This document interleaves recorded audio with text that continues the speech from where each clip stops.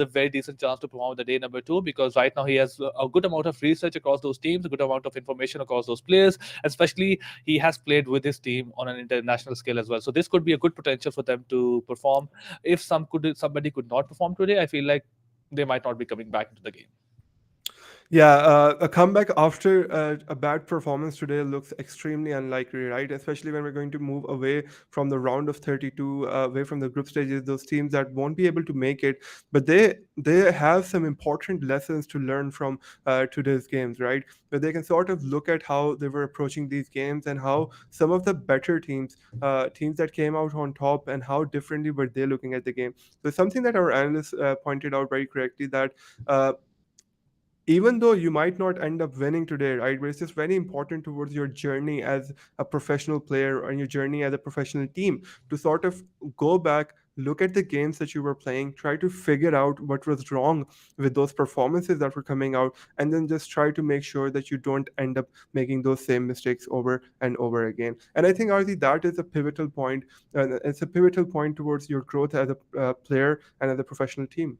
Exactly, but the game number one has already started and it is in front of us. The map of Erangel is live and plane is going from Primos to the Stalber side. The circle is completely fair, completely normal. It's not going to be favoring any side of the map. It's right in the center, favoring Pochinki, Farm, School, Shelter, Milta. And looking at those teams, they have fairly dispersed. I could see a potential clash landing where the team Galaxy Esport might just be fighting with the team in Pochinki or the team in towards the hospital side as well. But I feel like if you want to avoid any kind of fight, it could be very easy to do so, and we could be looking towards a possibility passive game. But there's one thing that could be an abnormality, that's GPA. And on the side of military base, they could be clashing with a team that is right next to them on the other side of the bridge. So yeah, that could be a potential fight. But again, if they want to do so, still they could just literally come back, go back to the other side of Nova Pinoy, maybe go back to the military base as well. So this is up to them whether they want to fight or not.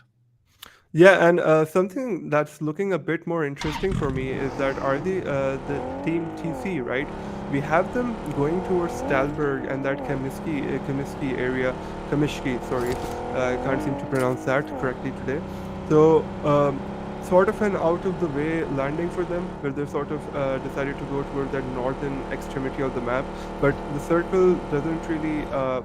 Won't be causing them a lot of issues, especially on Erangel, when we expect these teams to sort of have this neutral circle that is present towards the center. Something that is a bit of an oddity with this game today is that Yasnia Poliana has not been occupied by any of the squads right now. Maybe some of the squads that usually tend to go towards Yasnia Poliana. Yesterday they felt like that it was more of a hard drop area. Some teams were preferring that area, so maybe they've decided to shy away from that area for now. So it's going to be interesting on how these teams end up setting up on this map and just sort of going on about their initial loot.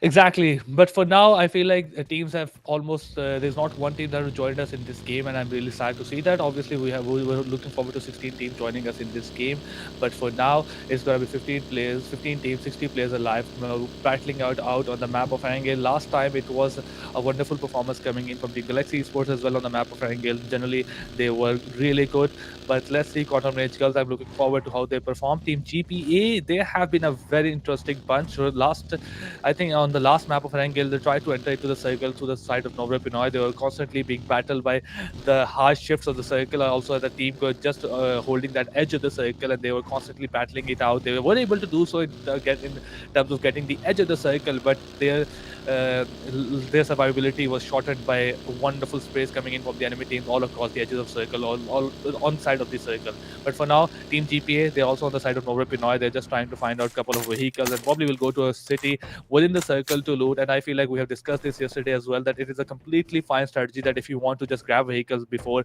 and then proceed to loot later, and that in that case you have more of a rotation, early rotations, in terms of like you won't finding any kind of a retaliation, any kind of people passing by and shooting at you, so you would be going to those places very safely. Yeah, vehicular rotation on these bigger maps does seem to be the name of the game here right now, and that's what we see some of these teams doing that as well.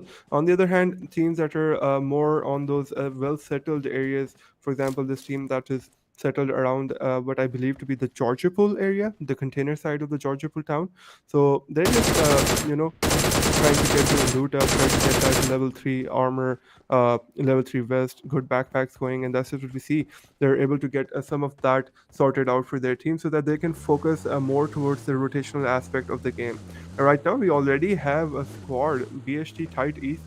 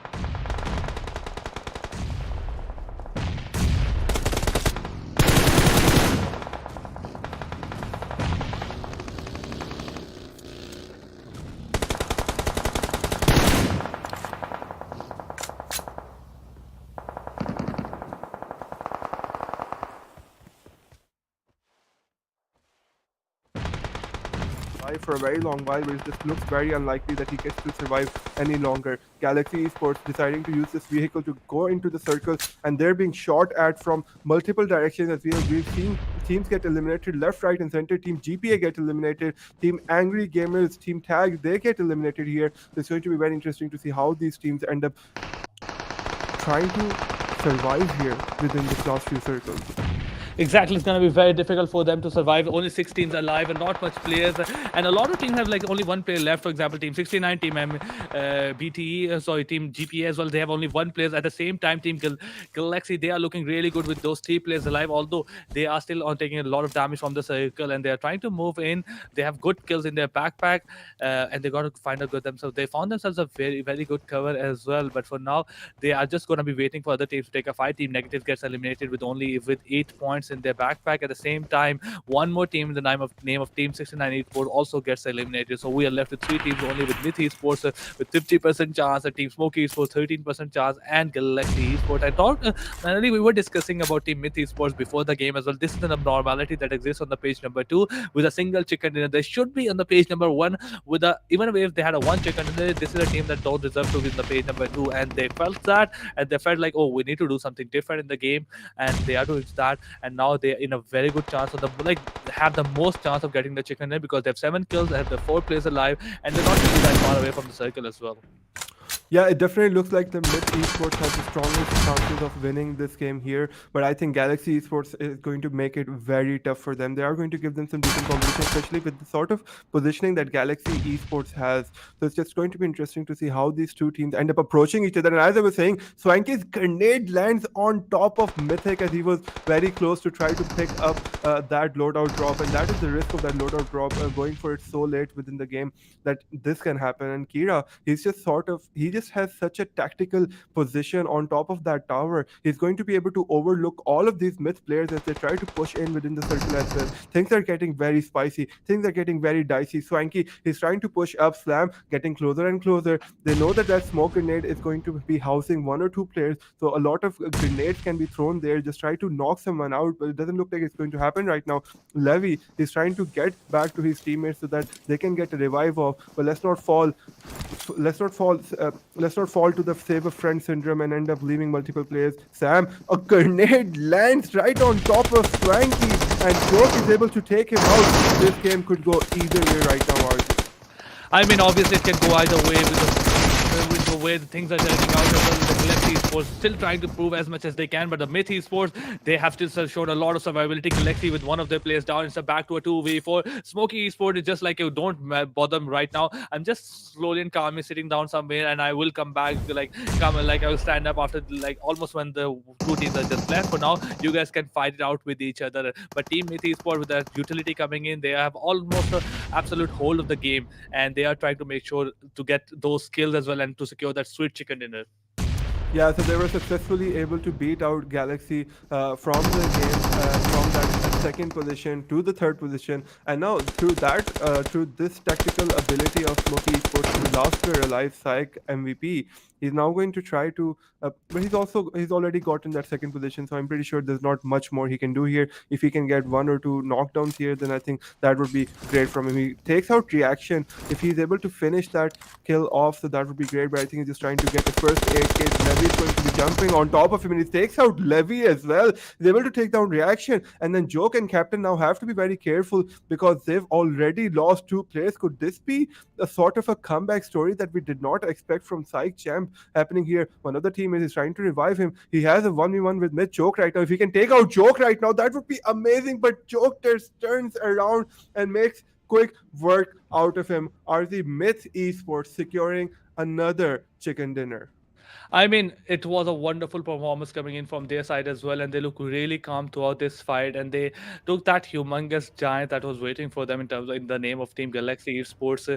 But at the end of the game, they were really calm. They lost one of those players in between as well, but they were able to revive him up. The use of utility from either side, it was wonderful. But in the end, I feel like Myth Esports was a team that should have been on the page number one. It did end up on the page number one, and the coordination between them was immaculate. So I'm hopeful they could continue this momentum and they could bridge the gap, or they could close the gap that exists between them and Galaxy Esports. Even right now, even they've got the chicken in, the Galaxy Esports had a wonderful game, and they are getting away with maybe 12 to 15 points. Yeah, Galaxy Esports finishing strong on that third position, getting multiple kills from those eliminations, and then the sort of placement that they have here, it just says it all for them, really. But right now we'll have to bring it back towards Myth Esports. Or the way that they played this game was just amazing, right? They had the rotations down. They had 4 players surviving till the very end of the game, and that is saying a lot about the coordination that exists between all of these players and how well they're finally tuned PUBG rotation machine, are they? So let's just see if they're able to continue that success going on later into these games as well, or if they're going to crumble and just sort of maintain their position on that second page. But it just looks like they might be able to make that jump onto the first page, right? Are they, after a performance like this, especially? I mean, this is something they have to. They are on the page number one, that's for sure. With this good amount of kills they have in there, more than 10 kills, and with the good survival parts, they are definitely on the page number one. But the main question is, can they keep doing so as well? Can they keep the momentum going on? Can they keep performing? Maybe get an average of 7 to 8 points, maybe 10 points in every game, and in the end, they are always on the page number one in a decent position, because obviously it matters while you go into the main stage, like. At what position that you're going to the main stage? Are you just barely qualifying at number one or number two? So that speaks of volumes for you, and that speaks in terms of confidence as well. So let's see what they can do. Yeah, so that was game number 1, guys, for this day number 2. We're going to come back with game number 2 in a bit, so just make sure you guys don't go anywhere.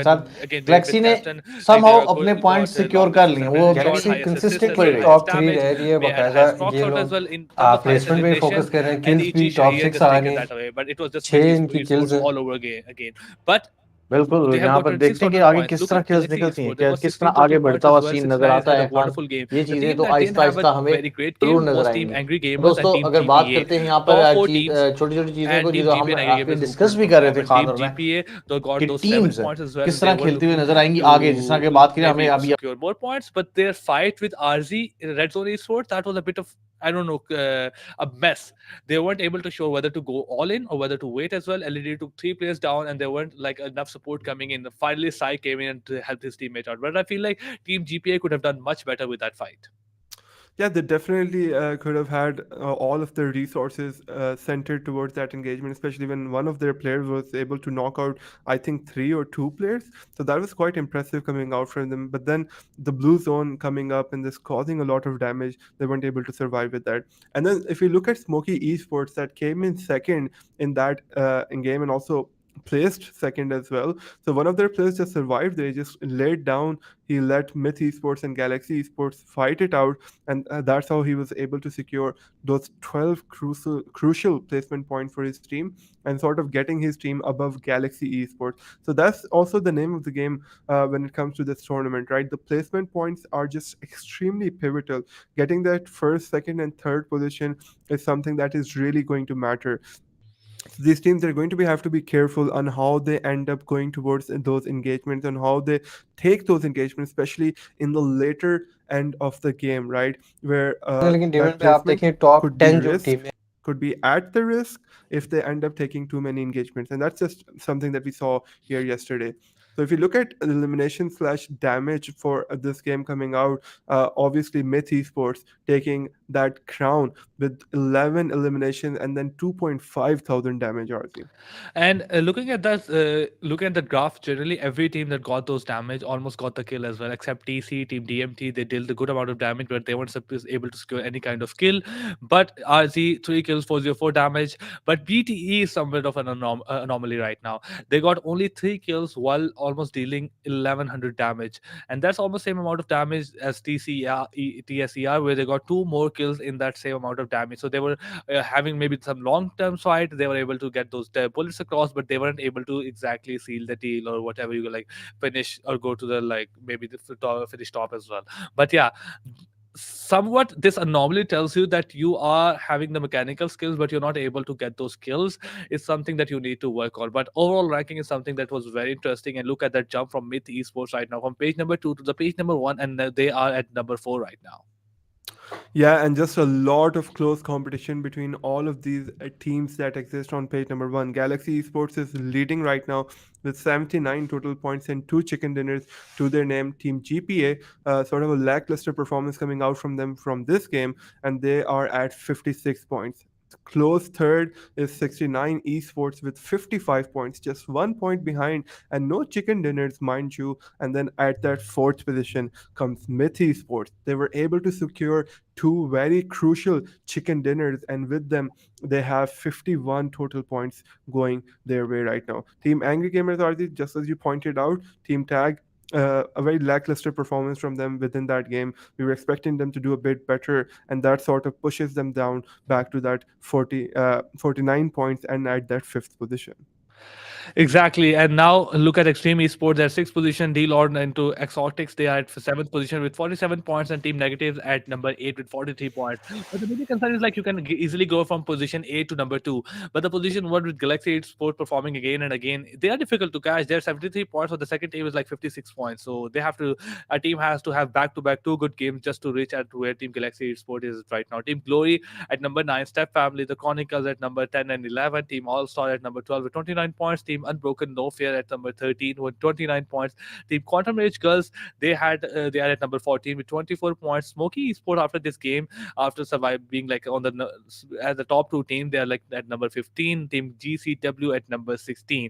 But one more thing about these teams, like the gap is still not much from 20. Like look at GCW points and then look at Team Myth Esports point or Team maybe they are like it's like 25 or 30 points difference, and that can be covered in 1 or 2 games easily. So they're not out of all 1 or 2 games, and they will be back. But the thing is, many chances, so you have to do it right now, otherwise you will be waiting for a long time. Yeah, and these teams that are existing on this third page, they're going to they're going to start to worry about their placement now, especially these teams that have played 4 games that we just saw them playing right now just a little while ago. So it's going to be very interesting on how these teams sort of end up bridging the huge gap that now exists between them and the teams on the first and second page. It's not going to be easy, is it, for these teams? I mean, not at all. Especially, you haven't been able to perform in a single game. I would say, like with esports, you might have been able to perform, but there has been no sign of survival, no sign of life in you, or in terms of like you good performances. So, Team Fireflies, BHT Sport, UAGxMAXIMUS, Team Magicians, Team Legion, Faceless, Oxygen, or Radius. These are teams which have no points, and they have played 3 matches. But PHT tight esports, they have played fourth match, and they are like one match ahead as compared to other teams on this page, and they are still at page number 4. So this is super concerning for them. They have only 2 matches left for today, and have to perform really great in those 2 matches if they want to like maybe go on to the page number 2, maybe page number 1. Page number 1 is literally far-fetched, but they have to go to the page number 2, and for that they have to perform in the next 2 games. But something that I'm very concerned about is looking at Team Magicians. They are a wonderful bunch. They include also a team, this is also a team that performed really great in PMCC, but they 3 games are so less points. This is very concerning for them. Yeah, there's definitely a lot of concerns coming out for this team, especially on that final page, right? It's just going to be very difficult for them to be able to bridge that gap that exists between them and then page number 1 and 2, where they can end up qualifying out of this stage number, this round of 32, right? But like, let's look at the MVP rankings that we have here. Blade Easy still on that top position with those 62 kills. Psych coming in close second with 15 eliminations. On the other hand, we have Marwan with 12 eliminations, Swanky with 13 eliminations, and then Shahzil again from Team 69 Esports with those 8 eliminations. So these two teammates, Blade Easy and then Shahzil, they are just trying to carry their squad over the finish line, just trying to make sure that they can survive. And on the other hand, you've got Tag OP. Team Tag, we do think that they're a strong contender, and looking at the individual performances from their players, it does look like that they can try to cover that gap. Exactly. But Team 69 Esports, coming in from the last game, they performed okay, I would say average performance. And Team Galaxy, they had a wonderful game. Obviously, Blade is like the gap is single close. But for the today matches, we are done with the game number 1, with it's a myth game of in map of Erangel. But going to Miramar, we are looking forward to other teams' performance. It will be Team Group A and C that will be playing Miramar, not B and D. B will be joining us in Sanhok. The D will be coming in again in the map of Erangel. So yeah, and we will have 3 Erangels again for today: 1 Sanhok, 2 Miramars, and I feel like that's a decent dispersion in terms of map. We have one default map again and again, so that it is not that difficult for the teams as well. Yeah, and like with Miramar coming into play today, it's going to be the second map being played here in match number 2. It's just very interesting on how these teams end up coordinating with each other, especially on this bigger map, right? On Erangel, we saw a very passive early game happening, and I think it's sort of something similar that we're going to be expecting from Miramar, especially with Miramar when you need those long range guns, when you need those long range engagements happening and then coming through. And not just the long range, right? Because that map is so huge and there's just so many issues that can happen on that map. So the rotations end up becoming a bit more risky as well. So I think we're going to have the game coming live in just a bit. So let's just see how these teams end up gathering those vehicles that they need for those rotations. Exactly, and I feel like as Ali was talking about yesterday, like talking about this map yesterday, and he was very much stagnant on the fact that you need to get access to those vehicles really soon. Even if you have to let go of those guns, you have to let go of those good position within the circle. If you don't have that utility, we don't have good vehicles, maybe 4 and maybe a mini van as well, it will be difficult for you as you go on. And if you are got caught out, and maybe your one play will go down. But if you have like one vehicle, and the thing about Miramar as well, you can easily spot someone using a vehicle. There's not a lot of natural cover that exists. You cannot just go behind a ridge and go get like, oh, I'm safe now. You can literally see someone maybe 500 meters away, 600 meters away, and if you are in 1 or 2 vehicles, all of your team or all of the other team will spray on you and destroy that vehicle within a few seconds. So it's not like saying, okay, I need to get to that cover, I need to get to that across that compound. It will take maybe you 20 seconds to 30 seconds to get that cover. So you need different vehicles so that enemy team just can't pin you down on one of those vehicles. Even if one of those vehicles go down, that's one player just being lost. So you have to make sure that your survivability is maximized, and that comes up with more and more vehicles. I mean, if you can drive 2 vehicles at the same time, go for it, bro. Yeah, and I think that's where we sort of end up seeing from some of these teams as well, right? Where they end up occupying 3 or 4 vehicles even at a certain time, so that if one of those vehicles do get blown up, or that one of those players end up getting taken out who are occupying that vehicle, so the rest of the squad does not suffer at the hand of that one player being taken out. So it's a sort of taking a sort of a contingency plan coming through with these squads.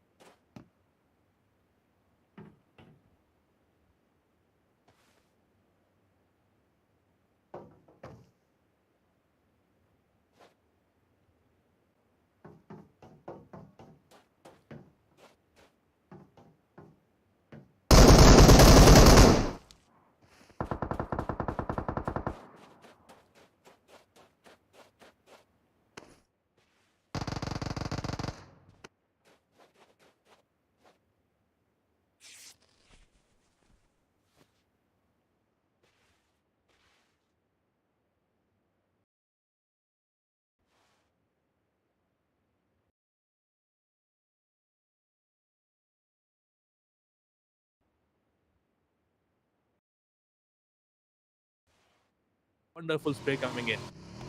Yeah, that was a great spray coming out, especially when he was able to spot that player out, just saw his head and just took it clean off of his body. Let's see if he's able, I think they were able to finish this player out as well.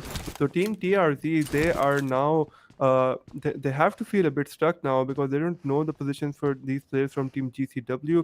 And then just being in this very awkward spot right now where there's just a lot of information lacking, you just lost one of your players. So they'll have to be a bit more careful on how they end up approaching this. BTE, on the other hand, has gotten one of their players knocked down as well. So it's just going to be interesting in how they end up navigating away from this space at the moment, because it does not look to be favorable for them at all right now. TRZ, they have to get back, and I feel like Team TS, they can just Team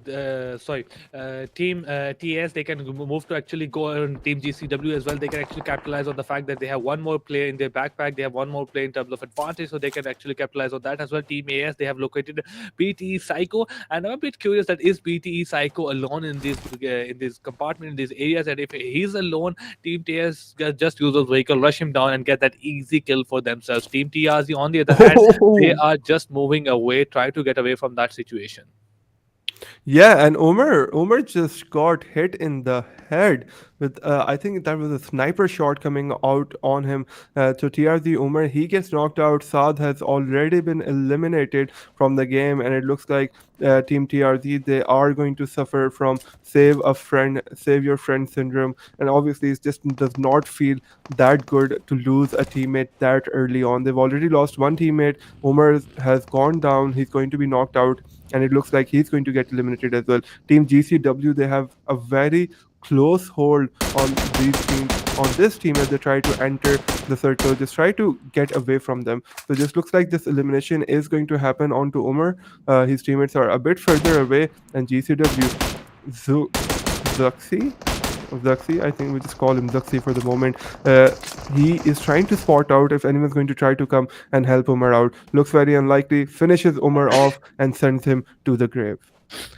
Exactly, GCW with that wonderful aim. I feel like they got those players. Ashtar is also being spotted. Zuxi is trying to make sure that he gets the shot connect. It's going to be very difficult. Distance between him and Zuxi is a bit too much. Gonna use that vehicle, gonna move toward that vehicle, and gonna close that distance. I feel like that's a right move. Ashtar takes a bit more damage, and Hazard is just waiting for his teammate to join. Yogi has found himself a car and is gonna move towards the Ashtar side to give him a lift and will try his best. He's going to try his best to get it out of that situation, but Yogi, he has to get out himself as well, as the shots are being fired on his minivan, and if it will take too much damage, going to get probably one destroyed. Ashtar also got his hand on a different car, is using that vehicle to get away. I feel like Team TCW, if they just start using to capitalize on that, they will get 1 or 2 kills as well. Ashtar's vehicle is also very damaged, so he doesn't have much of the life. And Team GCW is completely trying their best to actually punish Team TZR, and they try to get that kill on player Ash. Yeah, and on the other side, Team MSX, they were able to make quick work of those opposing players who were just standing right in front of them, trying to get into cover. So knocking down one of those players, and eventually I'm pretty sure they'll be able to get that elimination on him as well. So Arzi, a bit of an action-packed early game we're having on Miramar. Would you attribute that towards the team's unfamiliarity with each other and the areas that they're going to go to? Or do you feel like this frenzy, this panic is attributed more towards this quite interesting first circle that we have on Miramar? I feel like in terms of circle, this is not that much interesting. This is obviously as compared to a normal circle, but it shouldn't have been like that just based on the circle. This is probably the team has unfamiliarity with each other, not much research, because there have been a clash drops as well, some clash landings as well. In teams, they realize that there's a team right next to them and had to take a fight in those. And even in those cases, there have been only maybe 4 teams that got a part in those clash landing. One of those teams have been able to get out. I feel like CSBX had lost one of those players, were able to get out safely. For the rest of these players, TSD lost 2 of those players, but they were able to get out safely. But in terms of clash landing, nobody aimed to do so. They were hoping that nobody was going to be dropping on those areas. So I feel like there was just less information on the map for these teams. Yeah, I think I do agree with you to a certain extent that the lack of information that exists between these teams sort of attributes very heavily towards these early game engagements coming out, where there's not really sort of a layer where certain teams end up landing or favoring to land within especially the beginning part, right, where they don't know where they should be heading towards or how they should be rotating over. So just interesting to see. I think the first circle has closed in, or is just about to close in within the 30-second mark, and then with the next circle we're going to see where these teams end up rotating out. Team MSX spotting out Team Galaxy very close to them, deciding to take a few shots and then just rotate out of there. Team MSX also, you're right, rotating out Team GPA, Team DL, they have in Team QR. They're also taking damage from the blue zone, and especially QR, they were really far away from the circle. While the circle is situated towards Chumasaya, they actually they dropped on the right at the start of the plane path, which is Campo Militar, and now they're trying to rotate into the circle. So they're going to taking a lot of damage right now. And even looking at the mini map and looking at the map has taken shift from Chumasaya towards the Los Higos and Minas de Valle, while leaving Team QR less options as well, because they were hopeful that they might be able to reach Chumasaya, but the circle has taken more shift towards the southern side of the map. And this is a very interesting circle. Now the circle is more interesting in terms of you have very less play area. The major part of the circle is empty, and the cluster is coming towards the north. So these fights, they will happen really quickly unless you come in from the east or west side, which very few teams will do. But the fight with the north side will probably happen soon. Yeah, you're definitely right with how the circle has been shaping up, with how the initial plane trajectory was, and how the teams favored towards those northern areas. The circle is going to be pushing these teams to make up a cluster towards that northern side. So we can expect a lot of engagements coming in, especially with the second and third circle closing in. On the other hand, Asher gets ran over by an opposing player, so just taking him out. Those vehicle knocks, they never feel good. And on the other hand, we have Yogi, who is the lone warrior for his Trezens, who are trying to survive. Who's going to try to survive for the longest amount of time that he can. Try to get some rad gameplay here, but then no mercy. Is he going to show any mercy, or is he going to stay true to his name? Rushing on to Joker, but Joker gets an amazing drop shot off on him, and no mercy. We will not be given the choice to show any mercy to any players today, unfortunately.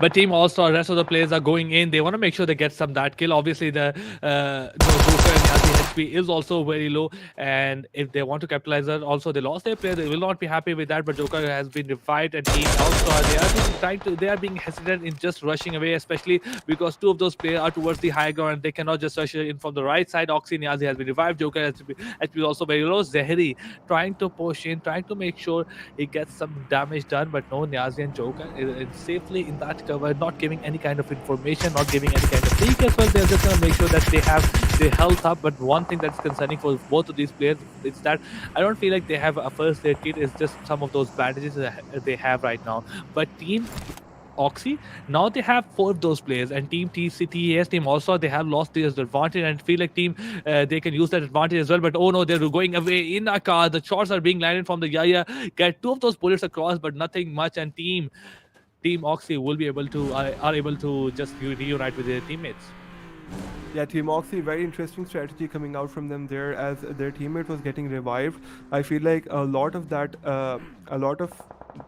attribution of no mercy, losing that duel, has to go towards the opposing players and how they were situated on the high ground and ready for their teammate to get pressured. So great supporting play coming out from that team, making sure they get their down player up, eliminate the other player who was rushing them, and just surviving out of there, just surviving for the rest of the duration. Ultra MVP, Team QR is right in front of them, and I feel like they have somewhat of an idea, they have a hunch that there's someone close by.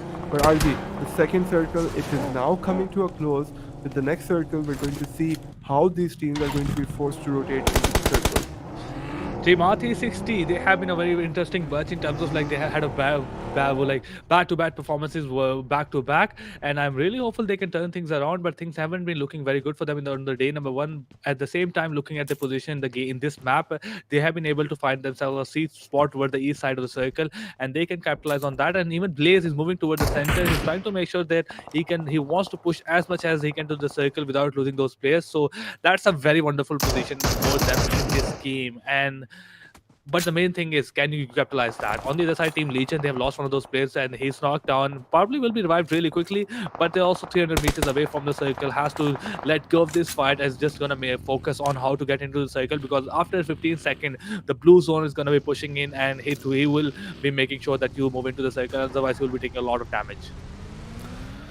Yes, with these circles, now that they're getting up higher in levels, they're going to be causing more and more damage to the players if they decide to stick around into that blue zone. Team TCW Team TC is right below them in those compounds that they have occupied. So they'll have to be very careful in how they end up approaching these engagements right now. With the next circle, with how it's shaping up, RD, I feel like if any of the teams try to rotate and take the longer rotation to the circle where they try to enter from the lower side, from the southern side of the circle, then that can be extremely favorable for them, especially with how things are shaping up. And I think just generally within the PUBG competitive meta within Pakistan, we rarely see teams trying to take that longer path within the circle that might potentially be more secure, or because we just generally tend to see the teams trying to take the shortest path into the circle, no matter how risky it might seem. UAG as well. I mean, Ali, in generally, we had 3 to 4 teams clashing with one another: TCW, Team GCW, Team TRZ. But for now, look at the passive. Like, not a single team has been eliminated for the last 14 minutes. A total of like 7 to 8 players had left the game. But this is relatively a passive game. But Team Dlord versus as Team Galactic as well, Kira has been able to take one of those players down. There's a lot of damage as well. Was able to pull off first aid kit, but while he was going into the cover, Daniel's AKM gets connected and is able to take the other players down. Swanky coming from the right side as well. Daniel is being swan from left and right. He won't be able to survive for that long. At the same time, his team Metalex goes down. Daniel also takes gets a drop shot across. Is able to take down Swanky, but Marwan and Kira coming in from right and left is able to take him down, and that's a wonderful performance coming in from Team Galaxy. They haven't lost two of those left. They haven't lost single player. Obviously, 2 players now got knocked down, but in terms of like getting eliminated from the game, not a single player, and they got themselves those 4 elimination points and are able to increase the gap between them and GPA. Yeah, that gap is just growing between these two teams. On the other side, in Galaxy, they had 2 players knocked down. They were able to revive both of those players. So this is great gameplay coming out from Galaxy Racers. And this presence of mind, but MM gets blown up by a grenade that lands right in front of his face. Team TC, they're making it very strong for this team to try to just get their players out. Another player gets knocked down. Niazi, these grenades are just raining hell on this team, just making it very difficult for them to be able to do anything. Oxy, their players have been eliminated, and so this squad gets eliminated. Team Oxygen Esports are the first one. No, sorry, they're the second one to bow out of this game right now. And RZ, we have the circle closing in, favoring that land area as it usually does. This is going to be very interesting on how these teams end up navigating these last few circles. Where we were right that this cluster seems to be forming up towards the northern area of the circle, but most of these teams, they're trying to enter from the left side of the circle now. So we're just going to see a lot of engagements happening towards that area. But Team QR, they have been very interesting. They were the farthest away from the circle, and now they got themselves at the center. So this is a question that needs to be asked again and again. How have been able to do that? What kind of path did they take to get in the center of the circle, and will they able to capitalize? And looking at the last game, QR did exactly like that. They were able to get a very good position within the circle. They weren't able to capitalize on that. They could get much points, but looking at their position right now in this game, they have a good position, and I hope so they can convert that into a good game in terms of points, maybe good elimination points, good survival points.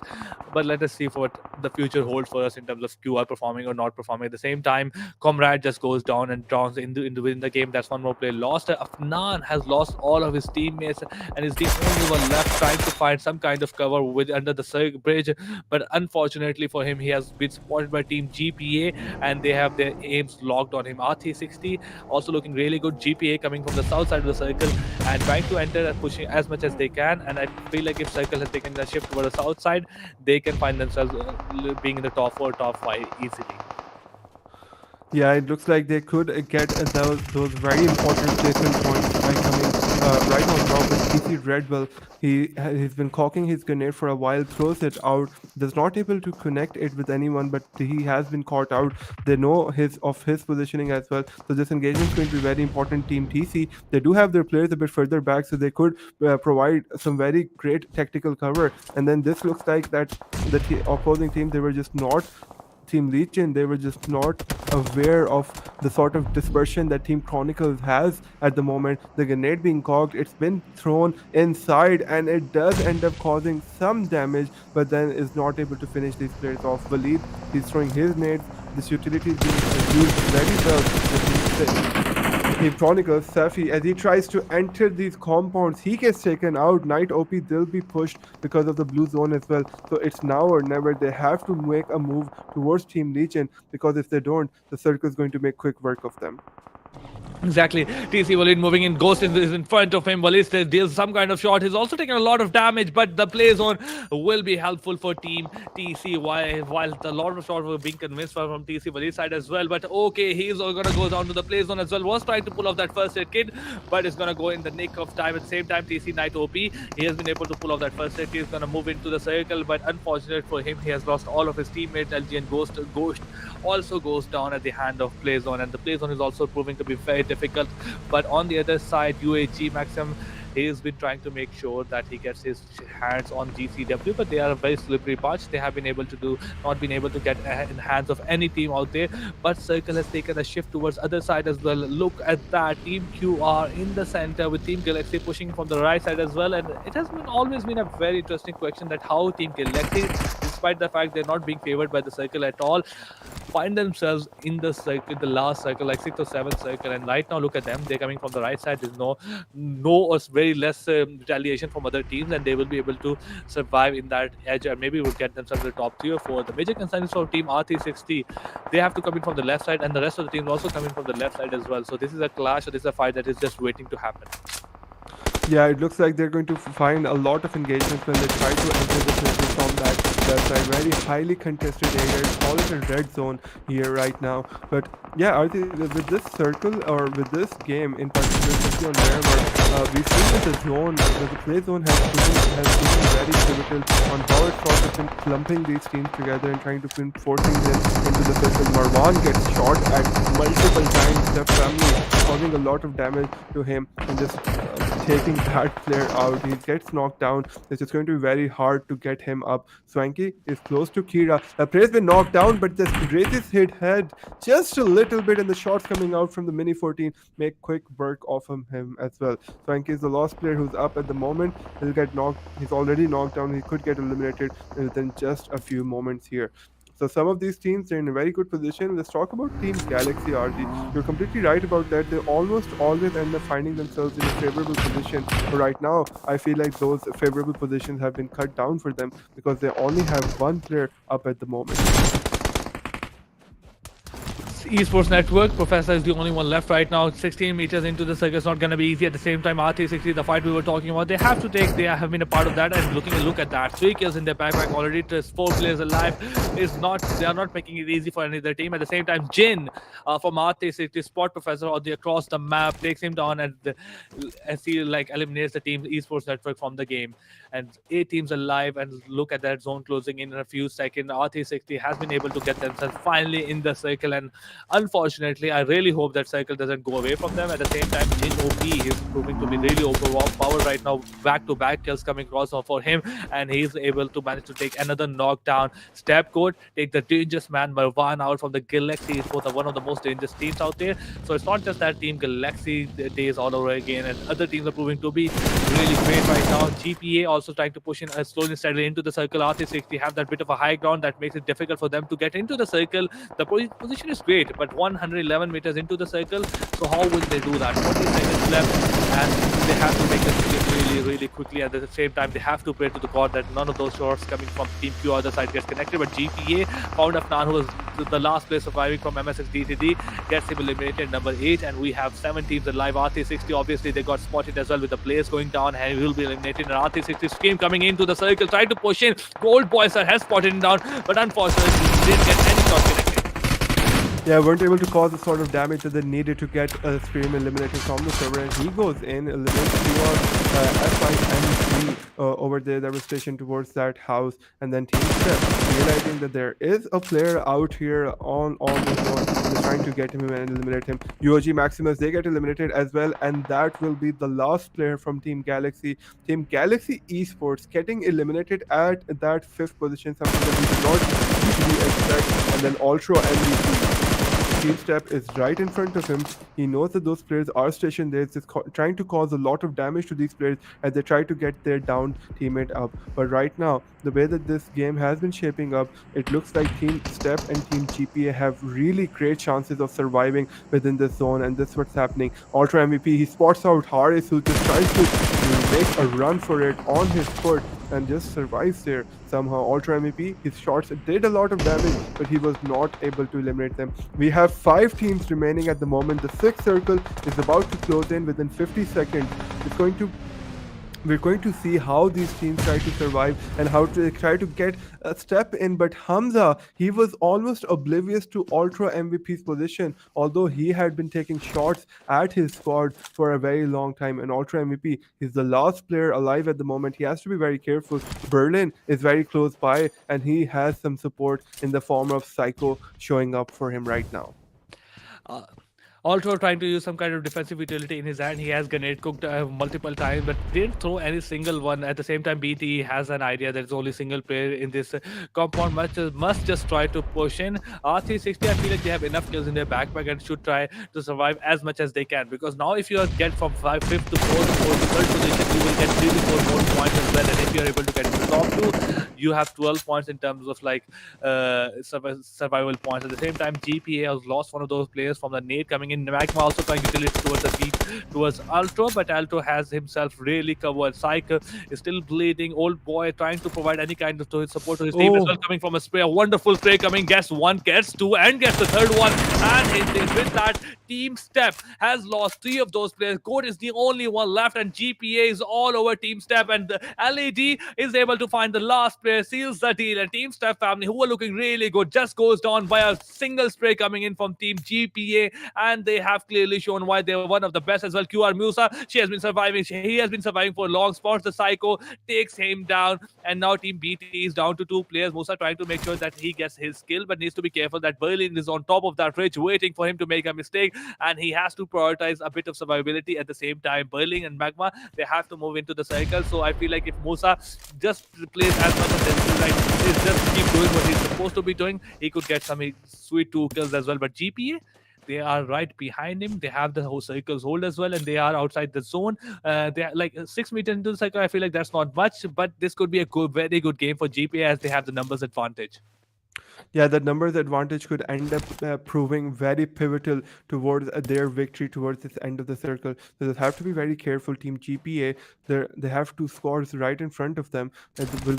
It could be that the next circle forces them further into the zone, but having that rich present, and then BTE not having a direct line of sight on them because of that compound that exists between them, it just makes life much more easier for Team GPA. If they want, they could wait this out. They could wait QR and BT, just letting them fight amongst each other, and then taking whoever survives at the end of the day. Or taking over the spoils of war, as to say. But let's see how this action ends up unfolding between these 2 teams. Team BTE, they're going to feel a bit pressured. They are almost at the edge of the zone, but I feel like the circle is going to force them on the other side of that cover that they already have, unless they found a very sweet spot where they can just stand behind the blue zone. I think they did Berlin, and along with that, Magma has found that a very small spot within that cover across the blue zone. But the major concern is QR right now. BT on top, QR in the center, GP on the left side as well. GP is looking really deadly, especially they have 11 kills. They have lost Psych, but Old Boy Uzair and LED is still surviving. Old Boy has 3 kills in his for himself, and QR is in the center. Especially they have a lot of utility that is being used on QR. Berlin jumps in, use that smoke, and just jump in on Team QR. So 2v2, and Team GPA, they're just waiting for some Malik agreement just to be left, and they will be able to take that fruits of the war away. But it's a 2v2. Magma just fall himself a bit of on the Molotov. He's gonna go down at the hand of Magma himself. I thought it might have just come in from QR side, but no, QR is playing absolutely massive. Magma goes down. Berlin might just revive him, but Musa and NF69, they have a wonderful spot right now. They might just get one more kill, and in that they might eliminate BTE. But Musa tries to jump, tries to get some shots across. But Team GPA, finally, they have been waiting for so long. They try to go in, but QR Musa jumps in, takes Magma and Berlin out, and 2 more kills on the side of Team QR. And with that, only 2 teams left behind. 2 with the QR. They have a lot of defensive utility in their hand. But GPA, they are coming in from left to right. If there is a good utility on the side of GPA, good nades somewhere, Team QR will go down. Yeah, great nades could prove to be pivotal in getting them the victory here right now. Team QR, they have 2 players that are just sitting in the corner trying to support each other, trying to cover each other's sixes. But to say, if we were to say here with Team GPA, they have to be careful in how they end up approaching this engagement. It is a 2v3 right now. The odds are within the favor of Team GPA, but that could quickly change if Team QR, they can get a few kills off. And as the zone is closing in, the zone has become incredibly small right now. So these teams, they will face each other within a few moments. Team GPA, we already see they understand where these players are. They know they are in this compound and they're somehow trying to make their way inside. So Molotovs are being cocked right now. They are going to be thrown within a few moments. They're trying to get inside. QR trying to take some very interesting positions where Musa is down, is on the ground floor, and then NF69 they're posted up on the top floor. LED throwing a grenade. I don't think that grenade will be able to connect onto these players. He gets very close but not able to. We have the next circle that is going to close in within a few moments. RG, this game has come down to a stalemate. LED throwing his grenade. It could land onto NF69, but no, there was a wall that existed between them, blocking that damage out. So that's going to be have to careful how they are approaching this. Musa is just present there. The circle is becoming smaller and smaller. It's going to push both of these teams into each other in just a few moments. NF69 deciding to move out. Musa taking those engagements on, causing a lot of damage, and then LAD throwing that grenade right on top of that player. He'll have to move out of there to survive. GPA, he has to stop cocking that grenade. Musa gets knocked out and just one player surviving. NF69, he's stationed up those stairs. He'll have to move out, and that will spell the end of that game. I mean, wonderful performance coming in from GPA side. They have Team QR pinned down to a single warehouse, a utility coming in as well. Also didn't deal a lot of damage, but QR had no idea what to do in that situation. They were being surrounded by, first of all, Team BTE, but they have proven to be a good defensive mechanism against them, while Musa took out I think Magma took out Magma as well, especially in Berlin. But on the side of GPA, they were coming in from left and right, try to penetrate that wall of defense as much as they can, and they were able to do so as well. And they didn't hesitate. I feel like Team GPA took it very slowly, took it very calculated.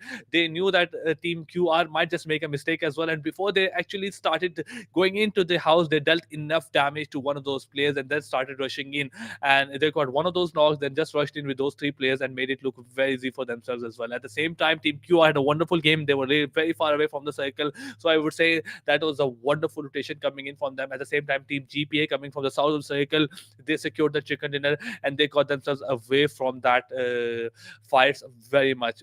One more thing I feel like, early Team GPA versus Step, 2 teams that were looking really good in those last cycle, but imagine how that turned out. GPA made it look very easy for themselves. Yeah, GPA definitely made it look very easy for themselves. But right now, we're going to head on over towards a short break, after which we're going to come back with some action on Sanhok. Please don't go anywhere.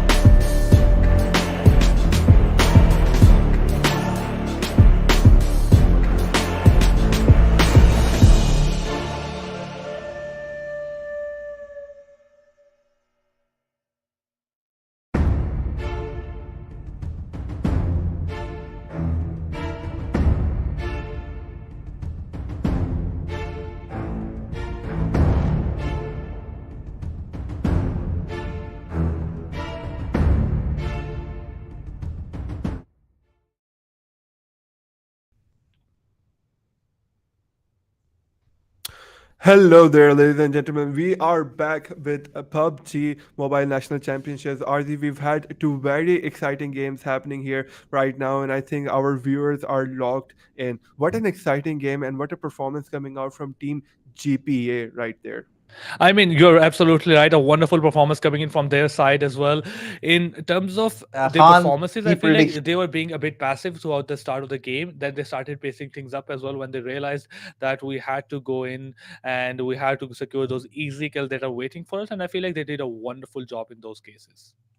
Yeah, and it wasn't just the easy kills that they got; it was the rotations that they make, the way we're playing the game, and just trying to sort of understand how to go on about the entire game. That idea that existed within their head was just extremely really good. And if we go on towards their overall rankings for this Team GPA are the post match number 8 have now made their way to the number second position in the overall ranking. So just showing how much of a dominant performance can a team have after just one game.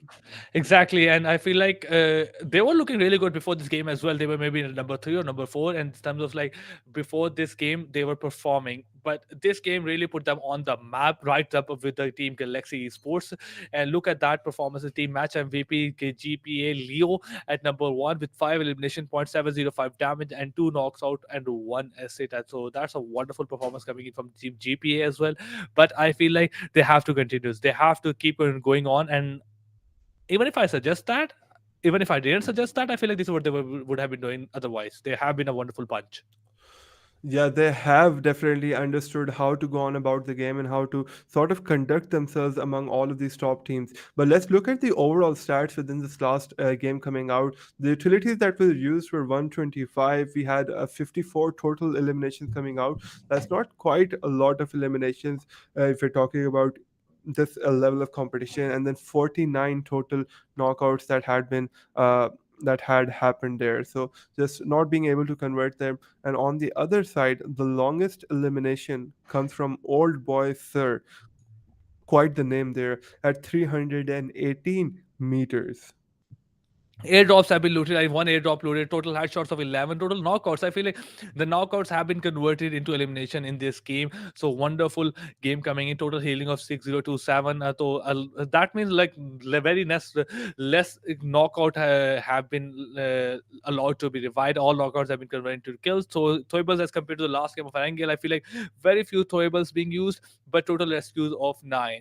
Looking at the match summary, GPA Leo again once with highest elimination and highest damage. Obviously, it was all his game and all him coming up with those wonderful mechanical skill. At the same time, QR Musa, he has highest assist, and him at the center of the circle was able to hold off a wonderful fort. Except GPA was able to destroy that fort, were able to come in and eliminate them. But even QR Musa provided a wonderful teammate.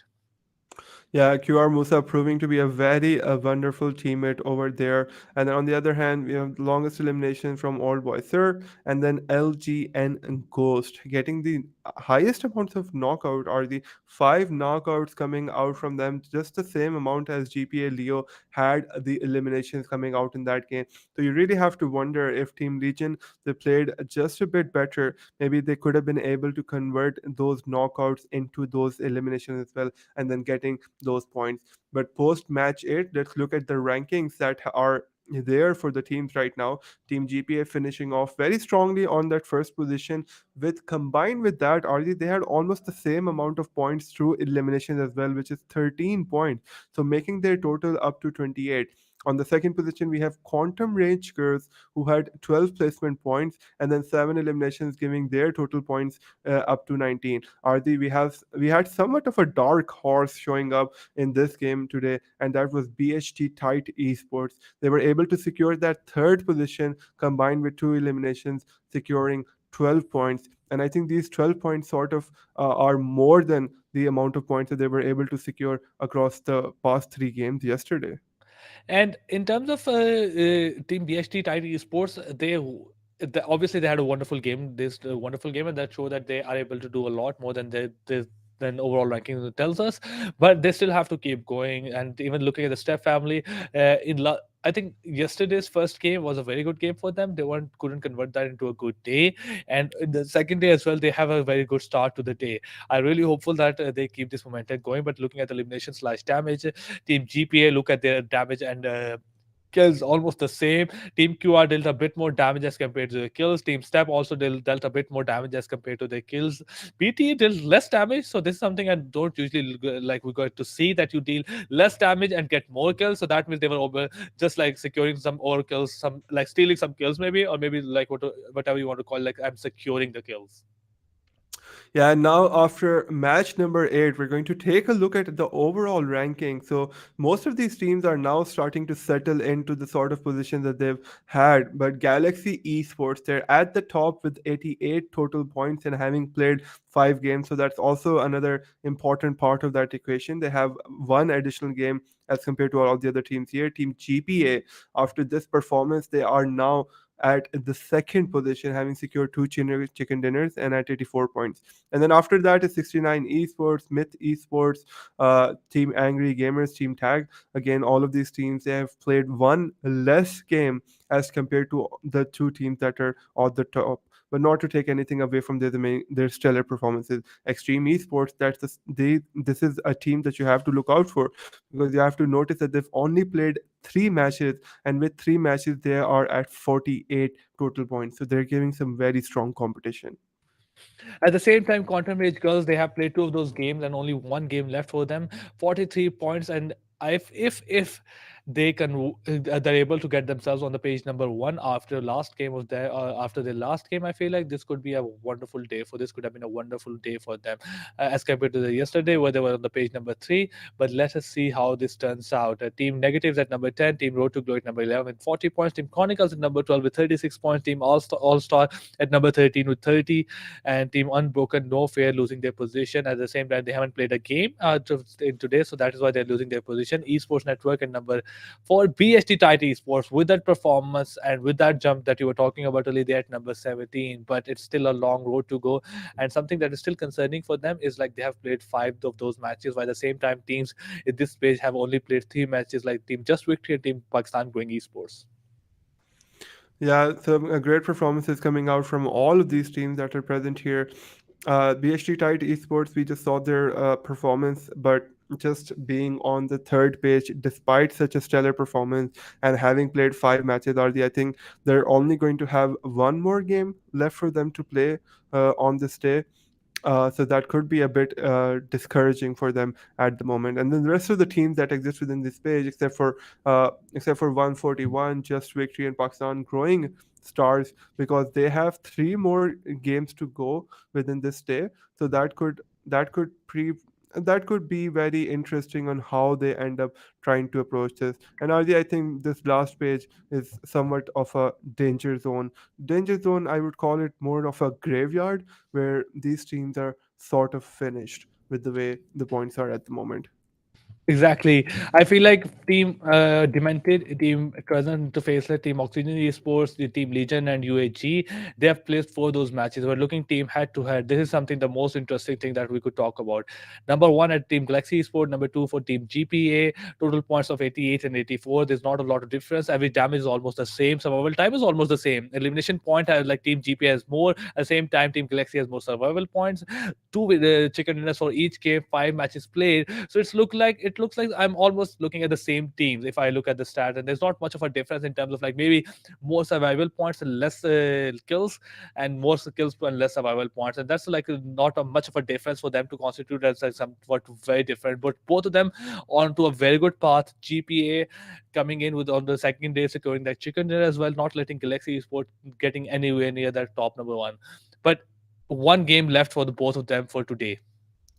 Yeah, one game is going to be the decider that's going to dictate how differently these two teams are going to be at the end of the day. But I feel like they have somewhat comfortably secured their position within the next stage of this tournament. So they'll definitely be feeling good about that coming out. Now, if you look at the MVP rankings, GPA Psych 17 eliminations still on top, and now GPA Leo with 15 eliminations on that second position, Marwan still on that third position, and then Blade easy. He's sort of dropped a few rankings because of these players from GPA who have overthrown his position and then made their way towards the top.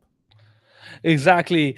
And Team 69 Blades, I feel like he was doing really good at the start, like at the start of the day, but have did able to take any kind of kills in the first game number one. And I think Team 69 wasn't just playing the game number two as well. That is why GPA has been able to take that throne away. At the same time, Galaxy Marwan, he could have been at position number one, but the last game didn't exactly turn out as they wanted to turn it out.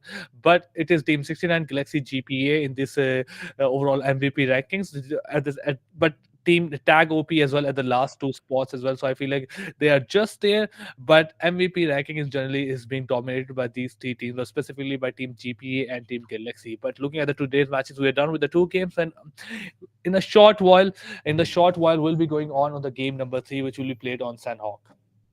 Yeah, so game number 3 is going to be played on to Sanhok, and it's going to be very interesting on how these teams end up approaching this game number 3, right? Sanhok is usually that map, that smaller map, and the games tend to be a bit more action packed. The teams are much more closer to each other. They land closer to each other, and the rotations aren't usually that big, right? Where teams do not have to occupy huge vehicles and make their move or make their way across the entire map that way, right? So it's going to be very interesting to see how these teams end up approaching Sanhok, especially since we're going to have a very different combination of teams playing on this map. Some of these teams are very close to finishing their day off. They only have one game remaining, but then you have these other teams that have 3 games to be played today. So let's just go on about the action and see how Sanhok is going to be played out. What are your predictions for Sanhok? Do you think teams are going to favor a bit more of a passive style in the beginning and then go all out later on?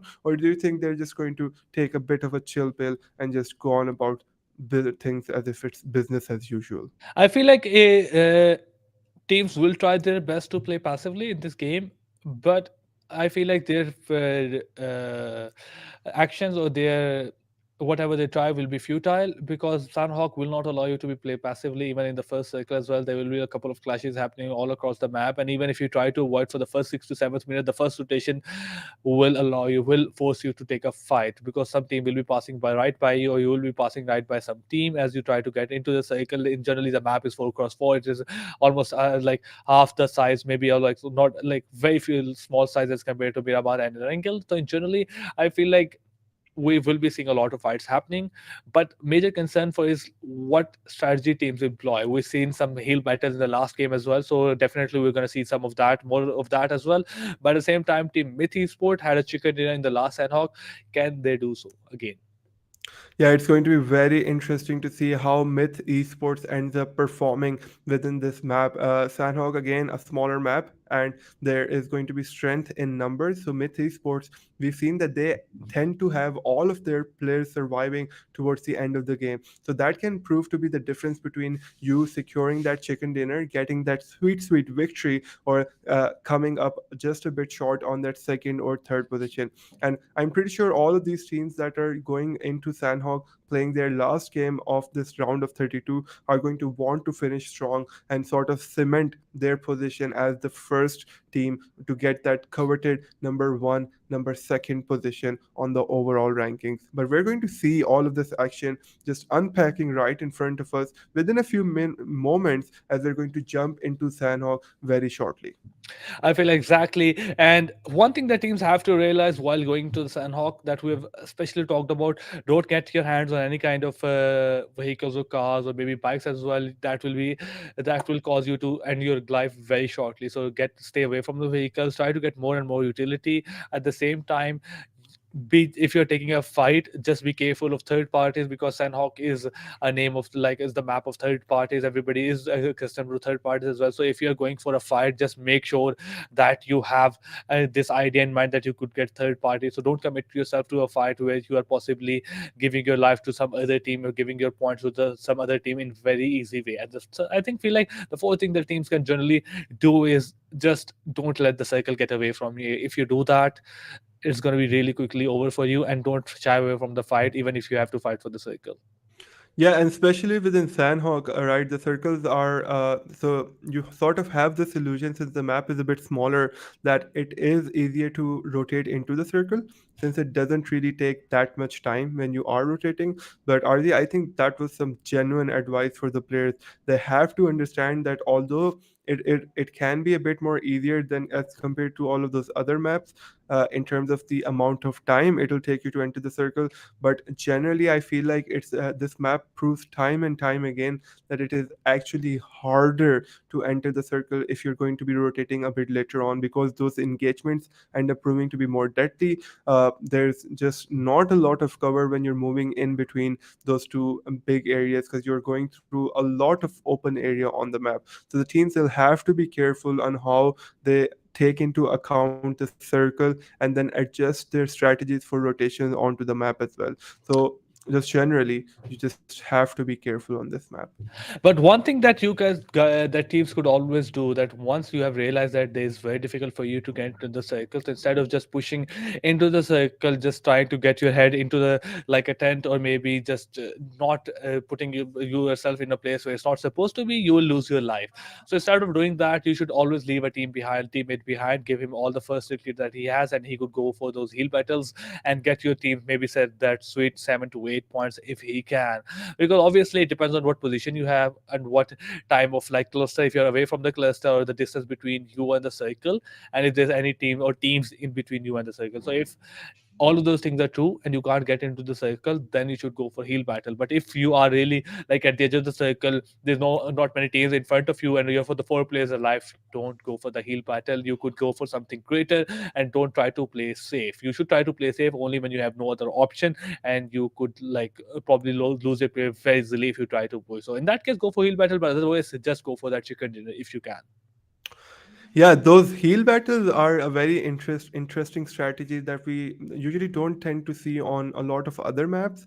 But with Sandhawk, since things start to become very claustrophobic very quickly and very early on when the teams are very close to each other, right, and the circles are closing in, so trying to get into the circle can sometimes not be the best strategy, although usually it is, right? But in this just very specific and very special circumstance, you do not want to be getting into the circle. So a heal battle can break out. We were seeing a player trying to engage in that heal battle yesterday where they were using what, like upwards of 24, 25 first aid kits, something like that. But that can be in them some very wild and extreme circumstances. But it's going to be interesting to see in how these teams end up engaging here. Exactly, Ali. The heal battle, we don't see them in any other maps as well, because again, in any other maps, you getting to the circle is not that difficult as compared to the map of Sanhok. So sometimes this is more of an option. But after this game, we'll be done with the half of the day. Some teams have played 2 of those matches. So something that is very concerning while I'm on this topic is some teams that have played 1 or 2 their matches and still on the page number 3 or 4, especially 4, they're almost done for. They need to do something out of the box, and they need to pull their A game. The risk is already too great. They're not doing great. They need to take those risk. They need to get aggressive. They need to go for those skills, because to be honest, this is something that Ali was discussing as well before the game. You don't have much to lose. You're already losing in this race, and you have a lot to gain. So start taking things seriously. Start going for those skills. Start going for those risky situations. Maybe some rotation that you wouldn't have usually taken. So in that case, if that pulls off, that would get you into a very sweet spot. If it doesn't get you into, if it doesn't pull off, I mean, you're already not qualifying. Yeah, unfortunately, that is the sad reality for these teams that exist very later on within those overall standing pages, right? If you're on the third and fourth page currently at the moment, then it sort of looks a bit grim for you right now, right? It doesn't really look like you're going to be able to make your way up above right now. So, but let's see. It should be pretty interesting on how these teams end up taking their strategies towards these games. And I think I completely agree with you, Arti, that this is the time to experiment, right? This is the time to take those aggressive moves and to try to see how does your clan, how does your team sort of act out when it's taking on a better team in an engagement. And let's see if the fact that you don't really have a lot of stakes on you right now can just make it a bit more easier for you to take those risky engagements. So let's see how these teams end up taking that, or how do they end up engaging with each other with all of these things and all of those factors coming in. But without further to do, we do have the playing trajectory live right now, and the game has now begun. Obviously going from semi side towards how it has like boot camp, paradise resort, the Hathin, Tatmok, how these areas, right, and then even Painan as well. But Painan is majorly contested, and looking at the plane path and the circle, it's almost exactly underneath that circle, underneath the plane path, so nothing much for these teams as well, as they have to move away. But the fight has already started, that we talked about. Team Galaxy have lost Marwan and he has gone down. At the same time, Magician is also taking a fight, and at the same time they are able to secure the kill. Team Fireflies had got their first kill, and Galaxy Sam also got knocked down, and he will be able to secure the other kill. Team Fireflies are looking really good in that Paradise Resort, where they're able to secure 2 of those kills, and Team Galaxy Esports have nothing else other than to retreat, and they will not be happy with this clash landing they had to face. I mean, Team Galaxy, they were contesting with Team GPA right at the start, and at the start, they lost 2 of those players, so it will be a very difficult game for them. Yeah, it honestly things do not look the best way right now for these teams that they have now landed in, and just trying to make sure that they can get some loot going, right? Galaxy is usually one of those teams that we expect them to play in a very special manner, especially with the sort of expectations that they've made us now have with them, with the terms of performances that they've had, or how well they've been playing, especially within this game. I think that first circle coming in onto Sanhok, very standard, nothing very different here, right? Exactly, and not very different from either these side. But other than Team Galaxy taking a fight, Team Magicians might just take a fight in Painan as well, because there are 2 different teams that are waiting for them. Team Magician has lost Razor, 141 has lost Rafe, 141 Happy is also very near Razor, and Knight has to go out of his place just to revive him. Razor try to get out of that. Knight just destroys the door, make sure that Razor gets out and might just find himself into the safety. But 141 Rafe tries to go, 141 Happy tries to go and revives Rafe, and now we are back to 4 players on 144. At the same time, Knight is trying his utmost best to provide some kind of recover, but he has to leave that, and it won't be much because Legend spots him, takes him down.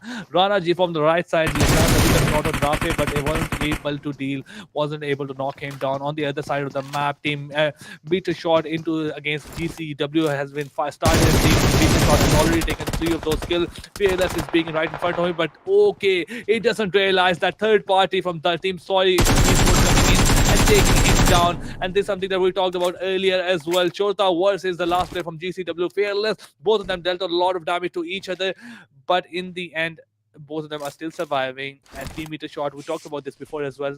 You need to be careful with the third parties. You can't get careless in this situation, and you will lose really quickly if you don't. Yeah, it's just somewhat of a lack of awareness coming out from these players, not being very careful about those multiple angles or the presence of just multiple bogeys, I would say, multiple enemies that are present on top of them right now. So Shurta just trying to get his heels up at the moment, and as you can see from the standings, Galaxy Esports, they've already lost 2 players, and they're just trying to step out. There's just engagements happening here, left, right, and center. Fearless being pushed upon, and he gets eliminated as well. Homeo making quick work of them. So are the GCW, we already have a team getting eliminated from this game. Exactly. Team GCW has been eliminated from this game, and that is just because of Team Meter Shot as well as Team Sorry. At the same time, Team Sorry tries to get out of that, and they also got third party. So it is the third party to the third party. That makes the fourth party. But they have to be careful of that fact, that exactly what they wanted to do to the Team Meter Shot as well. One player from Team Meter Shot is on the left side. Team Sorry has to be careful because they lost one of those players, and it's down to a 3v3. They didn't account for Comrade being outside of those houses on the left side. And let's see what they have to do. But for now, it's a 3v3, and both of them have found themselves in a deadlock. Comrade takes a lot of the damage on himself, but I feel like he's still in cover, he's still in safety, and he can pull off if those first aid kit easily. Yeah, that's what he seems to be doing, just trying to get himself and his teammates up. But Omega, he's going to be very careful here. There's an entire squad right in front of him. They've already lost one of their teammates. It's just going to be very interesting to see on how he can survive here, just taking a swing of that pan into the air, maybe out of frustration or just some miss input coming out there. But yeah, so we were expecting Sanhok to have a lot of early game engagement, to have a lot of action happening right at the beginning, but this just looks like that it is a bit more dead deer than what we had initially suspected. Exactly. And Team Sorry Sport, they try to rush in, they try to make sure that we should get some easy kills, and they got themselves at the hand of like 2 kills. But after that, the things have slowed down quite a bit, and not just for them, and for a lot of teams all across the map. That storm that started in the tornado that we saw in the start of the game, now it has started to settle down in the and but the losses have been great. Team Magicians have lost one player, Team Sorry Sport has lost one player, MSX they lost one player, Galaxy has lost 2 players, and Team GCW has lost all of their team, and they have to look forward into the next game that they're going to be playing in. But Meter Shot, they are trying to go back and they are trying to retreat from this very risky situation. They don't want to be taking part of this fight anymore. They have 4 kills in their backpack also, but they lost one of their players. The mid situation, the main question is how Comrade does get out of that. He has to be careful, but if he tries to retreat, he can get spotted, or he has to use cover to cover really carefully and tries to get out of that, because if he goes down, his player Shota and Nan cannot provide any kind of support to him. But on the other side of the map,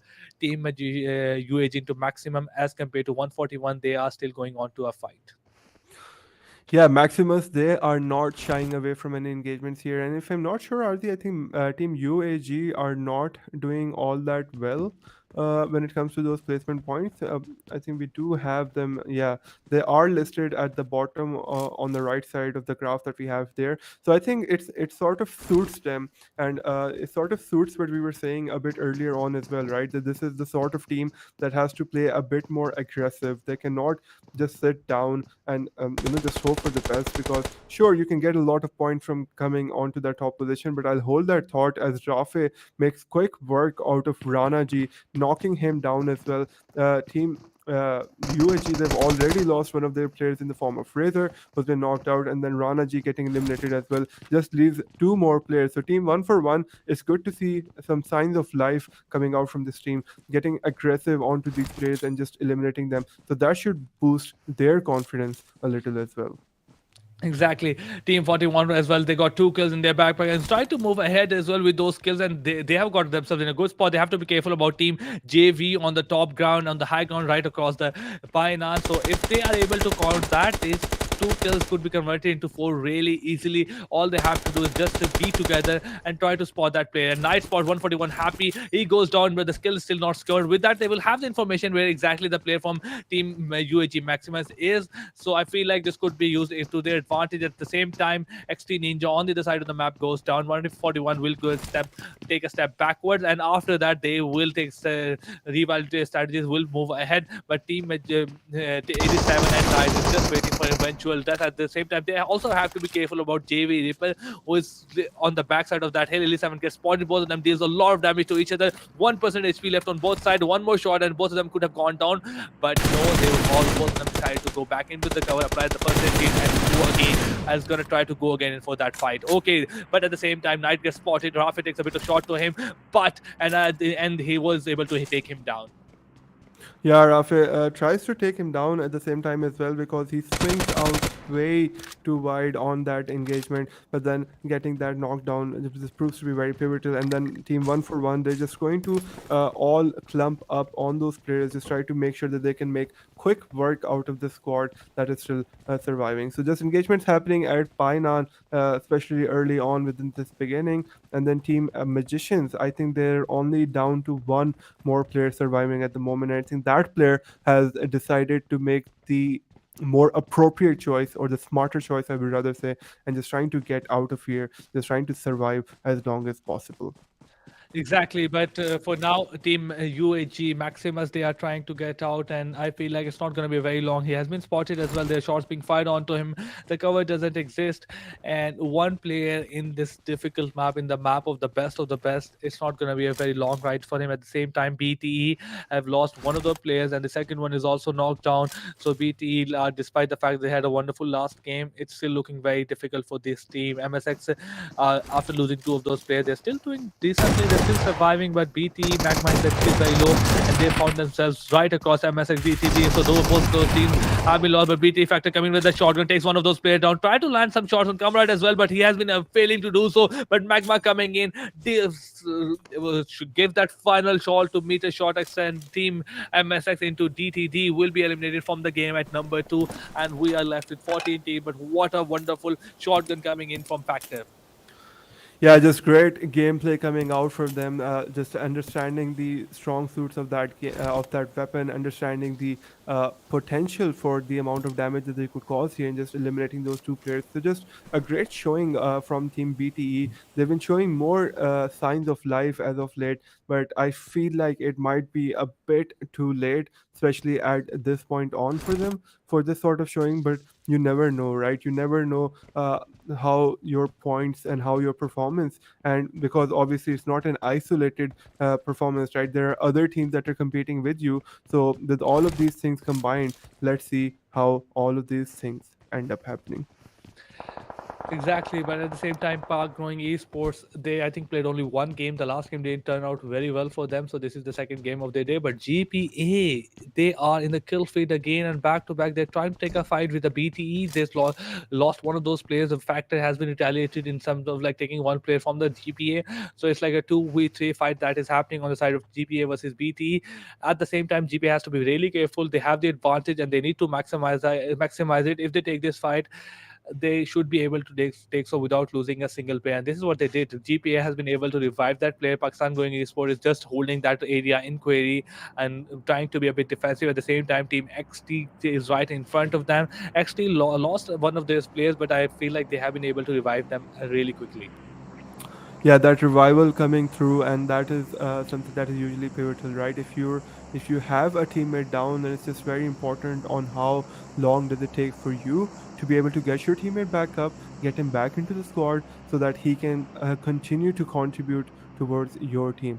XTREME Esports, they've already lost Ninja, so they are down to 3 players, but it's just going to be very crucial for them on how they end up going on about this engagement over here.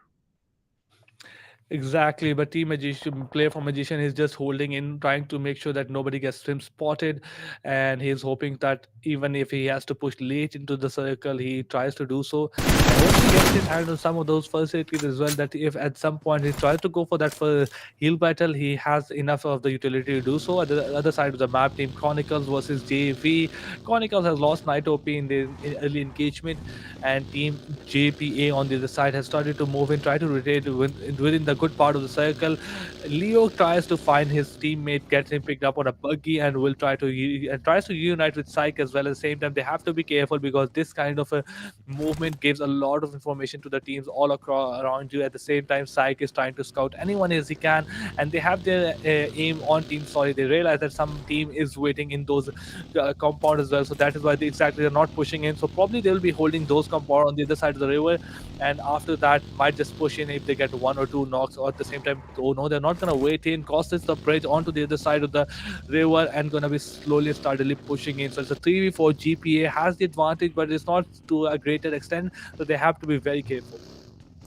Yeah, they will definitely have to be careful, Ardi, with how they're going to be approaching this engagement. It has to be in such a way, right, where they don't end up losing too many resources, and not a lot of time gets lost here either. But in Team GPA, they are slowly but surely approaching this opposing team that is waiting for them, that is just trying to see if they end up taking that one extra step towards them, and that could be how they end up getting punished here.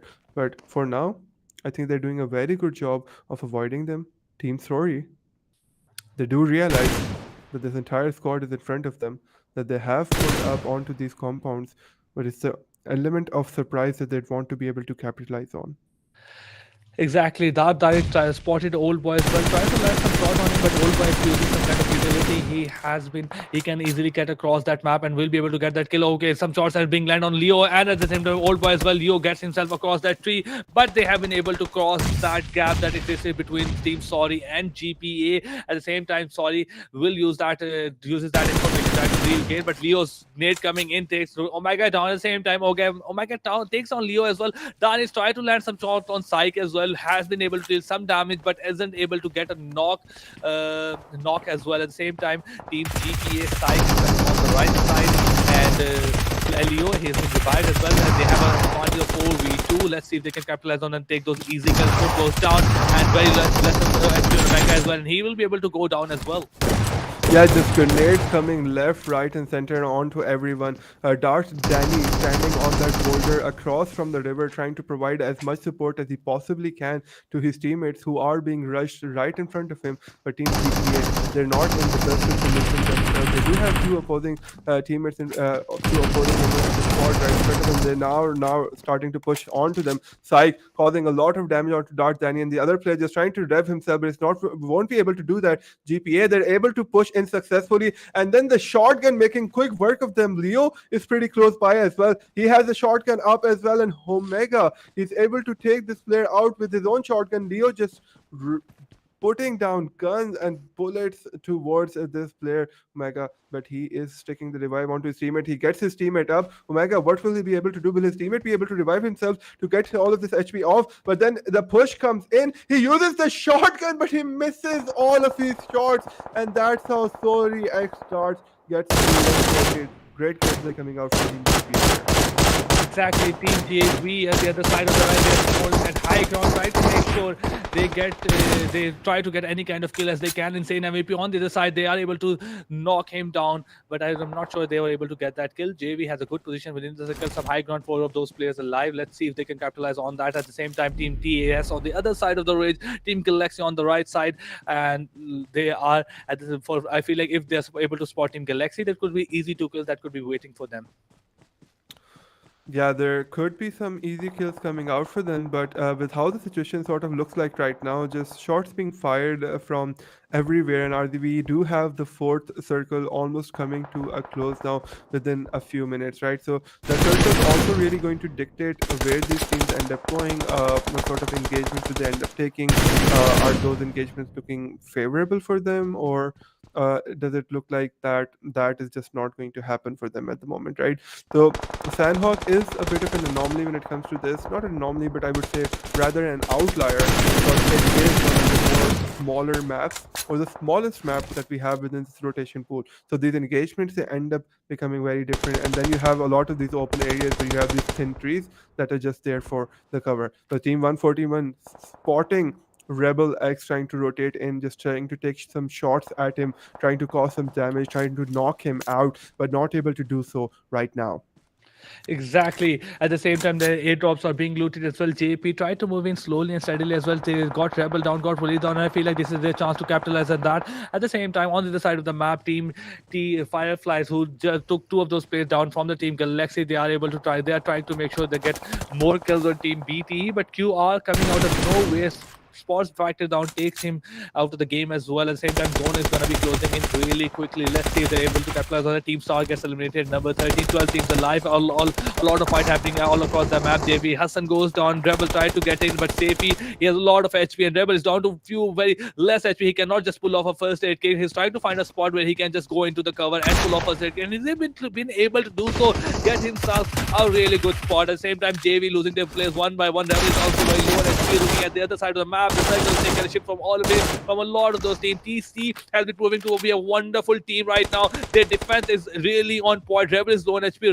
Ripper, who has more of the HP, is not really at a position where he can help his teammate. Rebel is trying to find any kind of sweet spot where he can possibly pull off a first aid kit. But at the same time, Rebel with that low on HP takes Safi down. It's a 1v1 with Walid in front of him, and he will use that time to pull off a first aid kit, and now he's in a very good spot. Might just take the bullet down as well, and is able to revive his partner. But it's a 1v1. Ripper needs to come in and provide some kind of support to his teammate. But he's going in left and right, try to get any kind of the angle, but he's not been able to do so. If he gets out, he might be able to take two of those three players down. But Ripper still coming in from the right side as well to take some fight with Walid, and this is what we expected him to do as well. Needs to provide some kind of the support. At the same time, JB Rebel is going to revive his teammate as well.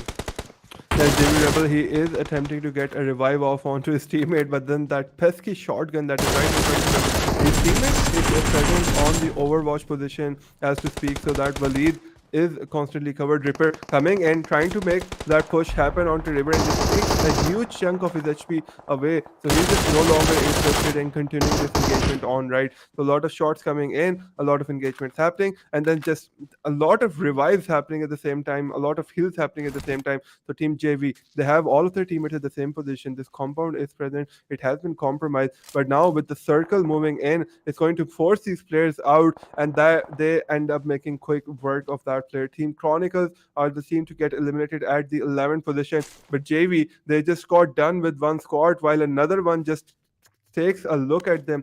Team TFF present, surviving within the shadows, and then PGZ Shazboy, he gets knocked down as well, and he's going to get eliminated due to the blue zone as well. RZ, we have the 6th circle closing in pretty soon. It's going to congest the area of the map very severely. So these teams, they're all going to be extremely close to each other, and they're just going to try to survive to the best of their abilities now.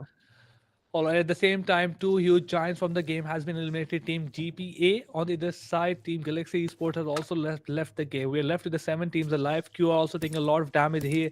Blue has 21 first aid kit in their backpack. Team QR is in the top 7 as well, and if he can, or if they can put themselves in the top 4 or 3, maybe this is a good game for them. In general, they have 3 kills and a 10 game average is still looking really good for that. At the same time, Ilis7, the player from the Magicians, who were trying their best to survive for as long as they can, as they lost 3 of those players in Painan right at the start, they go down as well. Team Step Family takes a lot of damage from the zone as well, but his teammate has 39 first aid kit in his backpack, and he's going to try his best to survive. Needs to be careful. Even if he wastes 1 more second, or even his math is off by 1 millisecond, he will go down. So please be careful. You have a lot of responsibility on your head. At the same time, BHT Tight Esport also has a tight ending to this game. Yeah, Ardin, if you look at it right now, there are 4 teams that are continuously taking damage from the blue zone, and the blue zone at this point causes a huge chunk of HP. If you look at RTG Hacker, the way his HP is just fading away because of that blue zone makes it very hard, but RTG Hacker has more than 35 first aid kits within his inventory. I feel like he can keep surviving for a very, very long time, and at the same time, he's just trying to make his way within the circle. But now, on the other hand, the teams that are already present within the circle, Team JV, they have 4 players alive. Team 141, they also have 4 players alive. Motu just making his way out of the zone. He knows he's about to pass out and just fires a few shots out into the abyss, just trying to, sort of give a homage to his existence. Exactly. Team JB, despite the fact they're not being favored by the circle that much, slowly steadily pushing in for like 5 meters away from the circle, takes a bit of damage, but one nade from Umar comes in, deals a lot of damage from Rebel and his player Hassan, and 1v2 with a single nade, and JB is in a difficult situation. Umar is not stopping with that utility, it seals the deal with the Molotov, and now Team RTG has 3 kills in their backpack. Umar tries to spots 141 happy, but unfortunately for him, they're on the right side, and from the right side comes a shot from Legend, takes him down, and finally put a stop to the spree coming in from Umar. 2 players left on the side of RTG. It's not an easy situation to revive him, but Umar is like slowly and steadily calling back towards the man, is like, revive me, and the nade comes in from RV JV side as well. Put a stop to the aggression on the side of 141 happy. They has to go back. 4 teams alive, and let me remind you, there's 1 team that is still not within the cycle, and that is QR Blue. And finally, QR Blue will go down. That's put the end to the Quantum Rage Girls. Yeah, the Quantum Rage Girls surviving to the best of their ability outside of the circle, just trying to make sure that they do not get eliminated. And then Legend, on the other hand, he has been known to be an actual legend. So let's see how he ends up approaching this engagement. They have a lot of T141. They are in the prime position to be able to win this game, to be able to secure that chicken dinner. That is, if they play this perfectly, right? They cannot end up losing someone else. Rafi is able to take out Ripper. Rafi gets eliminated as well. And on the outside of the zone, another player gets eliminated. Hitman causes a lot of damage. Happy is able to take out these multiple players, and then the chicken dinner gets secured. RZ, what a performance coming out from these teams right here. Exactly. What a wonderful performance coming in from this team. They were looking really difficult, but something that is so interesting for me in this game, it was that more importantly, we'd expected Team GPA, Team Galaxy Esports, maybe Team 69 to perform as well, but in the end, it was some other teams performing and shining. QR performing again and again, and I feel like this is a team that if they qualify into the next stage, I would be really glad to see that, because obviously their start to the team, this group stage, it wasn't so great, but they have been able to come back into this day and have been performing wonderfully. They didn't get a chicken dinner, but they have been consistently top 4 or 3 team have been like they have been consistently top 3 or 4. So I'm hopeful that going into the future they are able to do again and again. Yeah, so definitely that a chicken dinner is extremely important, and with the amount of points that placement gives you on that number 1 position is also very important. But RZ, I'd agree with what you're saying, right? It is the consistency. It is the consistency in performance across multiple games that ends up dictating who that top team is going to be, or whether your placement is going to be, whether you're going to be able to qualify, or whether you're going to be a team that gets knocked out. And that's the sort of thing that we're seeing here. But we're going to go towards a brief break, guys. Do not go anywhere. Once we come back, we're going to come back with a lot more PUBG action for you.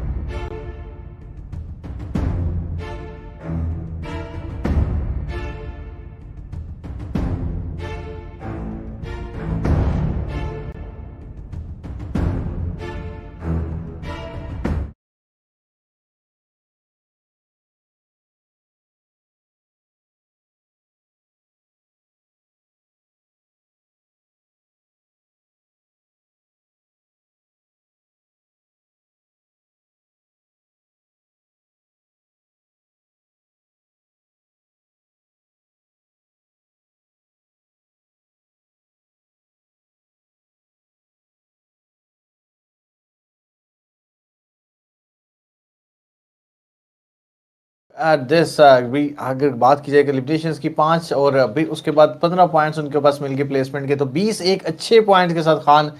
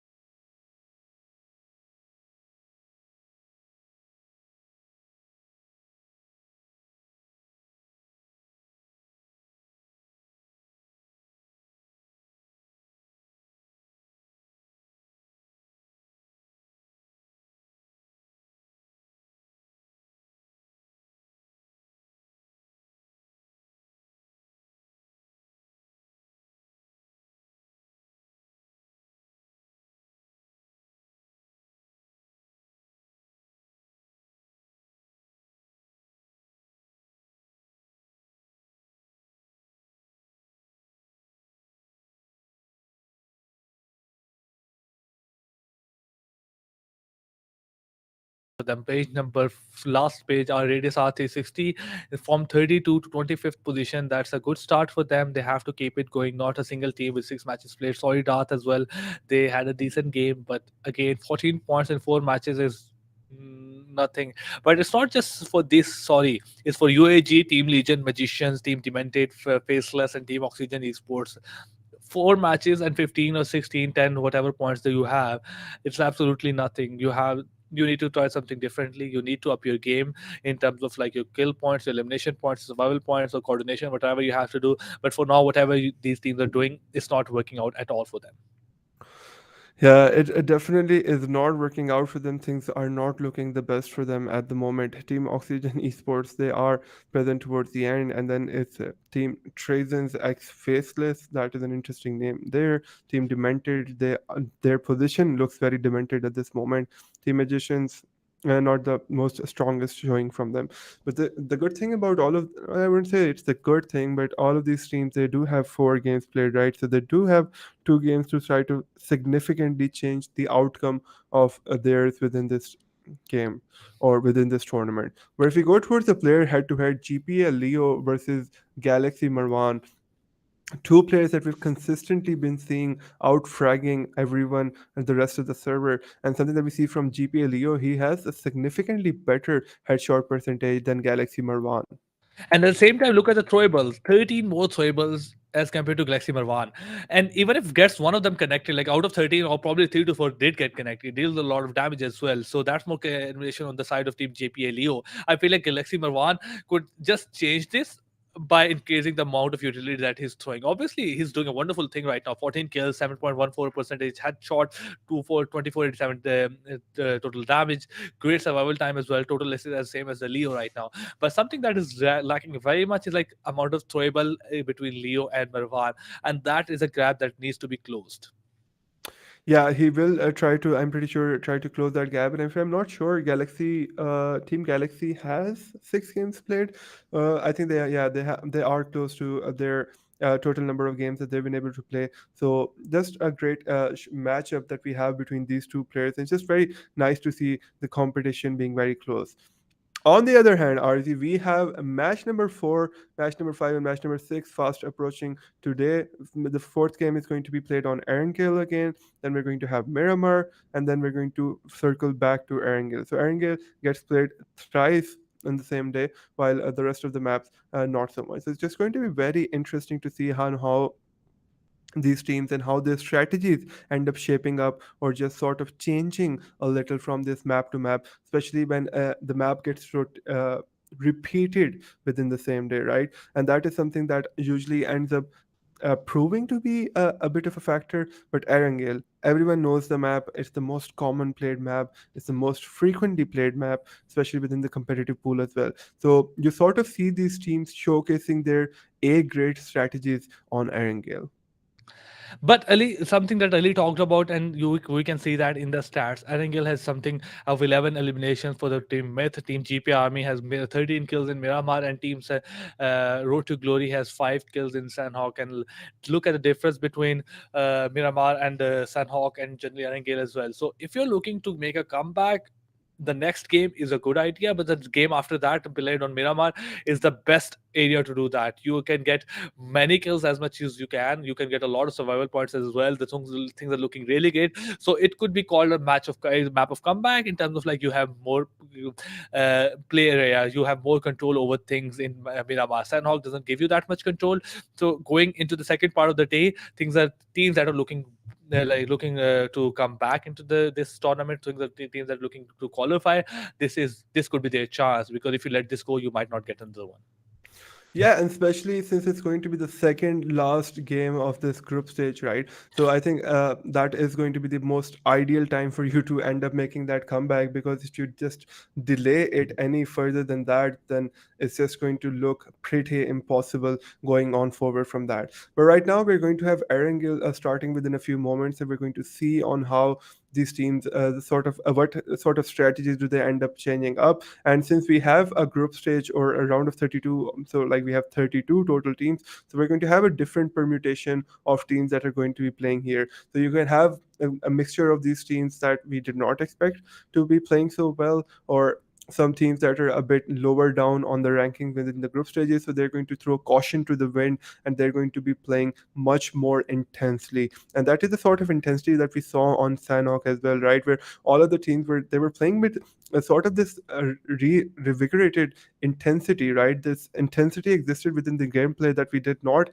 previously see from them. So it's going to be very interesting to see on how these teams end up engaging towards Erangel. Are we going to avoid a lot of early game engagements, or are we going to see the teams just at each other's throats from the minute one?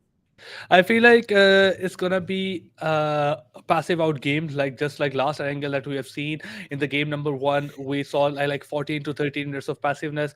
Teams were just feeling out. Teams were just trying to loot as well, and then the circle took a huge shift towards the Milta side, where it encapsulated 40% of the water area. At the same time, had one bridge in it as well, one major bridge. So that caused the teams to fight, but the teams in generally didn't try their level best. They were like, okay, let's just wait, let's just loot, let's just grab vehicles, rotate after 8 or 9 minutes into the circle, try to find a good spot if we can. They had a chill pill on.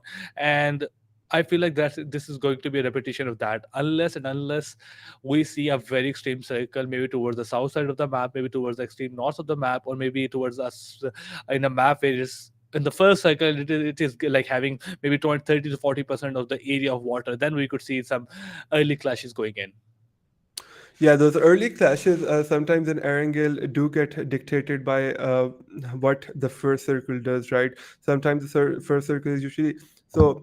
In normal games, you expect a very standard first circle. What I'm trying to say is that the first circle will usually be within the center area of the map, so that Rozhawk, School, Yasnia, Polyana, Georgiapol usually to a certain extent does end up being included there. Pochinki is present. So all of those standard areas, they get covered within the first circle usually. But sometimes on Erangel, right, you can have those circles that end up going towards some extremity within the first circle. So it might end up going towards the extreme west side, it might end up going towards the extreme east side, and that has its own set of challenges. But if the circle goes towards the northern extremity or the southern extremity, so then you can end up having that intricate balance of where an IGL has to decide if he wants to go on over towards that military island and sort of risk that rotation, sort of put themselves in a very risky position, or if the circle is going towards the northern side, then all of the teams that are usually present towards the southern extreme,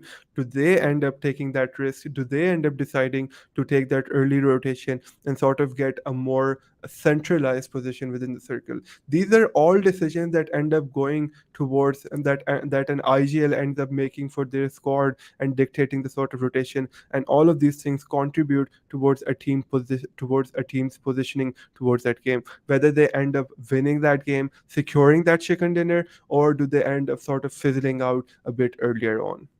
I mean, also that depends on the game as well, or the kind of game we are having in generally. But for now, this is gonna be a very interesting game in terms of like teams looking forward to come back, teams looking forward to holding their position as well. At the same time, GPA, Galaxy Esports, the huge giants, they won't be playing in.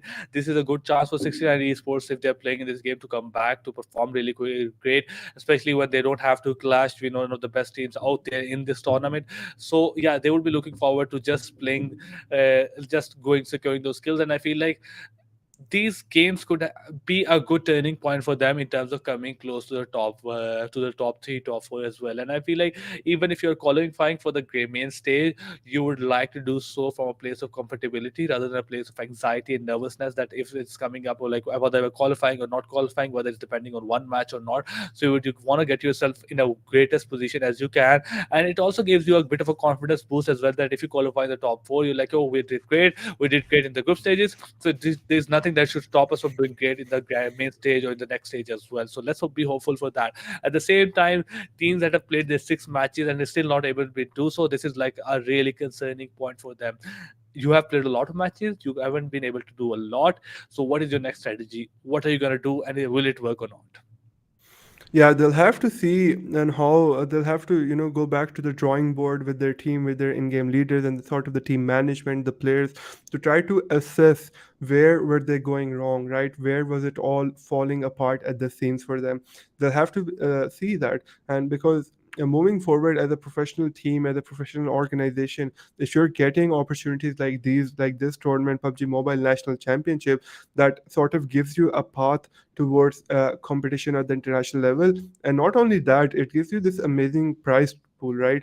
Which can be a way for these players and these organizations to be able to sustain themselves, or or a roadmap for sustenance in the long term, for you to keep pursuing your career as a PUBG Mobile player. So let's see. I hope that these teams do go back to the drawing board. They do chalk up some new strategies. They reflect upon how their rotations were not good, or if there was some sort of lack of mechanical skills when it came to the individual players. These are all things that will have to be reevaluated. But right now, we're looking forward to Erangel starting with just within a few moments, and we should see the player trajectory, the plane trajectory, sorry, as to speak, and to see how this plane trajectory. This is something that usually I feel like we tend to overlook a bit as casters and analysts as well. But do you feel like that the plane's trajectory ends up having a significant impact towards how the teams end up traversing the map, or the areas that the team tend to favor over something else? I mean, definitely yes, and we have seen this great behavior from the top team as well, where generally they would like.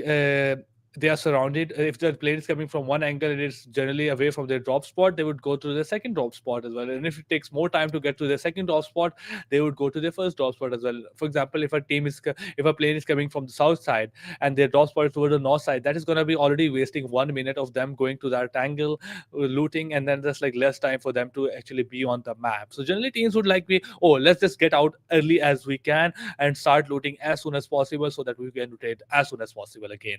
So I feel like the plane does has an effect on some teams, but at the same time some of the teams don't like to change things. So even if the plane path is away from the is like going to their place maybe late, they would like, okay, it's like we don't care, we will just go to the place that we usually go to, and we want to be like in our comfortable spot. And I feel like if you make it work, great. If you can't make it work, then you need to reevaluate. Yeah, I think adaptability is sort of also the name of the game when it comes to PUBG, right? Because there are so many random factors. I would not call them random factors, but there's some RNG involved within the game, right? Where you don't know where the circle is going to come in. But also, I'd say that RNG is sort of baked into the essence of the game, into the fabric of the game itself, right? Where whether it is this first circle, no, sorry, let's just start from before that, right? It starts with the plane trajectory, right? Where you don't know where the plane's going to start from, what towns are going to be close or not, and then the town that you end up selecting, there's sort of some RNG involved with which teams are going to go there. If you select a town, what sort of loot are you going to end up recovering from there? If you end up having some vehicles, then what sort of vehicles are going to be there for you? And then of course the biggest RNG is with the circle, right? The way it's going to shift away from you or towards you. There is some calculation that you can do, right? You can sort of assess the circle and be like, it's going to move towards the left side, the right side. But again, some RNG is definitely part of the game, so adaptability really does end up becoming the name of the game. So the teams that are better at adapting, the teams that are better at adapting on the fly, just understanding how the game is and then just adjusting their playstyle accordingly, I feel like are teams that end up tasting success more often than not. And at the same time, this doesn't apply to just one part of the map. It applies to all part of the game, where you are landing, when you're landing, how you're playing, your coordination, your map style, your map in generally, your game, your circle positioning, the shifts it comes in. If you have a one strategy going in, and your captain doesn't think of that much outcomes as well, like possibilities. For example, yesterday, any team that was had to be on the military base need to be careful that, oh, what if the cycle takes a shift towards farms? What are you going to do? And the team on the farm side, if the cycle takes a shift toward the military base, what are you going to do? If you have answered to both of those, then you're a good team. But if you have answered to one of those things, then you're not really a great team. And when the cycle did take a shift towards farm side, teams got on the military base got punished really quickly. But we will talk about that later. The plane is in front of us, going from shooting in towards the military base, and and in between we have Pochinki, Gatka, Rons, Jaujapol, Zerki, Severny, Rozok School, Query, Firepair. Right next to it, at the same time, the right side of the map, like Lipoka, Milta Power Prison, these are a bit inaccessible to the teams. Yeah, some areas of the map are a bit inaccessible to the teams. They'll have to make their choice of where do they end up going and looting, right?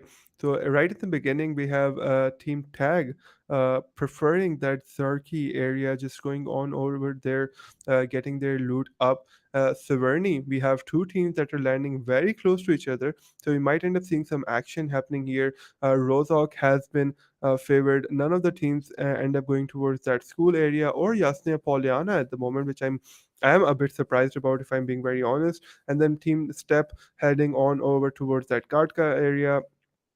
On the other hand, team TRZ, they're heading over towards military base. And RZ, we were talking about the RNG that is involved with this first circle, right? If you look at it, it has a huge chunk of water and a significant portion of that military base in it as well. So it's just going to be super interesting to see how the next few circles end up shaping up, and what sort of strategy do the teams sort of end up employing towards the circle, right? When they're going to think about the circle, when they're going to look at the circle, they understand that there aren't a lot of habitable areas within the circle.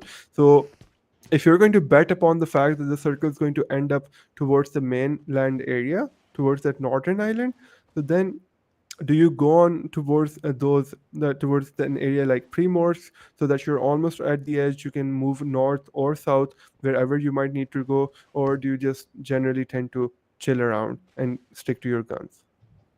Exactly. I feel like teams that are in like Taverny area, obviously they're already in a clash right now. Look at Team R360, they are very close to TSR. At the same time, team like in Gasnia Puyana, they have to come up with the strategy, especially the circle moves to the ferry pier. Getting yourself in the first circle is never an issue, but the major issue is getting yourself in the fourth or fifth circle, and if you don't move right now, you can get into a very sticky situation. But coming on to the first clash that we see in front of us in Savarni area, we have R360 in front of teams TSER, and those four players are dispersed really in a wonderful way. I feel like TSR has one of the advantage in this map, that if they want to get out of this fight, they can easily do so without engaging. R360, they have no place else to go other than engaging into this fight. But on all out of this, looking at this team as well, they all of them has decent weapons, all of them have access to good weapons. I feel like they have a decent loot. And looking at RT60, they have long range weapons as well, some M4, M16A4, etc., AKM, so they could easily deal a lot of damage to the team, to the players from the other side. And looking at Smoky Esports, I feel like they are in a good spot as well. But looking at the circle and the position in the circle, they're really far away, so something needs to be done about that. Yeah, they are looking to evaluate their current positioning within the circle and just trying to gauge on how they can go on about within the circle, right? But I think Smoky Esports would probably prefer trying to exit out of the situation, just trying to fall back, because first of all, it's not like there's just a lot of pivotal buildings here that you would want to eliminate the other team and just get your loot game up, right? And I think that is what sort of Smoky Esports is trying to do slowly, rather slowly and surely, right? Just trying to make sure that they do not get jumped by any player from R360. There's no surprises coming their way. So just trying to ensure their general survivability. And one of their player comes and pulls up in a vehicle, R360 is sort of doing the same thing, ensuring that they have a vehicle so that they can exit out of here whenever they would feel like it. But right now, there's sort of a bit of a stalemate between the two teams. And even I feel like even if you get one knock on other team, you cannot do much with the knock. But if you get two knocks on a team, then that's the place where you should be rushing. So I feel like that's a bit of a very, I feel like few chances of that happening where you get two knocks on a team before you start rushing. Because even if you get one knock and you start rushing, by the time you reach that position, the team will have already revived their players. But one thing that is very interesting is like Panda's position. At the same time, the team have started to back out. RT61 player have gotten away from this angle and have just used a vehicle to get out. TSER Psych space into Psych MVP has also got his hand on his vehicle, and he's trying to pick up one of his team, trying to go into the pick other vehicle. And they think they have realized that there's no point in continue this duel. There's no point in taking this, prolong this fight. We need to get out, and what's the best way to do so is like get your hands up, kind of vehicle, and get out. Yeah, I think a vehicle might be the best strategy here to use that vehicle and make sure that you have your exit planned out properly and you can just make your way out of here, because right now what's happening here is just not good for either team, where they don't really have their players effectively looting all of the area and they're just sort of stuck here. So Zublop sort of catches a glimpse of an enemy player, takes some shots at them, but then they have decided. I think they have taken the wiser decision in this scenario, right? Just getting those vehicles there, using them to rotate out of this area, or just having them as backups, as the so that the option exists for them to be able to rotate out whenever they feel like it. Exactly, and this is a good strategy coming in from both of those teams. At the same time, they have wasted a lot of time in the Severny area, and at the same time, you don't see a lot of clashes happening in Severny because it is on the far side of the map. And I feel like this is what both of these teams' strategy was like. Oh, let's just go onto the far edge of the map. Let's just root there without any kind of clashes. And unfortunately, both of them felt with some kind of aggression and retaliation in type of enemy team right now. But R360, they have been able to get out of that, and Ultra will pick up the second teammate as well. At the other side, UAG to Maximus, they are on the ferry pair. They have looted quite well, 2 first aid kit, 3 first aid kit, 5 bandages, level 2 helmet, level 2 vest, some good utility in their backpack. They're on the move, but 69 Uzaifa spots one of those players, spots Hamdan, takes him down, and will he able to get the kill or not? That's going to be a question that is going to be answered within a few seconds. Yeah, that question will definitely end up getting answered if you're going to go back to the teammates. But then Liquid just taking a lot of shots onto target OP, just trying to see if they can get some damage onto them. Demented out in the open with a lot of players aiming at him right now and just trying to scout out if he can see someone. Ultra MVP on the other hand just falling off of a vehicle and I think losing, getting knocked out on the other hand. Blade Easy making quick work of Hamdan using his car, and then Ultra MVP and Scream, they get eliminated from the server as well. So just a lot of engagements happening here and a lot of players just being traded out from both sides. Exactly, and look at that team. TSER got 2 kills in their backpack, and on the other side, team RT60 lost 2 of those players. They weren't looking for that, but at the same time, obviously, when you're retaining, you have to be careful. On the other hand, team 69, they have got themselves on their hand of 2 kills. Team UAG not looking super great right now, and I feel like if 69 knows the position of UAG, they can just easily capitalize on that, because do the rest of those kills easily as well. They have to move in. They have to be careful about the third-party team. Legion have lost also Winky, and at the same time, the team Oxy is like passing by. Nazi has just taken his hand off of a vehicle, get out, and try to land some shot. He wasn't able to do so. Ghost get out of his car on a bit of a high ground, tries to go in, bit of a rush, gets his SMG out. Niazi is just lying down. He might just get spotted as well. Needs to be careful because Niazi will be able to spot you first, but he's still moving left and right. Yeah, and Ghost does end up taking Niazi out, coming out on top in terms of those in that engagement. But now, opting to use their vehicle, Legion is just going to rotate out of here because they are continuously taking damage. Step Family, on the other hand, are in the yard area. They're just trying to survive there, but they are getting rushed by a lot of players. TRZ Saad gets taken out by Steph Saki. Hamza's teammates coming in clutch for him at the moment, just providing him the sort of cover that he needed to survive. Grenades are being popped from both sides. Damage is being done. Families, Hamza coming back in, spotting out Harker, and his teammates being able to push him out. Haris pushing inside, and now the aggressors are being aggressed upon. The ambushers are being ambushed at the moment. Step Family, they do not want to let these people run away. Umar is going to get a grenade thrown to his backside. This does not does the amount of damage to finish him off, but is able to finish off Saad at the same time. They are picking up slowly but surely onto that addict area, trying to finish the last player off. Umar, his final stand will not be very beneficial, will not be very fruitful as he gets eliminated. Steph Family, they were getting engaged upon by TRZ, but they in return become the aggressors. Exactly, Team Step has again off to a wonderful start. We have seen them perform in the match. as well, where they got themselves in the top 3 or 4. Unfortunately, they got eliminated by Team GPA, but again, going at the hand of GPA, that's again an honor in itself.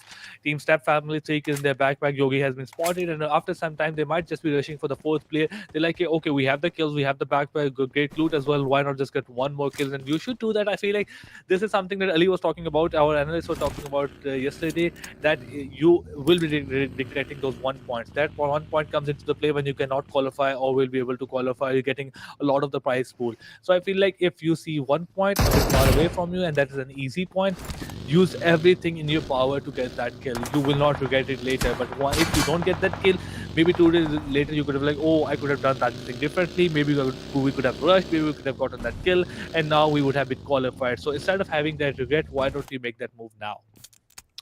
Yeah, definitely. Are the regrets are just generally not a great thing to have in life, especially in this game as well. So let's see if how these teams, if they're willing to take that sort of risk, right? So it's sort of trying to risk it out and just make sure that they end up getting those engagements in, where they end up getting those skills in upon each other.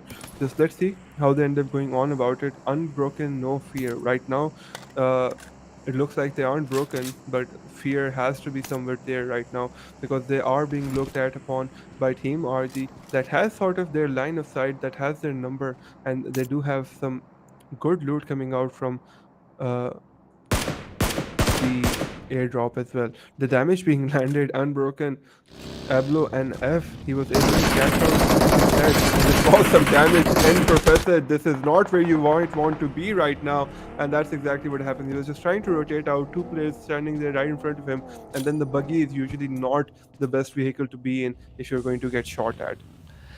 Exactly, but for now, Esports Network has lost a player, and now on that, they have been spotted by the teams left and right. They need to be careful. And while I say that, Mango uses some kind of defensive vigilante in front of him, our team defense on Esports is right in on top of him. Then they were looking to get more of those skills. And Team Esports Network, they have to be careful. They can get spotted left and right. And Team Red Zone Esports, they would like to go like to come in from the other angle as well. Dante Boy, I feel like he's AFK right now, is really far away. I don't know what he's exactly doing, but he's taking a lot of damage from the blue zone. Something needs to be done differently on the other side as well. Team Demented lose one of their players, Batman, probably to Unbroken No Fear, but he falls down on the other side of the wall and he can get revived easily. Unbroken No Fear even get one more knock, they won't be able to do anything about it. Looking at the circle, it has taken a shift from Query towards the Query and Ferry Pier side. Teams coming from Gatka might be able to take might just go like get in clash with each other, but there's a bit of a cluster towards the east side as well, where it is Team 69, Team Oxy, Team CSBX, and Team NAG, and they will be looking to settle down without taking a fight. But 69, they're aggressive team. They always have been looking forward to get more and more kills, especially one of those players who got 16 elimination point. And at the same time, while I talk about this, 69 Blades gets his hand on NEG Pigment, takes him down, and what is he looking to secure those kills? Pegasus tries to use the utility, goes inside and make sure will revive their play, and that's a good move as well. Shouldn't let their play go down like that.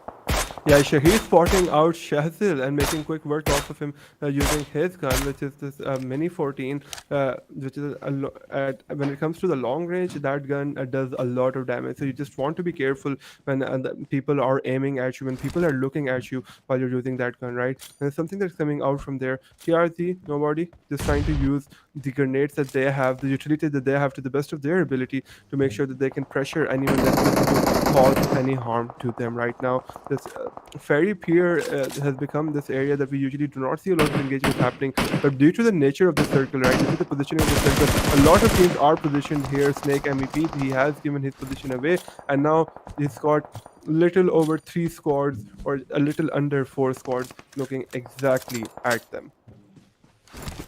UAGxMAXIMUS loses their players right at this, maybe in the mid part of the game, and they're trying to continue ahead with only 2 players left, and it's going to be very difficult, especially when you have lots of those teams with 4 players alive, and you're not in a very great position in the circle as well. So your really hope would be if nobody spots you at the same time, you are going towards the RT as the Yogi find themselves a very cute spot with like abandoned vehicle, a bit of a dip as well, and this natural covers exist. Really hopeful, but if a nade falls in on them, if there is not much space that you can move around, and you will will probably be going down. So need to be careful about the utility being thrown on your side. TCA on the right side, there is RTRZ Yogi on the left side. Just one player, he can be a really big issue for you guys as well if you don't care, if you're not being careful about him. At the same time, Team Step family, they got themselves a really cute, really great compound as well, and like all of those 4 players are alive. 3 backpacks, 3 kills in the backpack, some good loot as well, and they might be convert this game into a very good game with 10 to 12 points. But let's see what happens. If Circle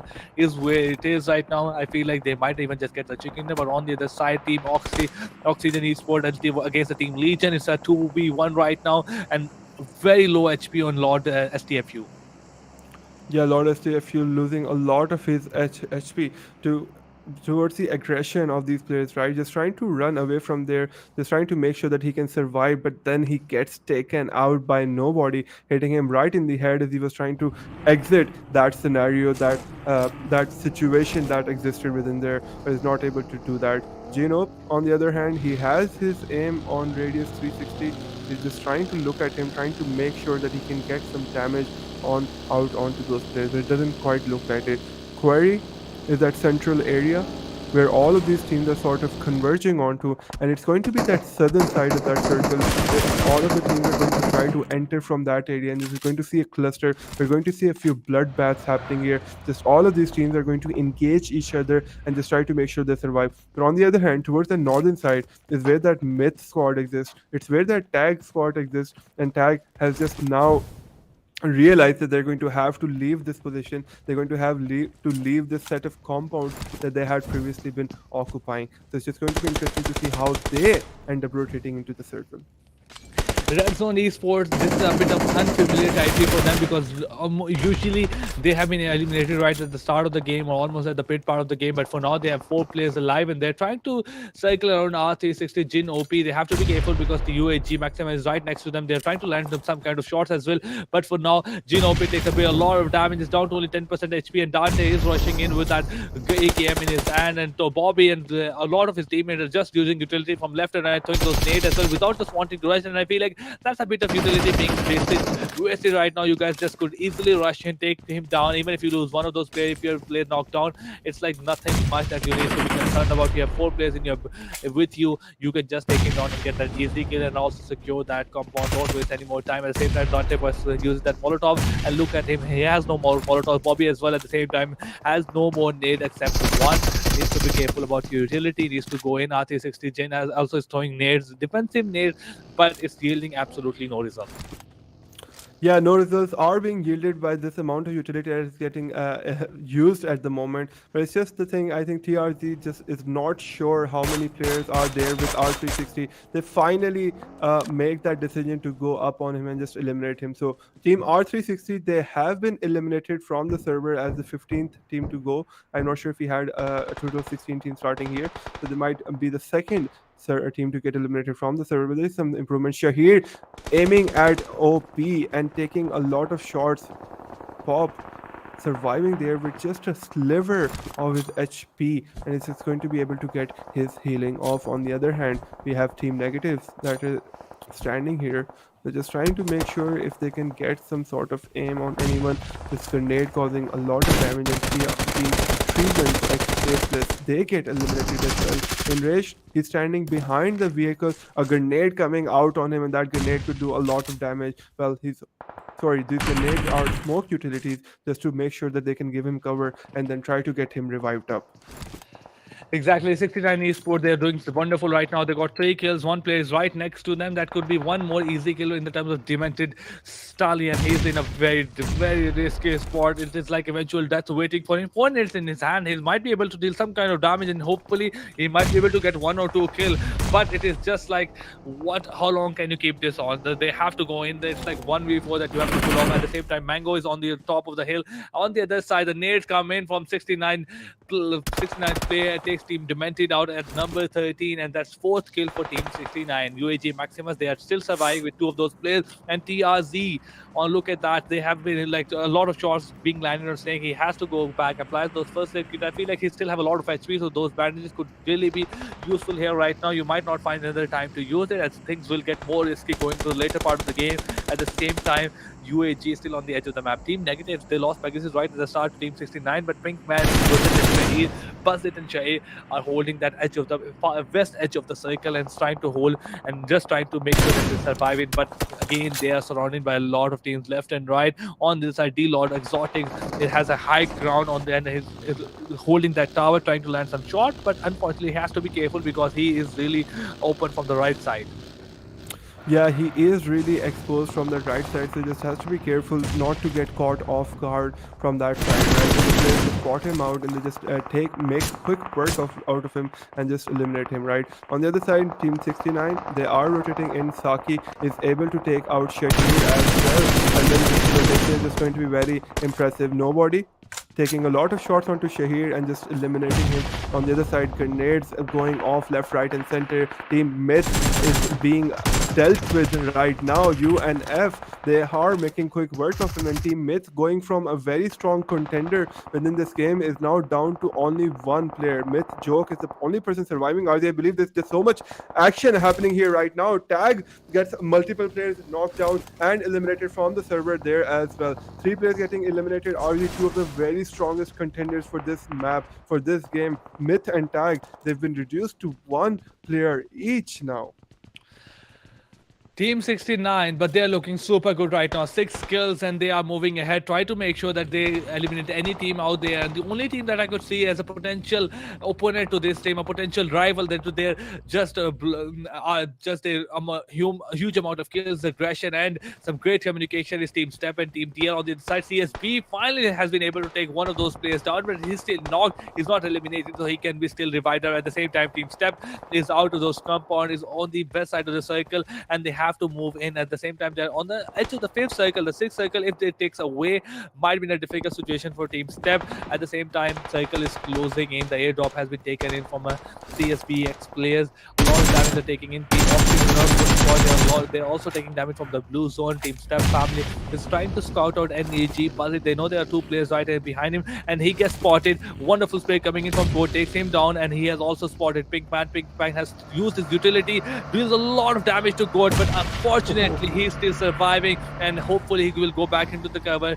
Might use first aid kit, but with that nade coming in, he knows exactly where the other player is. But before that, they need to decide what to do about this circle, because the 6th circle has shifted away from Team Step. Yeah, the circle looks pretty deadly for Team Step. They'll have to be careful how they end up navigating their sort of presence within this new circle, right? So let's just see how they end up going on about this circle. Step, they do have some vehicles as well, but I think it's not the issue with the vehicles, but rather it's more about the accessibility. It's more about how they want to get into the circle, and just using a vehicle and directly entering the circle can be one of those ways, and it looks like that is going to work out for them. But with the squad on the right, they are pretty exposed if they keep holding this high ground position. So just going to use the vehicles to try to make sure they get into a better position. Team Esports Network, they spot one of the players out, Crystal NF. They're going to eliminate him and just make quick work of him. But now the cavalry has arrived. Mango, he is now surrounded by 2 players, but they are getting shot at from different players as well. That grenade could definitely do a lot of damage to those players, and that's exactly what it does. It takes out NF as well, and then knocks down another player. This last player that is now alive for UNF will have to come out clutch, uses the shotgun, takes out 2 players. What a performance coming out from him right there.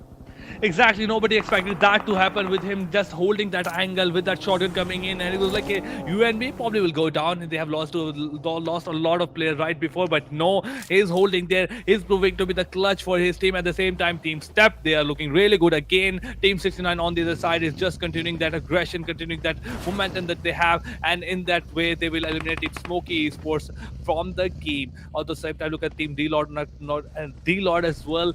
They have 4 kills in their backpack. They're still 4 players alive. They're on the edge of the circle, but their aim is right now set on UNB. At the same time, UNB have won one of those fights. Going ahead, they're like 7 teams alive except them.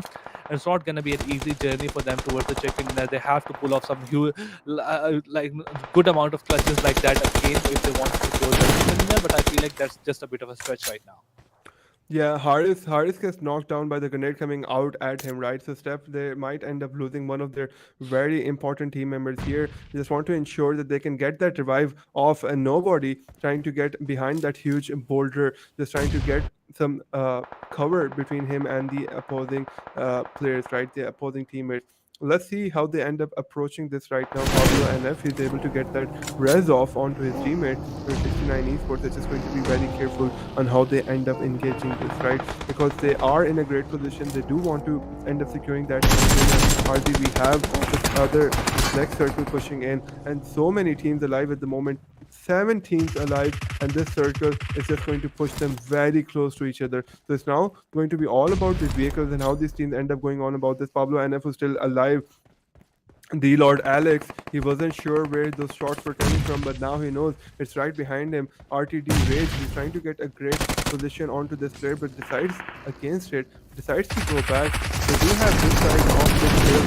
All of the cover exists towards them. Cardinal Spraygord, he gets knocked down as well. And Daniel, he's trying to approach this very carefully, trying to go towards that player very slowly, and just try to get that elimination off. But Daniel gets shot at, and he gets knocked out. On the other hand, Black Sherry gets eliminated. Step Dlord is one of the players alive from the Step family right now, and they are alive in Esports versus Team Step. This could be very huge. One of the squad that ends up winning this could end up winning the game as well. But Oxy Joker, he is present there, and he does not care for either one of these squads. He's going to take shots at both of these players. And Rubik, he's able to make quick work of Oxygen Esports and eliminate those players as well. And he's going to take out another player in the meanwhile as well. Team Step, they are down to only one player surviving at the moment, and he also gets eliminated as well. RTD Rage, he gets shots taken up on him. Team 69 Esports, RC, this looks like it's going to be their game now.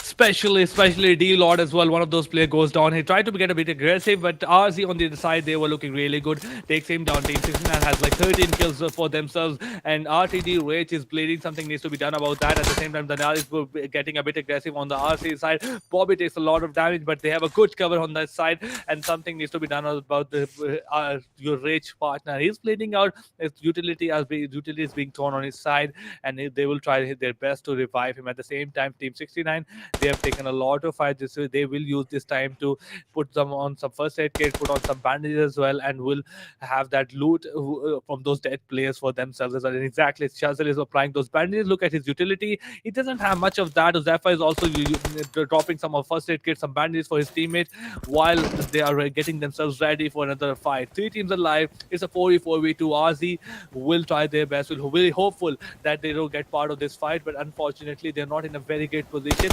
At the same time, Team 69 Esports had to go 30 meters into the circle. 13 kills for themselves. Look at Nobik 2 elimination points as well, and he's on a very good road. But something that is good on the side of Team Dlord, they have the high ground.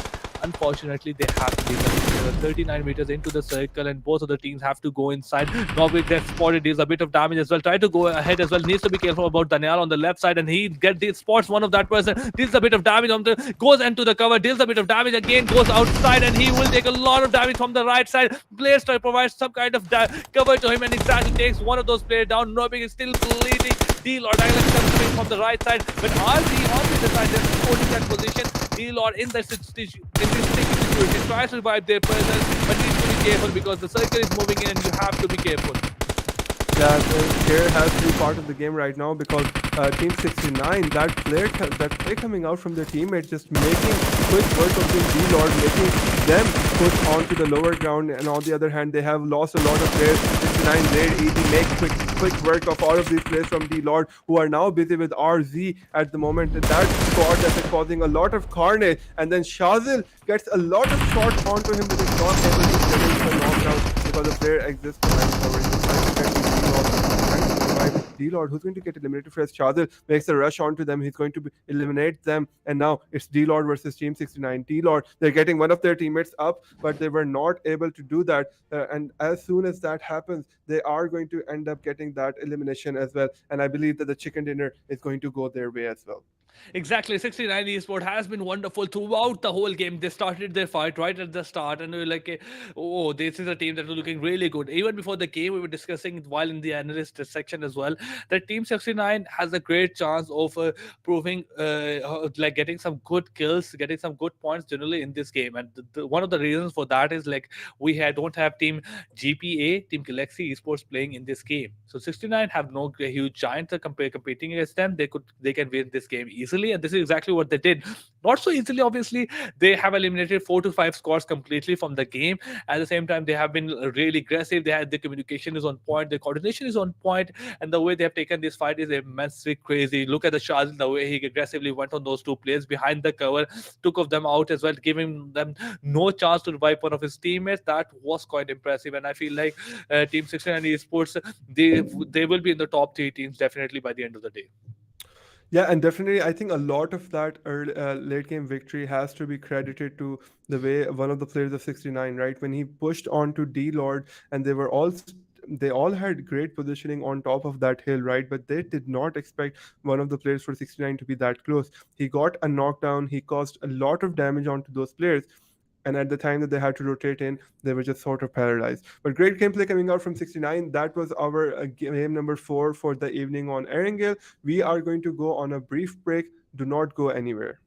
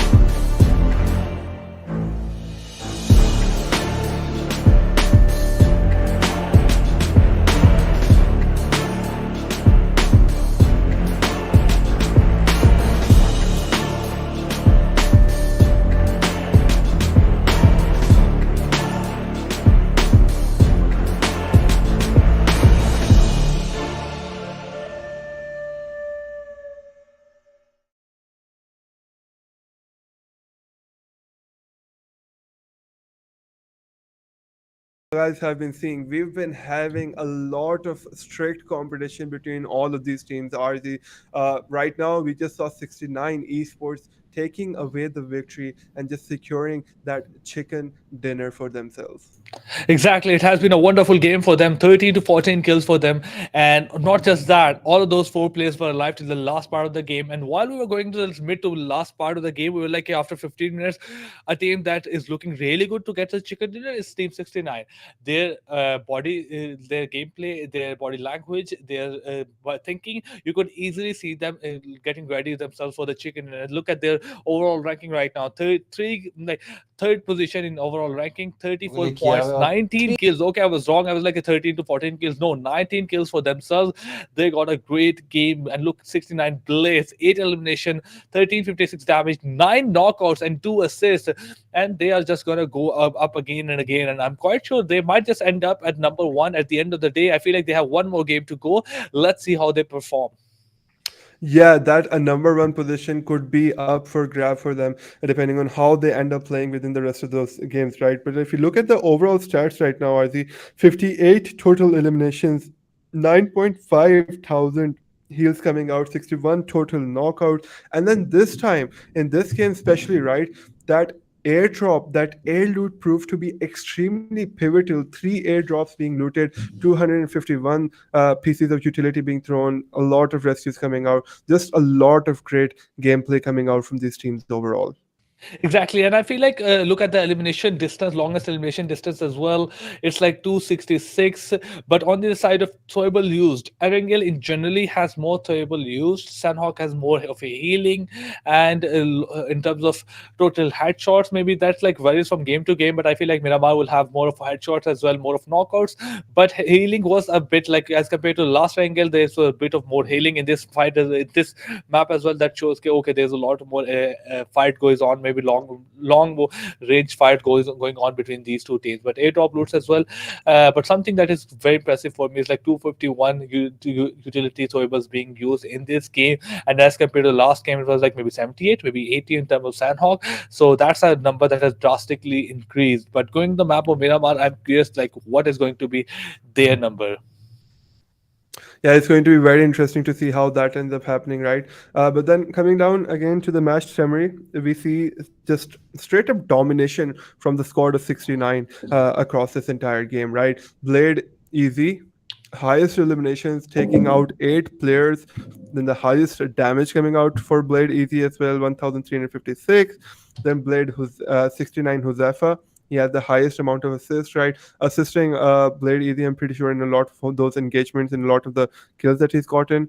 And then on the other hand, we have a Rage U with the 266-meter longest elimination coming out in that game. And then at the end, Ardi, is there a surprise? Not really, because it's 69 Blade Easy again with the highest amount of knockouts across that entire game, 9 knockouts. And you really understand the discrepancy that exists between Blade Easy and the rest of the people, right? Is that the second highest knockouts were 5 in that game.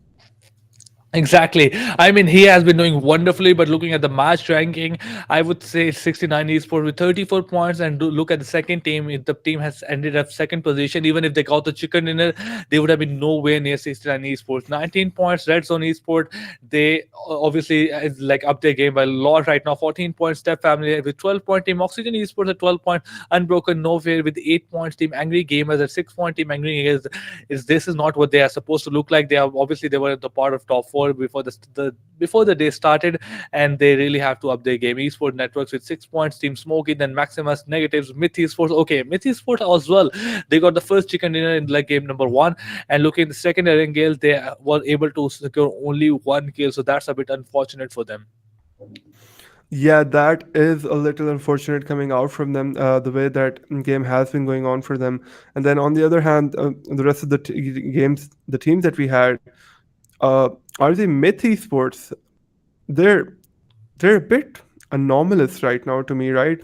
Because in certain games we end up seeing them play, and they sort of show you the resolve of a true champion, of an elite mentality team that you can maybe imagine sort of going on to win the tournament. But then they give you an odd performance like this in between, where they basically did nothing. If you look at the damage graph as well, right?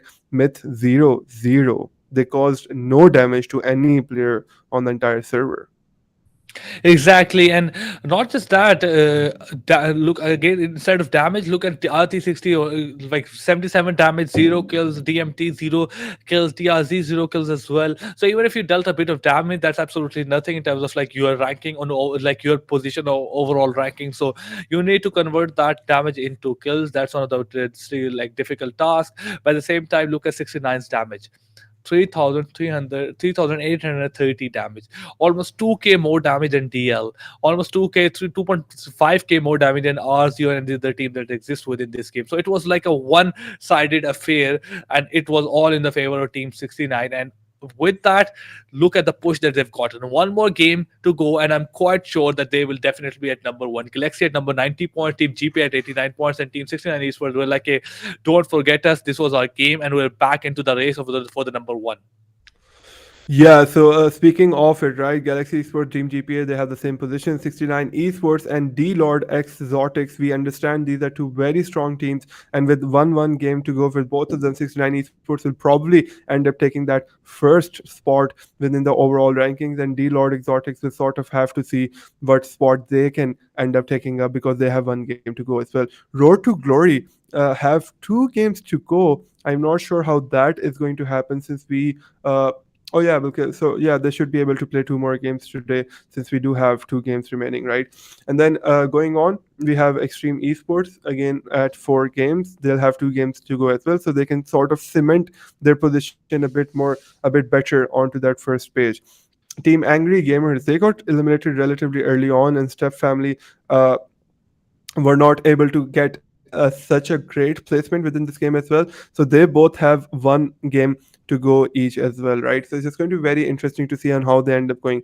Quantum Rage Girls, they lost a few spots, and that is going to happen because all of those teams with 4 and 5 games played, when they end up going up, they're going to take that position. And then it's Myth Esports falling a few points as well. They only have 1 game to go, and then Team Negatives. So Arzi, one thing that I'd like to tell our viewers is that out of the stage of round of 32, right, where only the top 11 teams are going to qualify and go on over and make their spot into the semifinals. So we thought that you'd be safe if you were in that second page, but looks like you're not. You have to make sure you are in that top 11 position to secure that position into the semifinals. Exactly, and teams that have like played their 6 games, the Chronicles and Team Quantum Rage Girls. Obviously, Quantum Rage Girls had a wonderful day, the way they started, the way they ended. But Team Chronicles, they have like 6 games as well. They should have been doing like a bit better. Unbroken No Fair, they jumped a lot as well in the second page. Like I think they were on the page number 3, not in the page number 2. Obviously, they had a good game. They need to keep it going. At the same time, Team Esport Network obviously jumped up a bit, but this is nothing. If you want to make sure you end up in top 11, this kind of performance is not what we need from you. If you want to be the team qualifying, if like obviously if you don't want to be qualifying, do whatever you want to do. But if you want to be qualifying, you got to make sure you want to up your game. And generally, you have to go for those kills as well. You have to survive. Look at Team 69, the way they played. Make those less of a mistake. Don't leave your player hanging out. Especially one thing that I have seen a lot of those new teams as well, that the dispersion in between those teams is a lot right now. You need to be in a place where you can provide support and provide backup, provide some kind of fired bullets to your teammates, some kind of gunpowder, so that if they're in a difficult situation, you are there to support your team. This is PUBG team. No, this is not PUBG 1v1. You're not just here like playing solo. You need to be in a place where you can help your teammate or being helped by your teammate as well. Obviously, being helped is also something like that. Like, don't go somewhere else where you like being killed. Yeah, you have to ensure that you're present on certain areas of the map where your team is already there and they can sort of, help you out. But Ardi, I don't want to be the bearer of bad news, right? But I feel like most of these teams on this page are just not going to be able to qualify towards the later stages of this tournament. But like my man Ali, the analyst, tends to say as well, that even if you're a team that exists on this lower end page, you have to give it your all, because the better you give at this point, the better experience you're going to get and the better you're going to be. But Arzi, team head to head. I feel like this is a bit of the same head-to-head that we saw at the start of the day with the team Galaxy Sports and team GPA at number one and number two, like almost at the same terms of like you got 49 placement point, they got 39 placement point, but the team like GPA got 50 elimination points, and team Galaxy Sports a bit passive, not like but not very passive, so there's nothing concerning. The survival time is almost the same, like 7 second more survival time in terms of team Galaxy Sport, and we can see that in terms of their points, 7 to 8 more points. Every damage is almost the same, 30 to 40 to 50 damage more in terms of like we could see them in terms of point as well, like 50 10 more points for the side of team GPA, but overall ranking is like 90 and 89. It's not a big difference going to the match number 11 or 12 or going to the day number 3. So we have to be, I feel like this is it's looking at the same team all over again, but I want to see Team 69, Team GPA, Team Galaxy Sport, Dlord, and these four, and obviously at the same time these team in a single lobby, then trying to go for that for the first position. I want to see which team perform. Yeah, Arzi, I feel like we're going to get that sort of competition going into the semifinals as well. And it's just going to be very interesting to see, especially since we're going to have 11 teams coming from this format, from this tournament. And then we already have 5 teams that are invited teams into the PUBG Mobile National Championship. So we believe that the quality of the tournament, the quality of competition is just going to get ramped up again and again. So if you look at the entire rankings post match 10, right? Blade EZ is at the top with 24 eliminations, a lot of damage done. On the second spot, we have Team GPA's player Leo, who has 18 eliminations. GPA is done with all of their games, by the way. Team 69 still have one more game to go. Shazil, 13 eliminations, and then Galaxy Marwan, 14 eliminations. Exactly. And I feel like going to the page number 2, YK has got 13 elimination, GPA Old Boys are 11, TCR Walid 9, and Dlord Daniel 7, and Tag OP is with 12 elimination. But for now, look like how the day started, it was like team GPA and Galaxy all over this MVP ranking, and as the day went on, 69 has started to take that position away. Especially Blade has like 24 kills in his backpack, and GPA and Galaxy, they have like done with the game of the day. Even he 69 Blade has one more game left to play, and I feel like even he can go to 26 or 27 elimination point, making sure that he's 7 to 8 more kills than any other player. Look at the damage difference as well, 1000 more damage than the second player. Shazil has also done like 3200 damage. So both of these teammates had more than 3k damage, while other players have like more than 2k damage. On the other side, I feel like it's great to see the other team players coming up as well. TCR Walid, I didn't expect to see him in Danal as well, but Tag Pop as well. He has like 12 kills in for his team, and I feel like he's doing great. Just his team need to up their game a bit, because obviously you can't see them in the top 10. Yeah, generally, you do need them in the top 11 position to sort of ensure that they end up qualifying, right? Because those are the teams that are going to move forward from this round of 13 into the semifinals. So, in terms of the rankings, I believe that all these players, they deserve to be here and everything.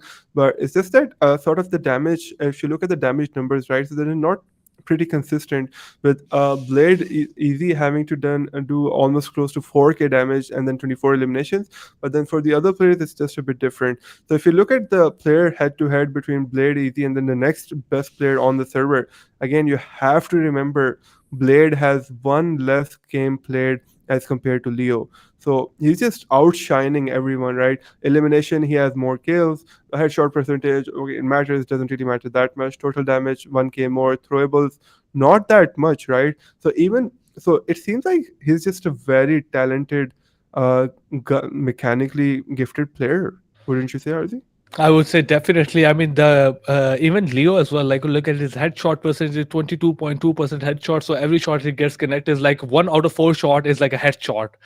I mean, that's great number, Ali. That's a wonderful number for Team Leo as well. I mean, for kills, obviously Blade has like 24 kills, 6 more kills. Damage has been great. The throwables on the other side is like great on the side of Leo. And we were talking about Marwan as well. He compared to Leo, his throwables come nothing. The survival time in case on the side of Blade, but the numbers are very convincing on the side of Leo in terms of headshot percentage, in terms of throwables, in terms of assist as well. The survival time falls off like by maybe at like 2 minutes or 3 minutes, but I feel like he's been doing wonderfully. But today's matches, we are done with the 4 games, only left with the 2 game, and this game will be played on Miramar map with a group of B and D, and after that we will be left with the only 1 game. So this we are be like coming towards the day end of the day 2, and it's going to be, I promise, like it's going to be more action packed as well, because teams will be looking forward to end their day on a really good note. But this could be a map where teams make a comeback with beautiful amount of kills as well. If somebody's looking to end the day with a good amount of kills, it won't be Erangel. This is the map to go. Yeah, Miramar definitely could be the map where the teams might end up ending everything on a very high note, right? Where they can get those kills in, they can get those comebacks in, and then since again Miramar is just generally such a huge map coming out, right? Where there's just so much open areas that you can explore, you can have those engagements, and then sort of that effort, sort of that engagements end up coming out on top if you're sort of trying to do that, right? So let's see how Miramar ends up playing out between all of these teams, especially with these teams that have a lot to lose, right? These teams that are at those 5 games played, and this is going to be their last game being played, so they are going to ensure that they end up giving it their all. And especially Arti, there's something that we saw in the overall rankings towards the lower end of the table, right? Those teams that are close to those 10, 11, 12, 13, 14, 15, 16 position, who are trying to ensure that they can crawl their way up back into those top 11, because that is going to be the difference between being able to qualify for the semifinals and getting knocked out of the tournament in the round of 32. Obviously, Ali, the things are gonna get very intense going ahead into this day number 3 or 4 over the weekend as well, into the semi-finals of the PMNC. And obviously, when we talk about the main stage, the things will be getting more intense. So it will come down to these last 2 games. How will you play? How will these go off as well? But Miramar map in generally, I feel like, especially for Team Myth Esports, they had a wonderful start to the day. I hope they could convert this last game that you're going to play. Maybe this game or the next game. I'm not sure whether they're going to play in this map of Miramar, but I'm looking forward to them performing. And I feel like this is probably one of the last chances where you could go like, yo, whether we're qualifying or not qualifying. And especially with the teams that are on the page number 3 or 4, if you don't do right now, it's like it's game over for you guys. Yeah, it definitely could be game over if you're not able to bring your best performances out here, right? If you're not able to come up and show up to the best of your abilities and to the best of that what you potentially could. So it's just going to be very important for them to bring their A game, to bring their best game and show it. It's going to be very interesting to see how the Miramar map is just going to be playing out. It's just going to be very interesting on how these teams end up engaging each other on what they feel like it's just going to be their general strategies. Something that we are expecting to happen on Miramar is for those teams that it really does matter, right? They're trying to secure the maximum amount of placement points to have that delicate balance between aggression and passiveness, because passiveness is usually something that the players tend to be if they want a higher placement position, right? And you do want that higher placement position. You'd ideally want the chicken dinner, but then that has to be counteracted and balanced out by aggression, because that aggression is going to end up getting you loads and loads of kills. If you're not getting those kills in, if you're not able to eliminate those players, knock them out, and then secure those points from elimination, then there's this possibility that there was another team that played a bit more aggressively than you, and they might finish out on that second or third position. But because of the amount of points that they were able to garner purely through kills, might end up giving you just putting you behind themselves. Exactly, and you need to be careful where you stand, how you move ahead as well. But at the same time, one thing that has been very impressive on the side of the team, that they how they have evolved generally, how they have started performing, how they have like gotten better with time. Looking at Galaxy as well, looking at GPA in those first game, I wouldn't have said, oh, this is a great team. But as we moved on to the day, at the end of the day number 1, start of the day number 2, and obviously towards the end of the day number 2 as well, the teams have drastically improved. Look at Team Red Zone Esport as content. Team RC, they were the team who was getting eliminated really early, losing their players one by one. And in the last game, they performed really well, made themselves in the top 3 teams. On the other side of Team R360, I mean, this last game didn't go as well as they hoped to go. But despite that fact, they were still doing better as compared to what they were doing before. But we'll put those things, all of those things aside. We have the map of Miramar in front of us. The plane path is in front of us, going from Puerto towards the Monte area. We have Los Leonos, Tomasera, Picado, Power Gate, Monte, obviously, right underneath the plane path. The south of the map is very much accessible as compared to the north side. It's really far away towards the Torre and Campo Militar. And for those teams that like to play the north area, we have a bit of a bad news. Yeah, there is some bad news for these teams who would want to favor those areas just a bit more as compared to the other side. But as the plane trajectory comes in, the plane the generally the feel of the map is that the southern sides are going to be much more accessible as compared to the northern side. So it's going to be very interesting to see how the teams end up navigating this sort of situation, right? As we were saying that this game PUBG is just all about adaptability. How good can you adapt to the RNG that the game presents with you to you over this period of time, right? And just RNG just keeps coming in over and over and again. And just talking about RNG, a significant portion of the first circle is just off of the map, right? So that sort of shows you that the significant area of the play area within the first zone is just very limited. But 69 Esports losing one of their players very early on. He's been knocked out, and I'm pretty sure his teammates are not close by to be able to get him that revive up. So 69 Esports, they are not off to a great start right now. Exactly, and 69 Esports, this wasn't something they weren't looking for as well, as if they wanted to make sure that they take their number one position from Galaxy and GPA Esports as well. They were hopeful to get some kills, but right now they need to be careful because Team Smoky Esports, they might be here to get the revenge for the last game. They haven't lost single of the players. At the same time, Psych has got his hand on an SMG, and that is a really deadly gun while you're on the really close angle. At the same time, he's also not just going to stop looting. He's going to go for the loot as well. Takes a bit of damage, but he has level 3 helmet, nothing concerning for his side. Probably need to get his hand on some kind of bandages and his at the same time some kind of vest as well. But Blaze on the charge with this SMG and no armor, no helmet. He's like, I want to take this fight. I want to find you out where exactly you are lying down, and I want to scope. I want to you want to get that kill. At the same time, his play is taking a lot of damage. He's bleeding out. He's trying to spot that kill, but obviously it's going to be difficult, especially with two players from Smoky Esports. He's trying to scout Blaze, but obviously Blade has to get back because even if he's one of the best players in the game right now, it's difficult for him to get a 1v2. Yeah, a 1v2 might be a bit more difficult coming here. So let's see what Huzafa ends up deciding to do. Is just trying to get out of here, but then just gets taken out by Shazil. Just gets taken out and he just poked his head out there for just a little too much, and then gets eliminated. Blade easy is going to be eliminated off from the server as well. Smoky Esports, they have showed up very differently on the server today and on this game.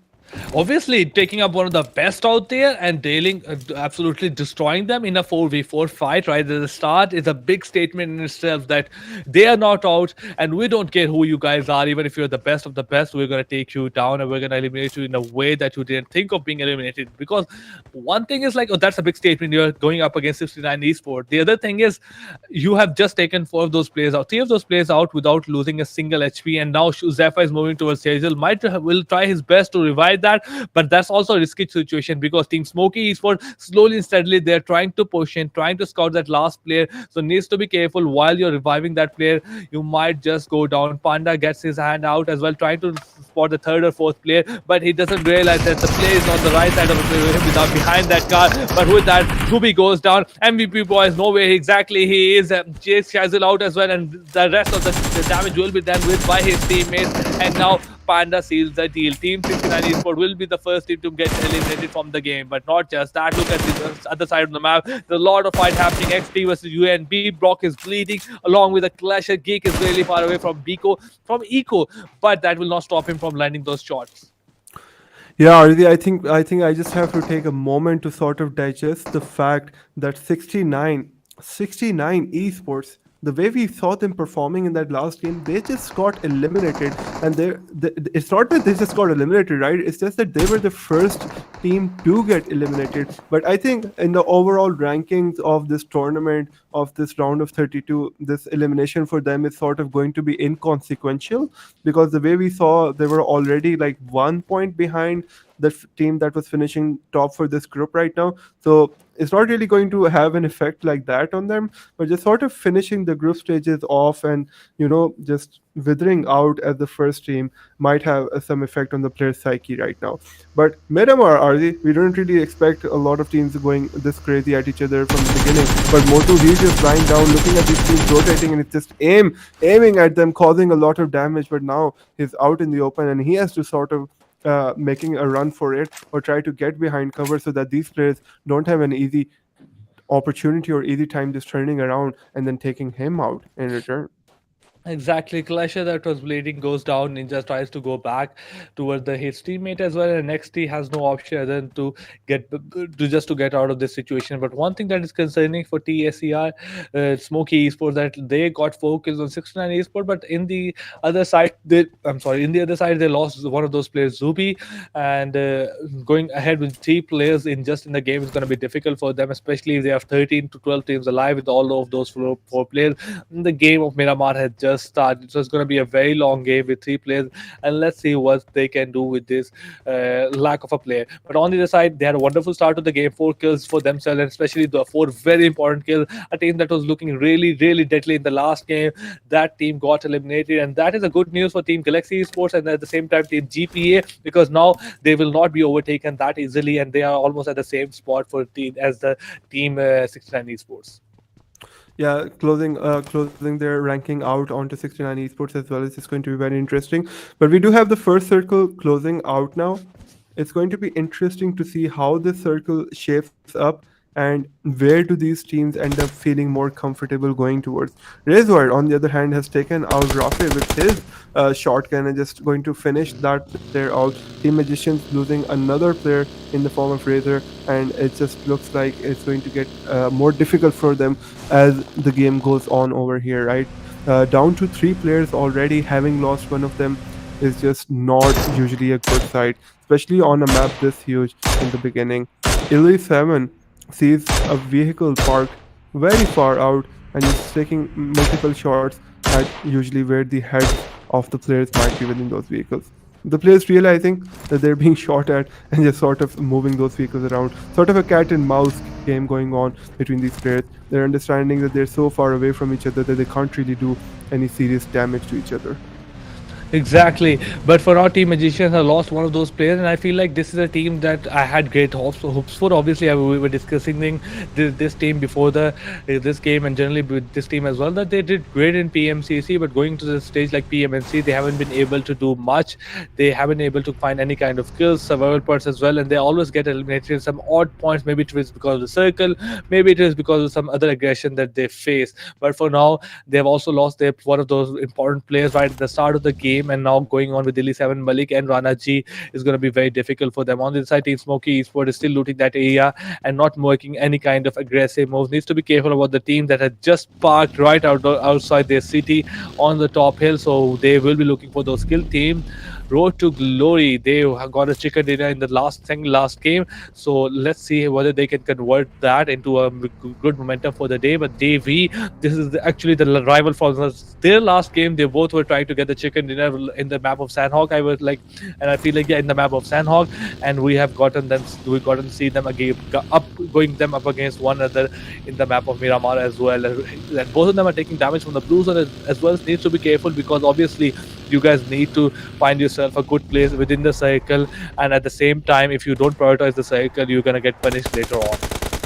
Yeah, the circle can be very unforgiving, and 141 Legend, he loses a lot of his HP to the players here as well. Next, Pegasus is still alive here, 141 happy, just leaving that vehicle because he's just under a lot of pressure, and one of his teammates has already been downed here, so he's just trying to assess what he can do here for his teammate. The next circle we have here, the circle has moved towards a bit towards the center, because the first circle had a lot of his area off of the map, right? So that's something that usually does not happen. A circle cannot keep moving in that direction, and that is where we were saying that a lot of the educated guesses come in return in regards to the RNG that exists within the circle's rotation and the movements, right? So I see that central area being occupied by a majority of these teams. I feel like all of these towns are now becoming very relevant within this area. So it's going to be interesting to see how these teams end up occupying all of these areas as well. Exactly. Although right now Team RTG is on the move as well, lost Teams OP and realizes that without taking part in any of those fights, they need to move towards the center part of the circle. Team 141 and also lost one of those players, Legend, and also is on the rotation after the circle has taken a shape. They've realized that we need to get into the safer part of the circle. Team 141, they have been surrounded by teams on the high ground with the Team XT, and on the low ground as well, they have been surrounded by a team who's like maybe in the yellow color. So needs to be careful on the left and right while they're holding a certain kind of compound, and I strongly suggest while they're trying to do that, they should park their car. But for now, Team Sorry TSER, Dart shown just spots a play, takes him down, and Team TSER, the Smokies, but they were looking really good at the same time, but obviously they have lost one of those players right before at the start of the game. That's the second player down. We have only 2 players left against Team Sorry, so that's 4v2. It's going to be very difficult for them to keep going as well. Team Sorry just have to ensure that they take this fight slowly and steadily, and they don't lose a single player, because all of the variables are right in their favor. They know the exact position, they have the numbers advantage, and they have a good utility as well to secure those 2 kills. But let's just not lose the player. Okay, he just came back from the other side as well, takes him down, drops him down, but finally he's able to retaliate. MVP boys goes down. Team Sorry had to do just one thing. Obviously they had to eliminate Smoky Esports, but they had to make sure that their player survives. That unfortunately Omega has to lose his life in this engagement. Yeah, sorry, Esports, just not the most ideal thing for them, but at least they only lost 1 player and not any more players. Just looking at the graphic on the right side is just still very astonishing for me, and I just haven't been able to digest the fact that 69 Esports have been eliminated, and you can see they're at the first position for a reason, right? 89 total points, and we're only able to get 1 point from this game. So now we have 3 teams within the circle. Bolo and F is being pressured right now from all sides. His teammate is already down, and he's just going to try to survive. Popping that grenade, throwing it out there, just trying to buy himself some time so that he can get a few bandages off. But those bandages are unfortunately not going to be able to heal him significantly enough so that he gets any chance to be able to win that engagement. And that frag grenade will make quick work of him as well. Unbroken, No Fear gets eliminated from this tournament as well. From this game, sorry. Exactly, but Team 141, they are on the move again. We've talked about how they lost their player right at the first part of the game, and now they have to move. Team XTREME is right next to right next to them, and obviously they're on a good ground. Rafik gets spotted by PGA. The shots are being landed on him, but unfortunately that he's able to get across safely. On the other side, we have like 12 teams alive. Team RTG is taking a lot of damage. Team R69 is eliminated. Team STSER is eliminated. Team UNBX is also eliminated, but there are very few teams, 4 or 5 teams in total that has 4 players alive, like in terms of JV, NEG, Miss Esports, and RC and TFF. These are 5 teams alive that have like 4 players. Other than that, all 7 teams have lost 1 or 2 of those players. But one thing that I'm very happy about is Myth Esports. All 4 players live, they have been very passive. This could be a good game for them as well, where they are able to convert this into a chicken dinner. But let us see where that takes us. Could potentially be a chicken dinner for Myth Esports. I do tend to agree with that. But something that we saw coming out from Myth Esports in the last game as well was that although they were looking very good with 4 players alive, but then just right after 1 engagement, they were down to 1 person. Ali7, he's cocking that grenade. He has some idea the players are right in front of them. TFF, they're trying to push up this hill and just trying to get that high ground advantage, or maybe they're just not interested in this engagement. We'll have to see. But Team Magicians, they are in a good position. Motu gets eliminated because his car gets blown up, and I think that is Myth securing that kill for themselves. So great engagement coming out, and then Myth is able to spot out 2 squads right in front of them that are sort of stuck in a stalemate on top of that hill, and Myth is just not interested in taking that engagement right now.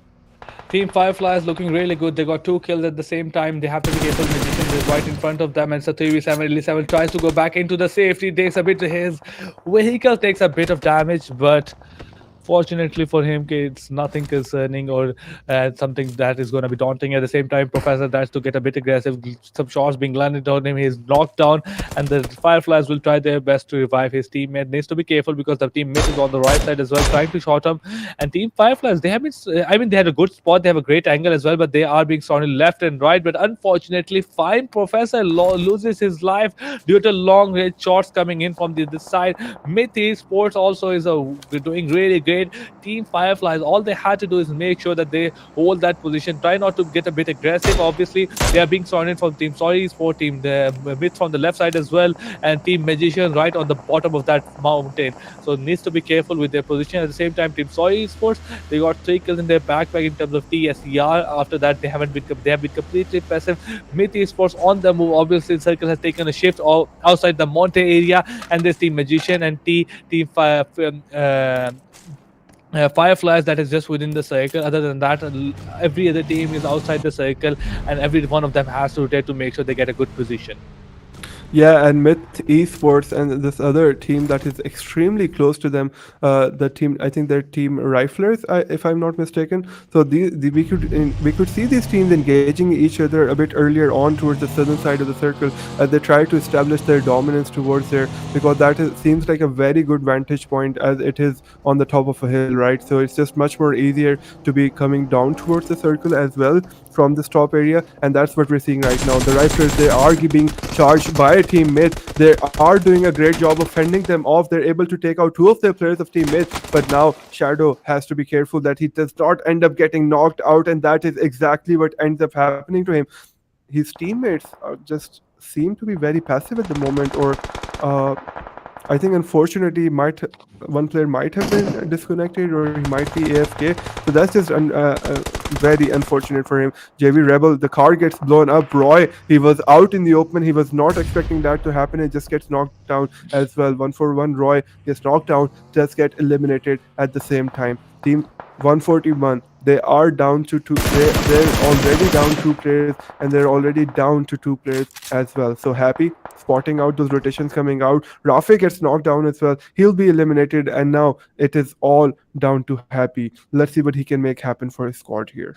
I feel like he's not going to be happy with that outcome. Obviously, that Smiley will be turned upside down with his situation. 5 meters outside the circle. Team JV right up on the top of that hill. Tag on the right side, and team one of those team on the left side as well. And he has been being spotted. Obviously, he cannot leave that track that easily. On the other side, Team Just Victory have much more bigger concerns right now with the teams just coming into the circle on the toward the north side. Team Tag found themselves a great spot with toward the northeast side of the circle with those compounds. They're just going to be holding those. At the same time, I feel like Team Tag has also lost one of those players, as we could only see 3 players in our camera. Team Just Victory obviously lost Rebel right quite some time ago, and they're also playing those angles with 3 players. Happy just tried to use that vehicle to get out from one shack to the other shack, and that is just taking a lot of risk for him. But unfortunately for him, there's nothing else he can do except to make those kind of moves. Team Just Victory, they are a good spot in terms of like high ground, but they have to be careful because they really exposed from either side as well. Pakistan going eastward, their 2 vehicles have been destroyed, and that was only left Razak behind as well, and his the vehicle has also taken a lot of damage. He needs to be careful before going ahead that he can get spotted, and Buzzet is right in front of him. XT is on the left side of him, and that's unfortunate for Pakistan going stars as they are being spotted left and right, and possibly they will be eliminated really soon. Yeah, we could see an elimination coming out for them right now, but it's going to be interesting on how that ends up happening, or if that ends up happening right now. We have the 5th circle coming in, and Team Negatives are not going to be at all negative because they're going to be very happy about the outcome when it comes to that circle. Their compounds, their buildings are within the circle. On the other hand, this team, or the Pakistan Growing Stars, are just going to have one hell of a time trying to make their way into the circle, because Team XT is just right in front of them, and they are they have their aim at them, but it's just not like XT is in a great position either. They're going to have to move in towards the circle as well because they're completely outside. And then you have these teams from the northern side, Team Tag and Just Victory. They're going to be facing each other. TRZ taking out another player from Myth as he tries to make their way towards the center of the circle. TRZ is in a great position up on that high ground, just making sure that no one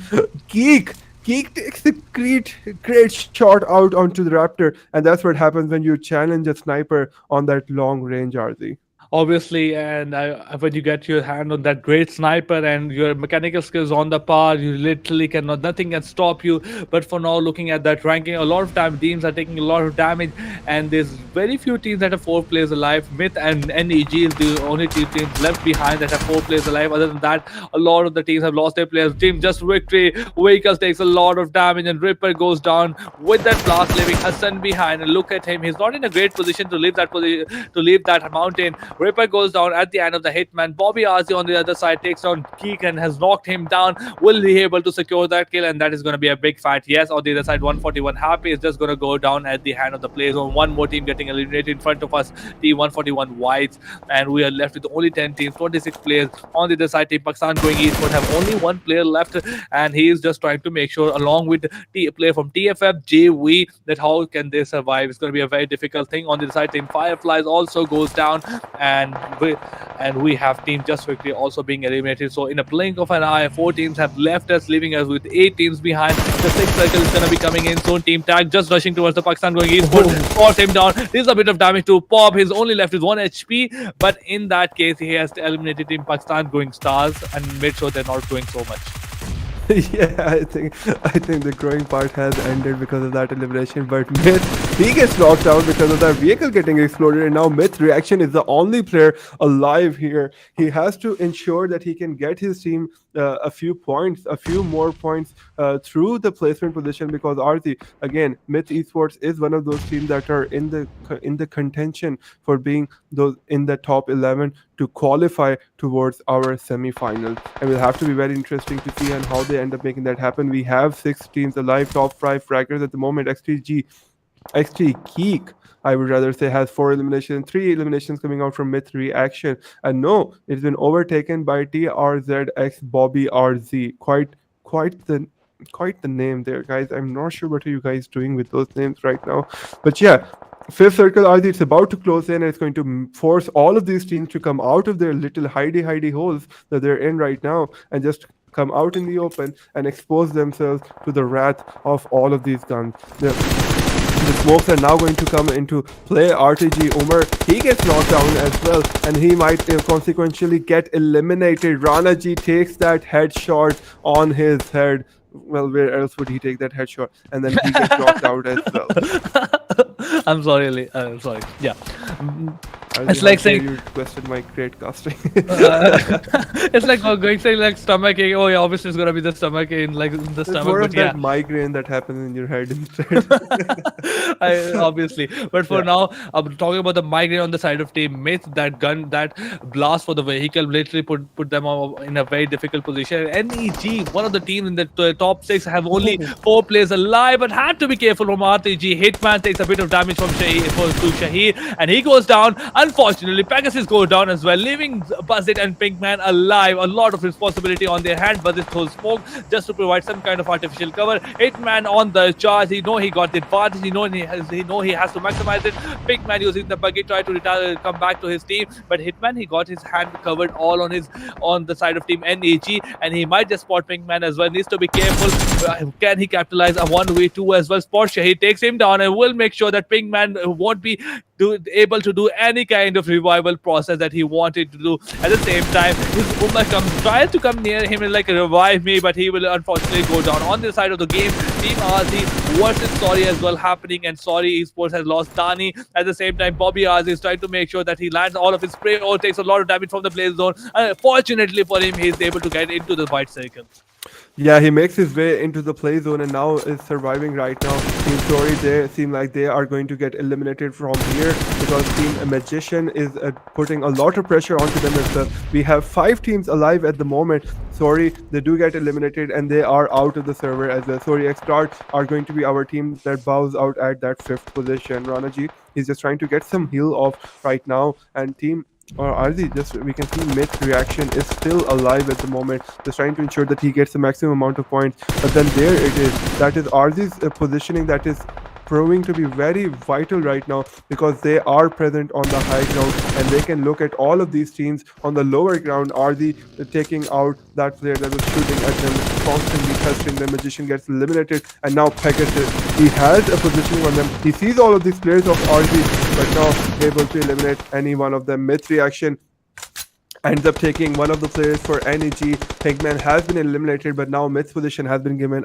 away. There are 3 teams alive at the moment, and fortunately for Myth, the shed that he is in is within the next circle. It is Team TRZ that has to make that push, and Team NEG that will have to make the push from the other side. So Myth is hoping that these 2 teams end up taking each other out, and then he can just automatically make his way at the 2nd position. But Engaged, he seems like he has different plans for this. Sorry, Enraged, he's trying to deploy those smokes for his teammates who are going to rotate in using the vehicle and being able to get into the circle. They have a boulder, a huge rock right in front of them. They're going to use that as cover and just try to survive. And he does it, realizing what's sort of happening here, trying to make his way into the circle, sees Myth reaction, takes him out, and in this way, Myth is the 3rd team to be eliminated. Team Negatives, they have secured that 2nd place finish for them within this game, taking out Dante Boy as well. Pegasus is able to make quick work of him. TRZ nobody. He has been hiding behind that boulder for a while. He's going to try to get his teammate up, and with those excellent amount of smoke deployed, Bobby RZ provides that cover that they needed, taking out Pegasus. And now NEG, they only have 1 player alive at the moment. Buzzard, he has a lot of responsibility. 5 frag grenades on him. Throws one out onto Bobby RZ that misses him just by a quarter of an inch, if I might say. But Buzzard, he's going to use on the rest of his utility. He knows where these players are, but the grenades are just not landing, and 1 grenade lands on top of Buzzard, and that makes quick work of him, RZ.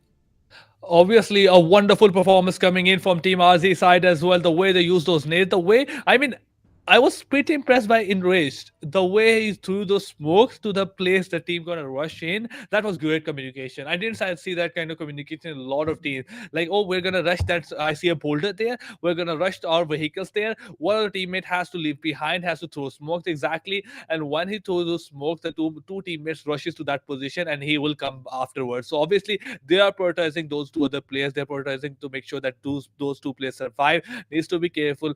But that was a wonderful game coming in from Team RZ Esports, and we have talked about Team RZ in generally. Obviously, my name, I'm very happy about that. Great job, guys, making me proud on a national level. Just keep going, and you have my support all the way you need and all the way you want. Even if you don't want it, you still got it. But obviously, RZ, they have Esports, they have wonderfully changed their game. Look at them in the last game, they were in the top 4, and look at them right now. They are in the, they got the chicken dinner as well. Yeah, guys, we're going to come to you guys live with the last game in just a few moments, so please make sure you don't go anywhere.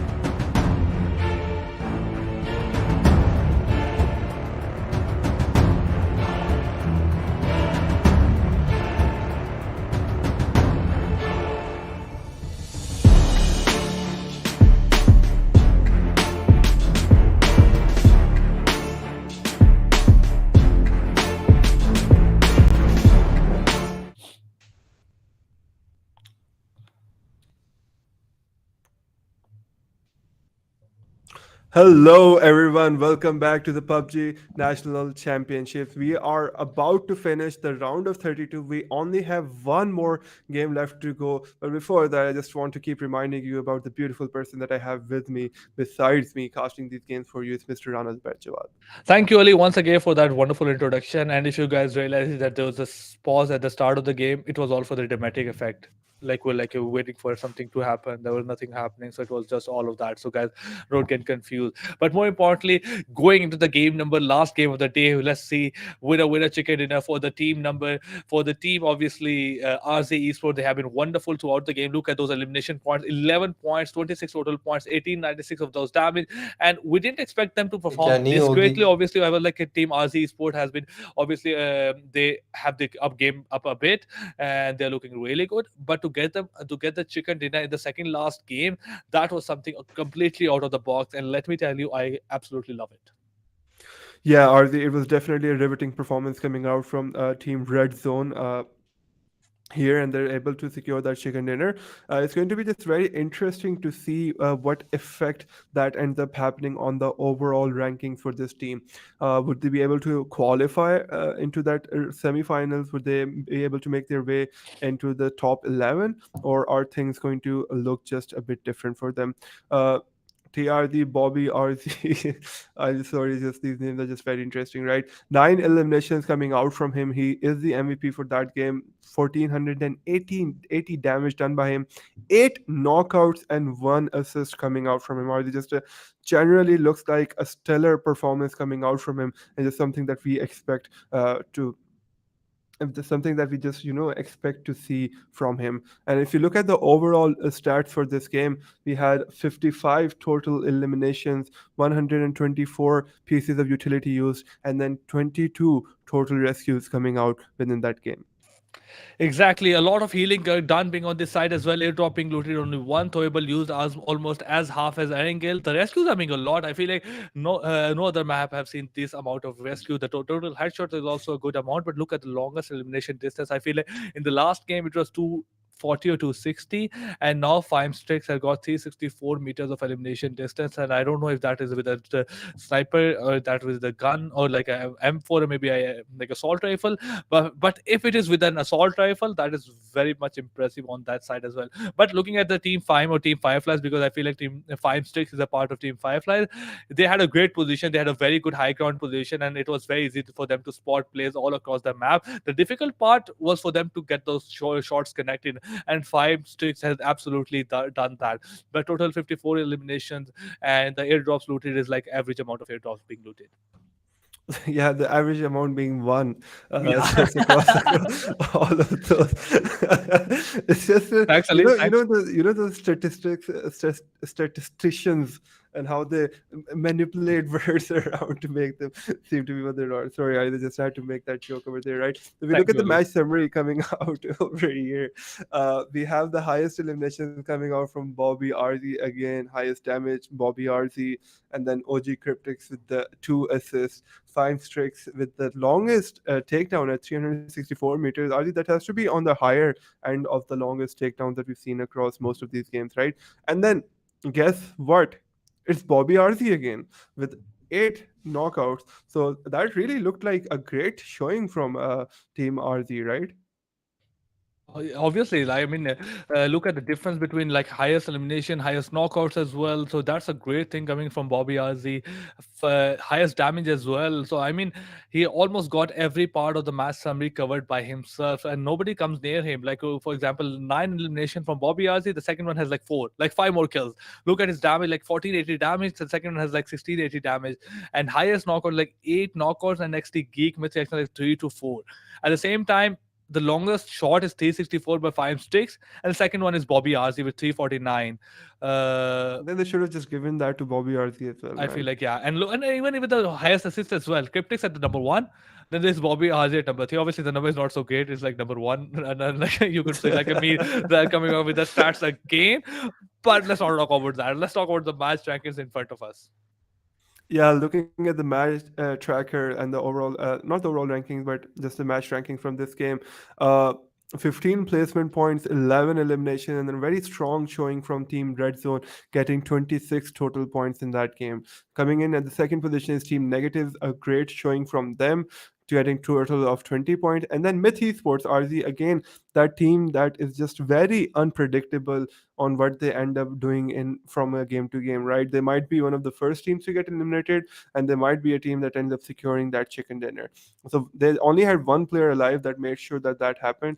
And then Magicians only getting 1 point from elimination and then 8 points from their general placement, so getting 9 points. SORRYxDARTHH 9 points, Road to Glory 7 points, XTREME Esports 5 points, and then you have these teams towards the end, especially the teams who look out for were Team 144 and 69 Esports, which we were not expecting to get eliminated so early on, but you again, like I said, it might be inconsequential for them in the longer run of things. Obviously, but Myth Esports, I feel like they've done great in this game. Team Red Zone Esports, great going by them as well. Smoky Esports, they had a wonderful start to the game by eliminating 69 Esports, but they weren't able to continue that momentum, especially losing a player like Zubi at the game. That was heartbreaking for them, and that literally put off from them into from an aggressive position to a very defensive position, and they got eliminated by Sorry Esports by rushing in. At the same time, Sorry Esports, they also lost one of their players while going against Smoky Esports. So one thing that I have to be emphasized, like I have to emphasize on in these thing as well, you while you're trying to go for those elimination kills, while you're trying to go for those 4v4s, like 4v3s, 4v2s, one thing that you have to do is make sure that your players survive. If you're going for a 4v2 or a 4v3 and you lose one of your players, that I feel like that's not a favorable advantage for you. You may have won that fight, but going into the later part of PUBG or the later part of the map, you have lost one of your key essential players, so that's going to hurt you a lot. So I'm really hopeful that you can, like, while going for those 2 or 3 kills, you keep your players alive. Yeah, that is going to be the name of the game, right? Just trying to ensure that you have that power in numbers, right? But on the other hand, let's look at the eliminations per damage, a chart that's coming out here. We have what looks like 11 kills and then almost 1800 damage. So in terms of damage, this was overall a bit a game on the lower end of damage numbers, right? Because we've seen 2.4 thousand damage coming out from teams, 3,000 damage coming out from teams, right? But in terms of elimination as well, this was a bit of a lackluster game as well. But this generally, I feel like the stats are right in front of us. 11 eliminations coming out at 1800 damage. And then on the other hand, from Team NEG, 8 eliminations, 1500 damage, 6 eliminations, 900 damage. So not really much to talk about here when it comes to this graph, unless you can spot something out here. I feel like one thing that is very like a big of an issue is Team Magicians. 1 kill and 12 to 85 damage. That's almost more damage, like more than like any other team. The only 2 teams that have more damage than Magicians is like Team RZ and the second team as well. So in terms of that, then things need to be different. It's like doing kill shooting a lot of people and gaining absolutely nothing. But going into the match number 6, we have the last game of the day that's going to be played on Erangel, and we have done with the 5 year. It has been a very long day, and every single game we have a different team winning the chicken dinner. Not a single team has taken 2 chicken dinners in a single day. Obviously, 3 games being played, it's making it difficult for that. But we have a wonderful Erangel coming up as well. But is this game, I'm quite sure that 69 Esports will not be playing. And out of all those matches, like 69 Esports with 19 kills chicken dinner is still standing out. That's a different story, Ali. Yeah, that was this the sort of domination that you don't normally see on any day, right? You don't normally see a team getting 19 eliminations, right? That is a huge number coming out from them. So they just sort of dominated that entire game. But did they sort of run out of fuel in game number 5 because they were the first squad to get eliminated? Maybe, or maybe they just wanted to cement their position in the top 5 and just sort of play one less game for the day. But I think that would sort of go against the competitive spirit of PUBG, and that's generally the competitive spirit that you would expect these players to exhibit, right? So but that's all going to be very interesting to see, RZ. But now talking about it, RZ, the round of 32 group stages, we have our final game that is going to be played on no map other than Erangel, right? And this map is going to decide the fate of a lot of these teams. Either you're going to be a team that's going to enter the top 11 position and you're going to qualify for the semifinals, or you're going to be walking away from this tournament at the end of round of 13, which is round of 32, sorry, which is going to be heartbreaking for so many of these teams. At the same time, Ali, in all of these tournaments, it has always come down to this part. You have a great tournament, you have a great group stages as well, but when it comes to the end, you come back to the basic. You come back to the thing that where you started.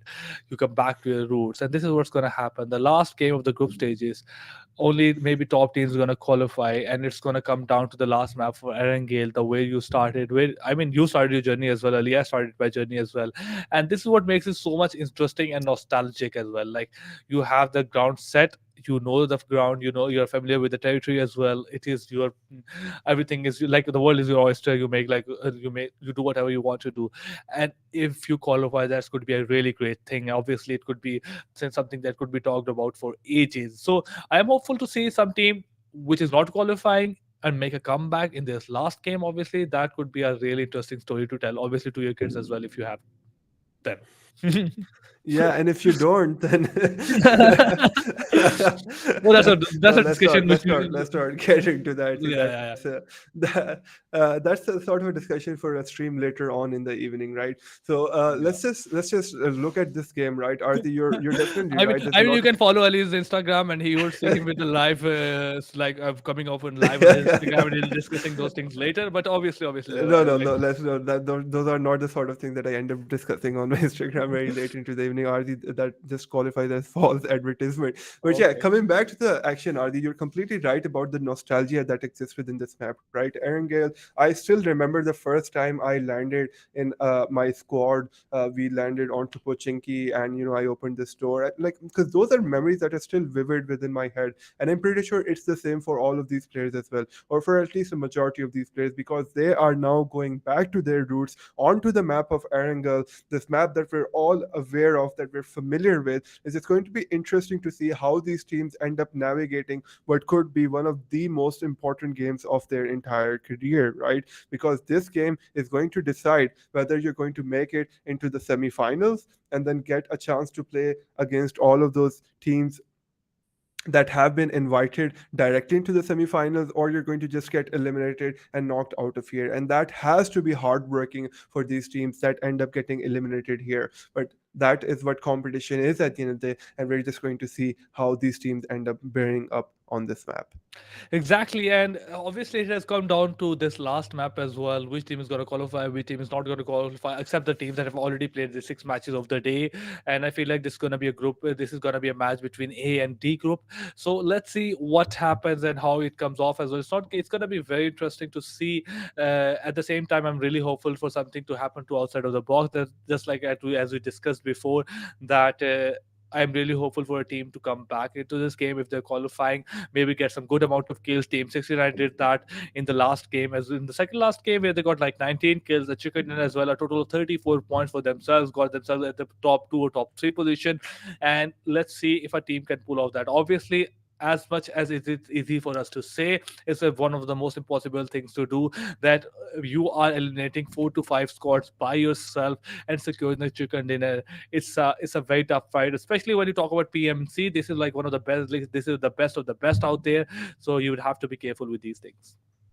Yeah, they definitely are the best of the best when it comes to their own groups, and that's generally in this competition. So it's just going to be not that easy of a task to eliminate 4 to 5 squads within just one game, right? So, and that's why it becomes very important to remain persistent and consistent across all of your games within when you're competing, right? Because if you were given a chance to compete across 6 games, and let's say that a team averages at about like 10 points per game, right? So that is almost 60 points. And if I'm not wrong, at 60 points or just a little above 60 points, you would actually qualify out of this group stage and make it to the semifinals of the tournament, right?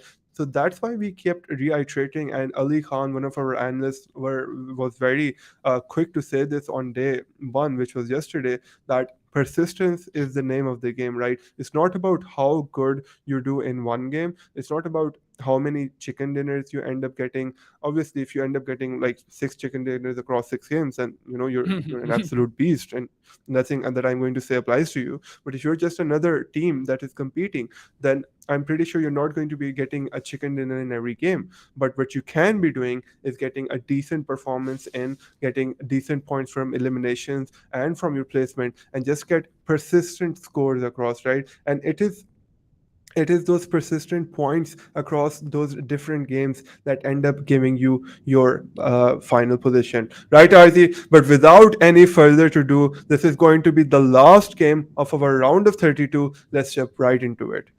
Obviously, and the final game of the ground 32 begins on the map of Erangel. The playing path is going from November Pinoy toward the shooting range from the southeast side to the northwest side, absolutely cutting the map in half with the 50% on the left side, 50% on the right side. Let's see if it has to be, but I feel like something came up, and I really hope the things are right on the other side as well. But we can discuss those things later. But I don't know, we're facing a bit of technical issue. I hope it gets sorted really quickly so that we could go back to the last game of the day, because I can't wait for it. And obviously, I've been casting for a really long time, so I would need some kind of break for, like, to get something, to drink something warmer so that my throat feels a bit easier. But I think nobody cares about me, everybody cares about the game, and I'm really hopeful the game gets started as well. Yeah, no, Ardi, I think the viewers are really concerned about your throat and how bad it is, because no, no, because I'm not making a joke right now, Ali, right? Ali, Because I could feel a it's joke our coming in. I could feel a joke coming in all the way from Pindi to here. yeah, no, so yeah, so I think I've got production in my ear, and what they're telling me right now is that we have a rematch happening right now. So probably some team was not able to join or whatever happened, right? But we're going to have the plane flying out again in just a bit, right? So all of you guys, just make sure you guys are sitting wherever you are, just tuned in to the game that we're going to have in a bit right now. And Arzi, I think this gives you a bit of an opportunity to go get something warm for that throat of yours, because we need it. We need it for the next games that are going to happening as well. Not today, but within a few days, right? Right? Because that's what we're here to do. We're here to entertain. We're here to serve you guys, the viewers who are tuning in to these games. We're trying to make it as much of an entertaining experience as we can, and informative at the same time. And while Ali was trying to make sure that you guys we're here for you guys, what you can do is go follow on his Instagram as well, because I would like, why don't you do That that? Yeah, Instagram plug. yeah, that go like go on Instagram, try to follow that, and like make sure that you gave some kind of attention to him as well, because obviously he has been like covering all of those games for you as well. Forget it about me, I am nobody, guys. Like, obviously forget about me, but No, obviously Ali. no, that's just the humility coming out of you, Arti. It's just like dripping out of you, because there's just so much humility within this person, right? He's just Obviously. such an amazing caster. But yeah, let's just stop with all of the casting stuff and actually do some casting instead. Is it Point. does this constitute as casting, or does this constitute as self promotion, or a I both? think, yeah, I'm still getting paid, man. Either Yeah. way. So I feel like this No, is a no, bit just of kidding. both. Yeah, One would it's like to definitely a get. little bit of both, right? Because I think it's part of the job description at this point that we sort of have to babble on with a lot of nonsense, because production refuses to send this to a break. So, you guys just keep listening to us, and we don't really have any issues.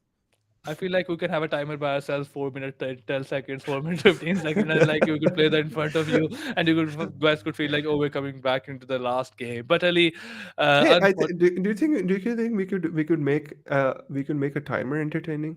Could we cast over a timer and sort of make that Oh, entertaining? I This mean, is something obviously, that. let's try it. So obviously, it's going on to the fourth minute, or we are 10 seconds left behind. So that fourth minute's looking really juicy right now for me. I feel like by the time we reach the fourth minute, things are going to be very different. Oh no, it's not different. The things are really the same.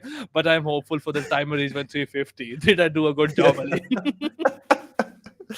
Yeah, I think we're going to have to ask our viewers about that one, guys. Let us know if RZ was doing a great job with the timer. If he was not, though, I'll make sure he gets fired, and we get someone who can actually make a timer much more entertaining. But no, I'm just kidding. I don't have that kind of say in any matter around here.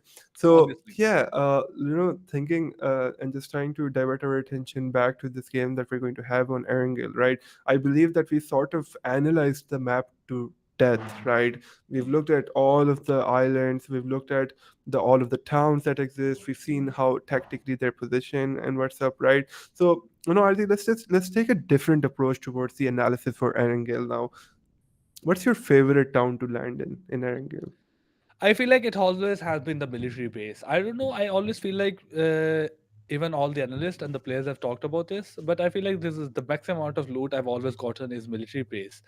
Yeah, Like I've got military some. base really has that juicy loot, doesn't it? And like, usually it's just like one or two squads that make their way to military base. So it's just really therapeutic when you just land into military base and there's this huge scaffolding and it looks like this outdated airport. Well, it sort of looks like an outdated military base, to be honest. That's why it's called what it's called, right? Yeah, But exactly. then there's just a lot of loot there and you get that loot and you're just chilling out. It's just good vibes all in general, And right? All around military and I base. feel like obviously not just me, the best of the best, the talk of the town team I8 who just went into the PMGC, the favorite, Oh, wow. their drop location is also military base as well, and they took after me. I didn't took after them, by the way. So if you're concerned like, oh, I'm just So following you what team I know, generally team are the I8 is following trendsetter, me. So aren't you? yeah, I will just to go talk to them and Tinder like give me credit where I deserve it. Yeah, but Ali, the same question to you: what kind of like what is your favorite drop spot? Where do you want to land?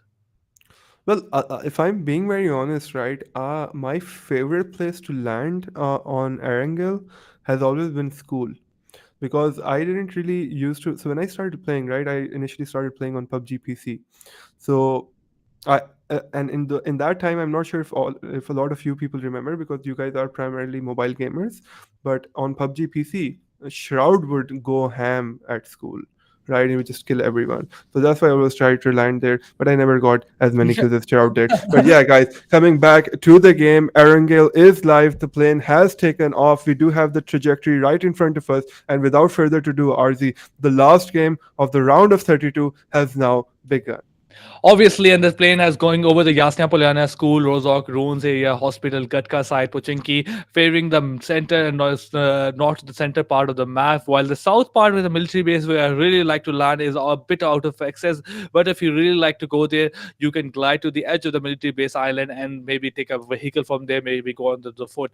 But for now, two teams have taken an early exit toward the prison and Lipovka side, where they probably will not be clashing because there's a lot of distance in between those teams. At the same time, Team Oxy and Team LGNT might be going for a clash in Yasnia Polyana side as well. Stalberg Kameshki is relatively empty for all of the teams out there, but I feel like very few teams like to play that edge of the map, especially if the circle goes toward maybe the center to the south side. It becomes really difficult for you to rotate and find a good position within the circle. But School and Rozok is still being occupied by Team Fireflies and Team Sorry Esports. Yeah, they do have a great placement within all of these towns. They're just occupying those areas. And then we have a very neutral first circle coming in that sort of vanished immediately afterwards. I'm not sure what's happening there.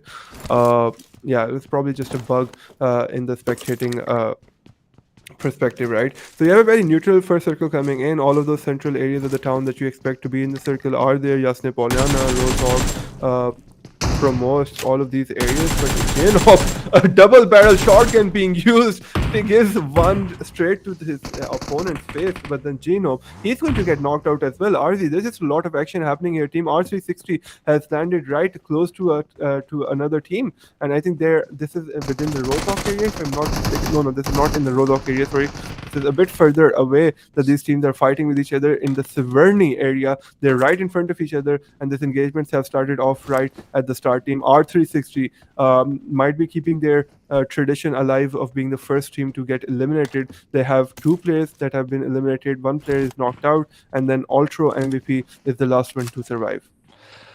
Exactly, but for now, Team Legion has got themselves the first kill of the game, trying to make sure they capitalize on that, go ahead and get more kills as well. But all of this team in a single compound, they're just using the numbers advantage to scout out the rest of the team Oxygen, and they're like, oh, we have the numbers advantage, why not just rush one person with three players? What can he do if he is able to take one person out? But for now, the Oxy Joker has been spotted. Dlord is coming from the right side, while one of his teammates is pushing from the left side as well. The Joker has been spotted as well, and he has Uzi in his hand, and that's going to be a very deadly gun. Exactly uses that to take him down, and we are only left with one player. He's going to go down as well. Okay, that is just being mean right now, using the punches to take him down. I feel like that's not how it's supposed to go, but it is a part of the game, and there's nothing you can do about it. On the other side of the Carter Spigot has been spotted. He's been eliminated, and we will have to say goodbye to Team Oxy Esports. But unfortunately, there's something that has been happening on the other side of the map that is very usual. Team R360 losing three of those players. Yeah, Archer 60, they've already lost 3 players. They're down to only 1 player at the moment, and that player is also someone who is not that particularly safe, right? He has to try to make sure that he can get out of here, because if the rest of these players end up rushing towards him, then they're going to probably make quick work out of him. Ultra MVP, if he has not been spotted, something that I was about to say, but he clearly has been. These PGS team has a clear idea of where he is, and now there's going to be grenades chucked from both sides onto his roof. Can do a lot of damage because he does not have a lot of cover to move on to. I think this grenade should be finishing him off shortly. He's down to very low HP. A preemptive first aid kit being popped by him, and now they are rushing onto his roof. He can try to jump off of the roof or get on top of it, whichever he gets to decide to do, but Ultra MVP gets eliminated, and in that way Team Radius 360 has been eliminated from the server as well. Are the 2 squads getting eliminated very relatively early on into this game. Obviously, Ali, I feel like while you were talking and casting about how he should jump off the roof, I felt a bit like, okay, guys, you shouldn't do that while you are being in the real life, and you should definitely not listen to Ali while he's like, oh, boys, jump off the roof. But for now, I feel like 4 kills Parkour, are the parkour. But like in general, like Pakistan going eastward, they got 4 kills for themselves, and now they will try to move into the circle. They're really far away. On the other side, UAG versus XT. While XT Ninja loses their life, the rest of the XTREME Esports a bit far away, uses a bit of utility, and now it's a bit difficult for them as well, as they are being surrounded left and right, and they lost one of those players. Has still haven't got a single kill. So let's see how UAG can capitalize on that. So 3v4, not a great. It's an advantage. Don't get me wrong, it's a great advantage, but a lot of teams have not been able to capitalize on that advantage in terms of kills, in terms of like maybe elimination. So let's see how UAG converses into a good fight. But for now, they are trying to surround, they're trying to come in from the other angle as well. Motu is on the top of that hill, Vision is on the top of that hill, might just spot those players, and they're using the vehicle to get out. I'm not exactly sure why they're doing that. Probably they're trying to scout as well, but okay. And they have parked the kind of very wonderful play a bit far away from that top from the tower. Will probably try to scout as much as they can, but one thing that is big concerning for both those teams, Team Step is just doing a pass by, and they're really hopeful they are just doing like just a pass by as well, and they don't stop for the main action, because if they stop, this is going to be a bigger cluster. Yeah, this cluster is going to just keep getting bigger and bigger, especially with all these teams for whom there is a lot on the line. Like we said, if you make your way into the top 11 at the end of this game, at the end of this round of 32, you are going to be qualifying for that semi-finals position, right? So if you're not able to do that, or if you just end up falling a few points short, then that is just going to hurt too much, right? It's just going to suck too much for these players, for especially these players or the teams that are very close. UAG choosing a very peculiar point to fuel up, standing all out in the open.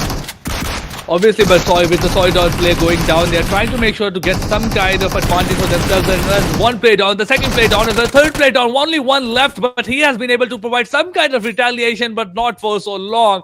Romeo coming in from the right side with a beautiful gunshot spray coming from his SMG, takes all of the players down and away of TFF. And now we are left with SORRYxDARTHH, 2 of those players down, which will be revived really quickly, and 4 kills for themselves. They were really happy with that outcome. But on the other side of the map, UAG, first they were trying to take a fight with I feel like Team Oxygen, but also PGS. Now they're on the step, but a wonderful net coming from the side to take Saki down, and Prime will ensure that kill for themselves. 3v4 again, UAG with a bit of advantage. Team Step on the back foot right now, and Team Step player with that Hamza, with that's so difficult to read. I don't know why you guys continue to do this to us, make it so difficult for you to read your names, but I feel like I will have a definite live session with you guys so that I could talk about your names in generally. But Team Step is trying to get out of that situation, but they have left Hamza behind, and I feel like that's not a place where you should put your teammates. Even if it's a 3v4, you should go all in. If you lost your 1 player, that's still not a place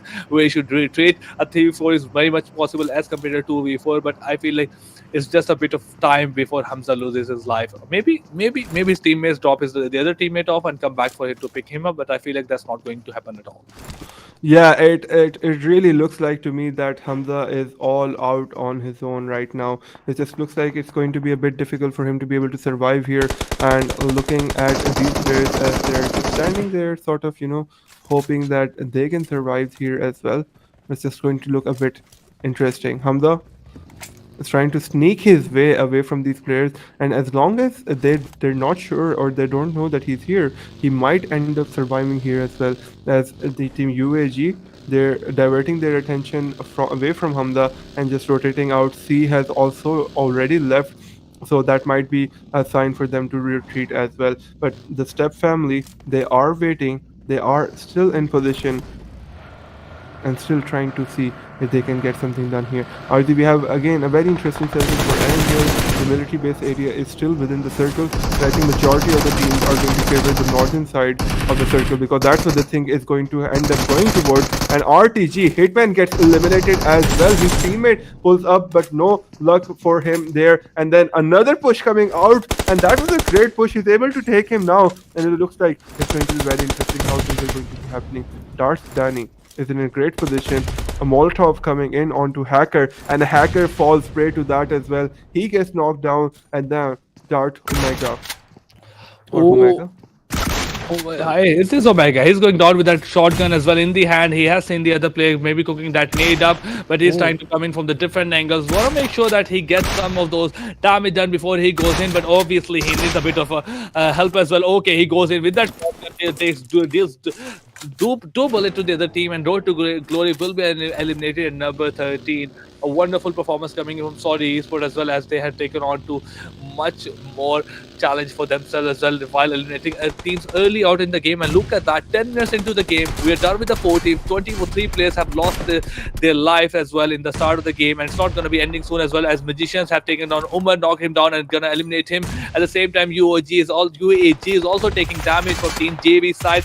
One of the players got knocked down, 3 got knocked down, but Ranaj is in front of the Saad. Both of them, they'll have enough damage to one another, but Ranaj is low on HP, low on ground, and Saad will use that to capitalize on his knock and will ensure the kill as well. Ellie7 on the left side as well. He's also a bit low on HP. Saad, but out in the open, trying to go for that kill. It's not an easy thing. Ellie7 using a defensive nade. Ash as well coming from the other side, trying to go for the kill. He's not going to wait for something to happen. Ash is going to sit in the car, and Saad coming from the right side deals a bit of damage to both of them. Ellie7 gets out of the car, still not able to support any one of them. Saad goes down, and Ellie7 gets the kill on Saad as well, but finally Ash takes him down.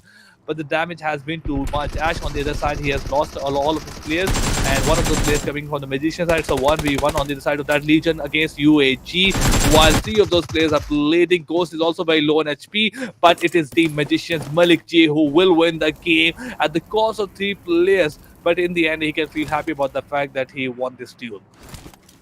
Yeah, they're definitely winning that duel. Just a lot of action happening here within around that 10 to 11 minute mark. Usually something that we do not expect or we do not end up seeing, because rotations around this time tend to be pretty safe for most of these teams, right? Where they make their way towards the circle, and they're just usually very easy to go on about all of those things right now. But with the way the circle's still moving forward, with the way that these teams are going on about it, it just looks like that we're just going to see more and more engagements coming through. These teams do not want to slow down. RTD Rage gets knocked down as well by one of the members of Sorry, and now that Danny has a play right in front of him, just gets shotgunned right into the face. No mercy coming in from these players, because they are extremely aggressive right now. Grenade being cocked, thrown out, nobody, it's not going to land on nobody. And now Darsh Romeo is just trying to get more damage out onto these players. He gets shot out from a different angle. He's not sure where those shots were coming from, but he fails to get into cover on time. There is some cover. His teammates might be able to get him up, but the team and the entire squad of Sorry is now realizing that they're out in the open like sitting ducks, and they do not want to be here right now. Obviously, some smokes coming in from Chun side as well. They need to cover some kind of fake cover, or they can just go crawl in towards the cover. CSB Esports Network on the high ground deals a bit of damage, and now they're using their buggy. They might just be rushing in towards the team Soy side as well, but I feel like that's too late and they should not do that right now. On the other side, one of those players coming from behind, and it's a fight that is waiting to happen. Soy Esports, they're looking super good right now. 9 kills, 4 players alive. Oh, it's not going to be easy for Esports Network, despite the fact this is a fight that should happen. Dani takes a little bit of damage, but has to go back into the cover. Omega has also been surviving. Oh, nobody gets spotted. He has to go down at the hand of CSB, and Mango ensures the kill as well. CSB onto a great start. Romeo gets out of that house, needs to be careful because he is out in the open and he get punished. But CSB, look at their formation right now, wonderfully dispersed on the left, right. 4 players are completely dispersed and trying to surround this 2 houses in the center. But one thing that is literally difficult is like if one of those players goes down, it will be very difficult for him to provide kind of support. But Panta from the left side spots Romeo, takes him down and might just try to ensure the kill. But Panta takes a lot of damage, has to go back, and in that meanwhile I might show that Romeo might just get revived, but that's gonna be a big fat no, because he is gonna go down at the hand of Esports Network. Look at the formation. This is a wonderful formation that is working out greatly for them. Yeah, great gameplay coming out from both of these teams here, Arti. But yeah, just to let our viewers know, since this is the last game for our round of 32, right? So we're going to go to a brief break after this game ends, and after that, we are going to be doing the mobile giveaway announcements on the stream, right? So make sure you guys do come back after the break to and stay in tune for the mobile giveaways. So I just wanted to let all of our viewers know that in case one of you guys end up winning and you're not here, so that's just going to be a shame, right? Because who doesn't like free stuff? So yeah, on the other hand, CSB, they're just trying to survive, and he has some pretty low HP here, but he's just going to be able to get his HP up. And as the map just keeps progressing and as the circle keeps on coming and pushing them in, this is going to be interesting to see and how these teams end up arranging themselves and how they try to find that cover. But Mango got a bit too confident, sticking his head out someplace that he shouldn't have. It gets taken clean off. Exactly, Sorry Sport. They are on the move as well, trying to take the fight to the Dlord fire side as well. After losing Romeo, they're not going to stop with that fight. Needs to be careful because obviously they can get third party with the Esports Network, but now they're on the charge. Outside the move as well. Oh, Spot is one of those players. One of those players go down at the head of Dani, and they are being used, utility being used on their side as well. If the nades gets connected, it could be an easy kill for them. Obviously, the nades gets connected, and Team Dlord has to get early exit from the last game of the day. At the same time, that's 11 kills for Sorry Esports. Needs to be careful about the same Esports Network as well. One of those players is leading, the other one has taken a lot of damage. Panda also goes down to the play zone, and it's only left with Prime and Professor. Fourth circle is gonna be coming in, and Team Esports Network, who are looking super good right now, they have to reevaluate their strategies. At the same time, I feel like Team Sorry might just not engage in this fight as they have to move into the circle as well. Yeah, they are trying to make their way within the circle, and it's just like some survivability is becoming an issue right now, right? Where CSBX and Professor, he is moving into the circle and just trying to survive right now. They do have 3 players up at the moment rather, and it's only one of them has been eliminated. If we take a look at the circle in just a little bit, because it is now beginning to close, and we do have the 4th circle closing in, so we can sort of see how the map is shaping up to be, right? How the map is looking for most of these players and most of these teams. And on the other side, Omega, he takes out Mango once again, and this time Mango might not get revived because he is in the blue zone taking a lot of damage, and that damage is probably going to take his life away in just a little bit as well. Prime, on the other hand, surviving, trying to push and make his way within the circle as well. So things are just going to get very interesting. Professor, he is there within the compound, and he's just going to wait for his teammate to pull up with his vehicle as well. There's not a lot of great positioning here for these players as well. Team UAG, they are surviving. They are trying to still survive within this game, and it's a very important game for them. XTREME taking out Danny. On the other hand, they are present within that shed and just trying to survive for the longest amount of time that is possible for them, so that they do not get eliminated from this game. Again, Rampage coming out from one of the players onto SRYRZ. That is the kind of spirit that you need to sort of compensate and make yourself back into that 11 position. Exactly, and they'll try their best as well. But unfortunately for Team Magicians, they got eliminated in number 9, and I'm quite sure they're not qualifying into the semi-final or into the next stage.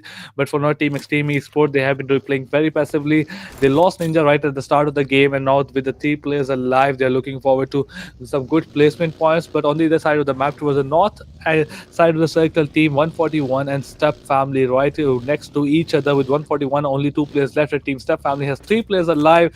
Team 141 might be walking into a bit of a disadvantageous situation, but one thing that is on their side is a bit of high ground and a lot of information. A couple of nades coming from Goat side, nothing gets connected, and nothing concerning for 141. But I feel like this is a fight they will probably not be taking because they want to make sure that they survive for some time long. At the same time, there are not multiple points of entry into the circle, so they don't have a lot of options as well. So need to evaluate, need to scout as where they want to go, because still 51 meters away into the circle, and even if they get this into this circle, the next circle is going to be the more difficult one to get access to.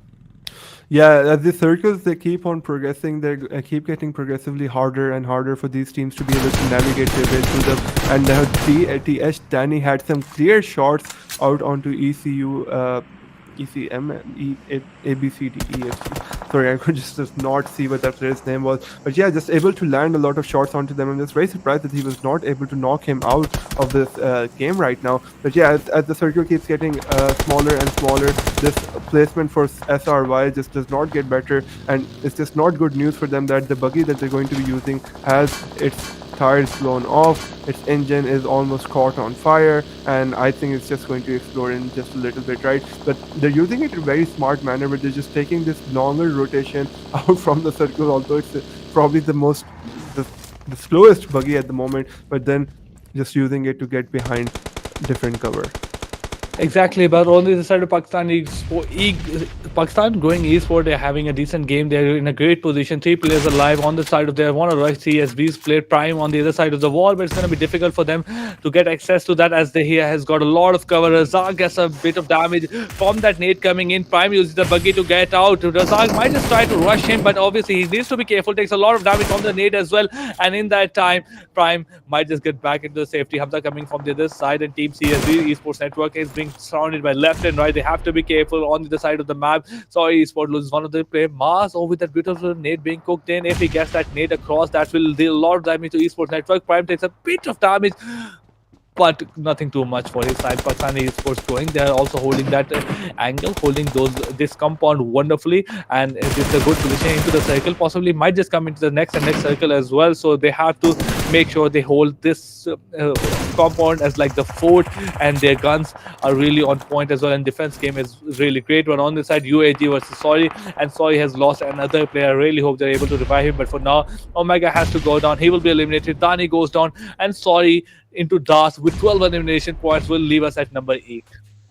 Yeah, leaving us at number 8 position was Sorry. Are the 7 teams arriving are still alive with the 5th circle closing in? It's just going to be very interesting how these teams are just going to continue to engage with each other. Just Victorious team, they are at a very safe position up on that high ground and sort of looking over all of these teams that they try to fight with each other to make their way within the zone and to survive within here. Team 141, this is a very important game for them. Motu gets knocked out here, and Happy is on a sliver of an HP right now, just trying to survive. And let's see if he'll be able to get some revive off. Grenade being cocked by UAG, throws it right over at Team XT, and that grenade is not able to do as much damage as they wanted it to, but Motu gets eliminated, and that might be the end of Team XT there as well. 141 getting a lot of grenade onto them. XT Vision Third gets knocked out by a grenade coming from 141, and this is just a bloodbath at the moment. There is just carnage everywhere you look. PGS, Kaz, OP gets eliminated. On the other hand, Legend gets eliminated from 141, and Team 141, they're probably down to only one member at the moment, and that is Happy. That seems like a very familiar situation with 141, right? Where the entire squad gets eliminated, but Happy's still alive. And Happy, if he looks on his left side, there's an entire squad here. So he might get eliminated himself, but he can go and do some elimination damage before he gets eliminated. A lot of shots coming at him, just surviving. And I think one of the shots hit his pan as well. Exactly. I feel like a lot of shots coming from maybe Pan, but I'm not so sure about that. On the side of Extreme Esports, things are looking really, really difficult. Vision has very low FHP, although he's able to pull off that first aid kit, although he's like is right in the center of the smoke, but that smoke is gonna get fade away so soon. Snake on the other side, UAG looking really good with those 11 kills. Let's hope they are able to pull off some other kills as well. And they're obviously they're trying to make sure they qualify to the top 11. The next stage, 141 happy. This is the end of maybe 141 as they've taken a lot of damage. Unfortunate for them as well. One elimination kill and nothing too much. Step family, Goat is gonna go down. A lot of utility coming in from JB side as well. It's just a bit of time before he has to go in. And another nade comes in. He might just go down. Okay, he's still surviving. And another nade might just come in from Hassan. But for now, he's just hanging in by the side. 7 bandages left. One more nade. And it's shred of a bullet coming in, and he will go down probably. And that is just it. Hassan nade to speak on Hamza, and Step family has to find the rest of the family, and that's not going to be easy for us. And for the team GV, who are looking really good right now. UAG Prime Spot Ripper takes him down and now starts to deal the spray towards the Hassan side as well. Has to be careful. Obviously, look at the amount of eliminations that UAG has been able to score within this game. They already have 13 eliminations, right? So when you end up winning the chicken dinner, when you end up being the last team to survive, so you get 15 points from that. So they could just double that amount of points, and if they end up winning on top of that, so that's just instantly 30 points that they're able to secure within one game, which is, to put things into perspective, right, the team finishing at the number 1 position after this group stage across 6 games is at 90 points. So they can sort of cover a lot of ground. I'm not sure if they'd be able to end up making it into the top 11 because of this performance, but that's going to be very interesting to see. Right now, it's PGS versus CBS, right? The two teams right in front of each other, trying to give each other a very hard time, trying to make sure that the other team does not end up coming into the circle. They both have compounds, and that's the most interesting thing about this circle right now. They don't have to move right now, but then PGS may end up being forced to move from their compound, or they don't really have to, I think, at this point. It's the rest of the teams that are outside that are going to have a hard time. Chazboy is able to eliminate Snake MVP, and Snake MVP is knocked down. He has no teammates close to him who can come and pick him up, and as I say that, one of his teammates finally makes his way over to him. It's more about this competition between CSB and Team PGS, although UAG Prime Xmas is also in a great position to be able to apply some pressure onto CBS. He is cocking his grenade, he's going to throw it right in front of ENG, he's going to explode right in front of him. He saw that grenade coming in from a mile away, and now this other player that's surviving will also get naded, and he's going to eliminate both of these players just with the usage of utility. UAG adding more eliminations to that score that they already have accumulated here. I mean, that was a wonderful use of utility coming in, but for now, UAG is on the rushing on the part of PGS. They're trying to put off some kind of a defense, but no, Bruce has been able to get across that wall. XTREME, he has been a bit of a wonderful backstab, and that for UAG, Sports Prime takes him down, and now Extreme Esports is on the move as well, and they want to secure that chicken dinner for themselves. Sports Mars deals a bit of damage, but now he has to go to the cover as well. Sports Shazzy Boy as well. There's a lot of damage with that AKM. I mean, if he continues with that spray, could have taken him down, but Geek for the slug takes him down. Mal takes a bit of damage as well, and PGS looking really difficult right now. Razak goes down. All of our players are very low in HP, and in the meantime, UAG is still waiting, still holding that position as well. But a lot of wonderful display of mechanical skills coming in from Extreme Esports side as well. Okay, the Mars gets spotted as well, maybe some utility, but looking at Vision's backpack, there's no first aid kit, there's no grenade, there's no Molotov as well. So I could understand why they're not using some utility. But it's a 2v2, 3 teams alive. Who will get the chicken dinner? It's gonna be anybody's game. One team is in the center, one team is in the left side of the house, the other team is on the right side of the house. It can be anybody's game, but the team that waits the most, that survives the most, has the most chance of taking the chicken dinner. If you can't get into a fight for the next maybe 40 seconds, possibly you can get the chicken dinner, but obviously if that fight comes to you, you have no option other than to take part in it. Yeah, they might end up being able to get the chicken dinner that way, but the circle has moved further away. I would rather say that it is outside of that compound, or maybe some edge of that compound is still within that circle. Yeah, the edge of that compound is still within that circle. So it's all of these teams that are on the outside that will have to very Vision, not expecting Mars to show up on that balcony area and just challenge him like that. But that is exactly what happens to Vision. He has to be now careful. There are 3 squads that are facing off against each other, and if I'm not wrong, it's a 2v2v2 between all of these right now. Slake MVP, he's on the ground floor. He realizes what's happening. Shazboy, he gets taken out by Activision, sir. And now Shazboy gets eliminated. UAG, they get push up. A drop shot coming out, but they get able to eliminate him. And now it's a 1v1. If XMS can revive his teammate, a shotgun being used, and XMS, he comes out on top. Team UAG, they have made it happen for themselves over here.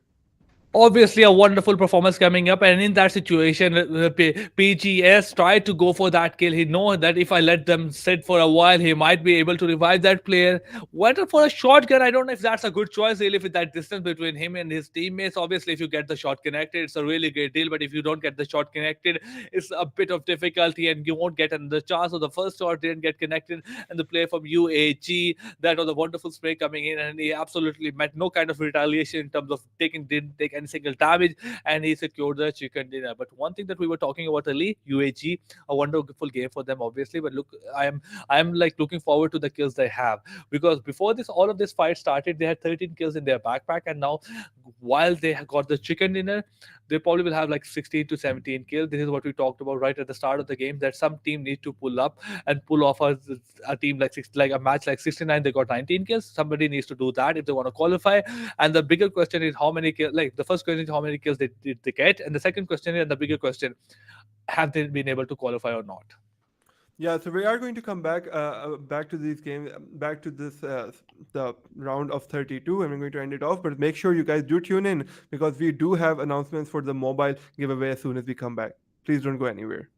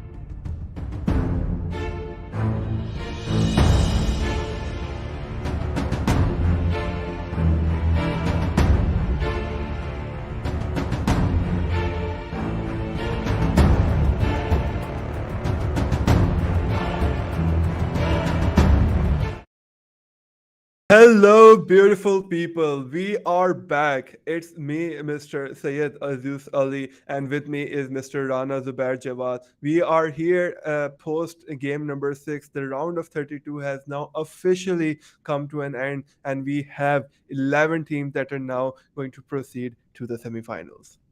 Obviously, it has been a wonderful ride, and we are looking really forward to the team that has qualified, teams that have qualified into the main stage. But let's see who's going to do that. But before that, we have winner chicken Maximus for की ये boys UAGxMAXIMUS. They got 19 kills, 34 points. A wonderful performance by them in the map of Erangel, and this is exactly pulling off what Sanhok pulled off. They got like 19 kills, 15 elimination points, and this is what team UAGxMAXIMUS did as well. And this is something I expect them to do do in the last game as well. You have to go all out. Team Solid tried to do. They got 11 kills. Great job to them as well. Team Maximus tried to do that. They were the better team, and in the end they got the chicken. And this might be just putting them on the top 12 or 11. We're going to qualify. So let's see which are going to do that. At the same time, we have match MVP is going to be UAG into Prime MX 6 elimination, 10 49 damage, 6 knockout, and 4 assists. Yeah, just the sheer amount of elimination points this team has been able to garner up across the game, right? They had what 19 elimination points, and when you combine that with the 15 points they're going to get from the placement because they're at the first position, right? So that's a ridiculous amount of points they've been able to secure.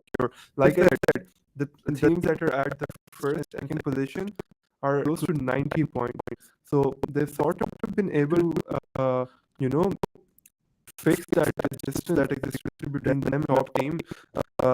One third of that at least in just one game. So that's just extremely impressive. Looking at the overall stats from this game number 12, had 59 eliminations coming through, 6,500 healing upright, pretty standard, 64 knockouts, nothing surprising there. 202 pieces of utility used, and that's just something that we kept seeing, and twice the amount of airdrops picked up than the average. And then 12 total headshots and 21 total rescues happening here. Ali, are you trying to mess with me? Because if you're doing that, you're doing a wonderful job at it. I mean, like, oh, by the way, we got twice as the average airdrops looted, which is like twice the number, guys. It's like 2 instead of 1, guys. But yeah, you're right. It's like we got 2 airdrops looted this time. But on the other side, XTREME got 353 meter long, the longest elimination distance, and like he got some great vision on the other side. But on the other side of like other than airdrops looted, I feel like it's a very average game. The throwables being used is 202, 59 elimination, 21 total rescue. The number is being up by double. The last game we had like 11 or 12 total rescues. So under wonderful like rescues coming in from the teammates. I feel like generally the teams are evolving on how to rescue, like how to make sure to help their teammates as well. But obviously this has been a wonderful game from the side of every team out there, but I am very much impressed by this UAG, and I want to see how UAG performs going ahead into the game, like what are their stats exactly in this game, how much damage they have dealt, how many knockouts they have pulled, and which are those players in match MVP. Yeah, all of that is going to be very interesting to see how UAG has been able to fare up against the rest of the teams, right? Against the rest of the players.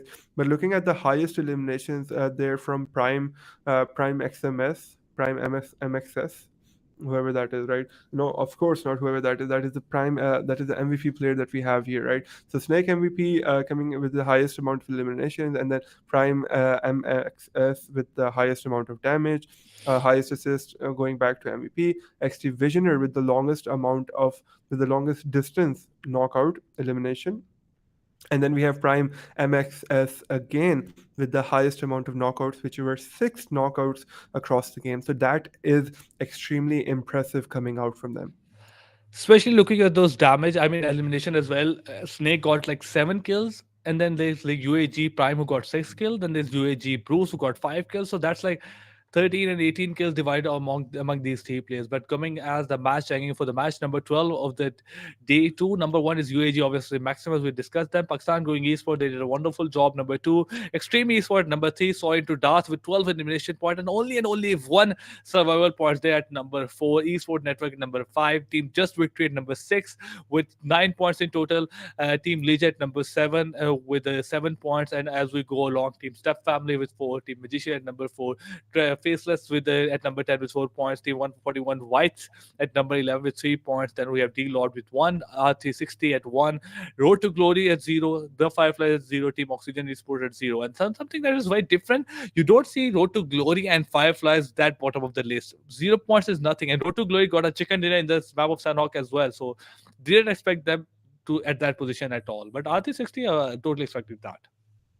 Yeah, definitely. Sort of expecting that sort of performance coming out from them, but I feel like we haven't emphasized this enough, right? UAGxMAXIMUS, just what a stellar performance coming out from them within this game. 15 placement points secured, and then 19 points secured from elimination. That makes their total points from this game to be 34. If you look at the next team in line, Pakistan Growing Stars, they have a total of 17 points. So just an amazing performance coming out from them, and I think we're going to see it reflected within the damage as well.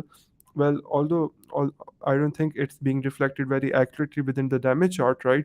Where you see they did a 2.6 thousand damage, and they were able to get 19 kills here, and then. The next team that comes close when it comes to the damage is SRY, that did 2.2k damage, and they get 12 kills. So that, if you put it into perspective like that, so UAG's damage numbers sort of do end up making sense, right?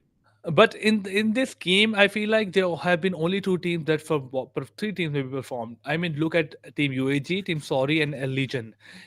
Across all the board of the rest of the team, there have not been many kills that has been distributed. But we have the overall rankings in the terms of like post match 12, Team Demented, Faceless, Radius 360, Team Oxygen Esports, Team Legend Fireflies, MSX DTD, Team Magician. After playing 6 games, they have been open only able to like get 23 points in total, 20 points in total, and they are not be qualifying into the like semi-final as well. So that's something of a bit of a sad thing, but I'm really hopeful going to the ahead, they could really learn something from this tournament as well. They could understand what they did wrong, but I feel like a lot of things are still need to be worked on, as we could have seen in the play, like in the stream as well, in the gameplay as well. Like, oh, these things have been done wrong by these teams.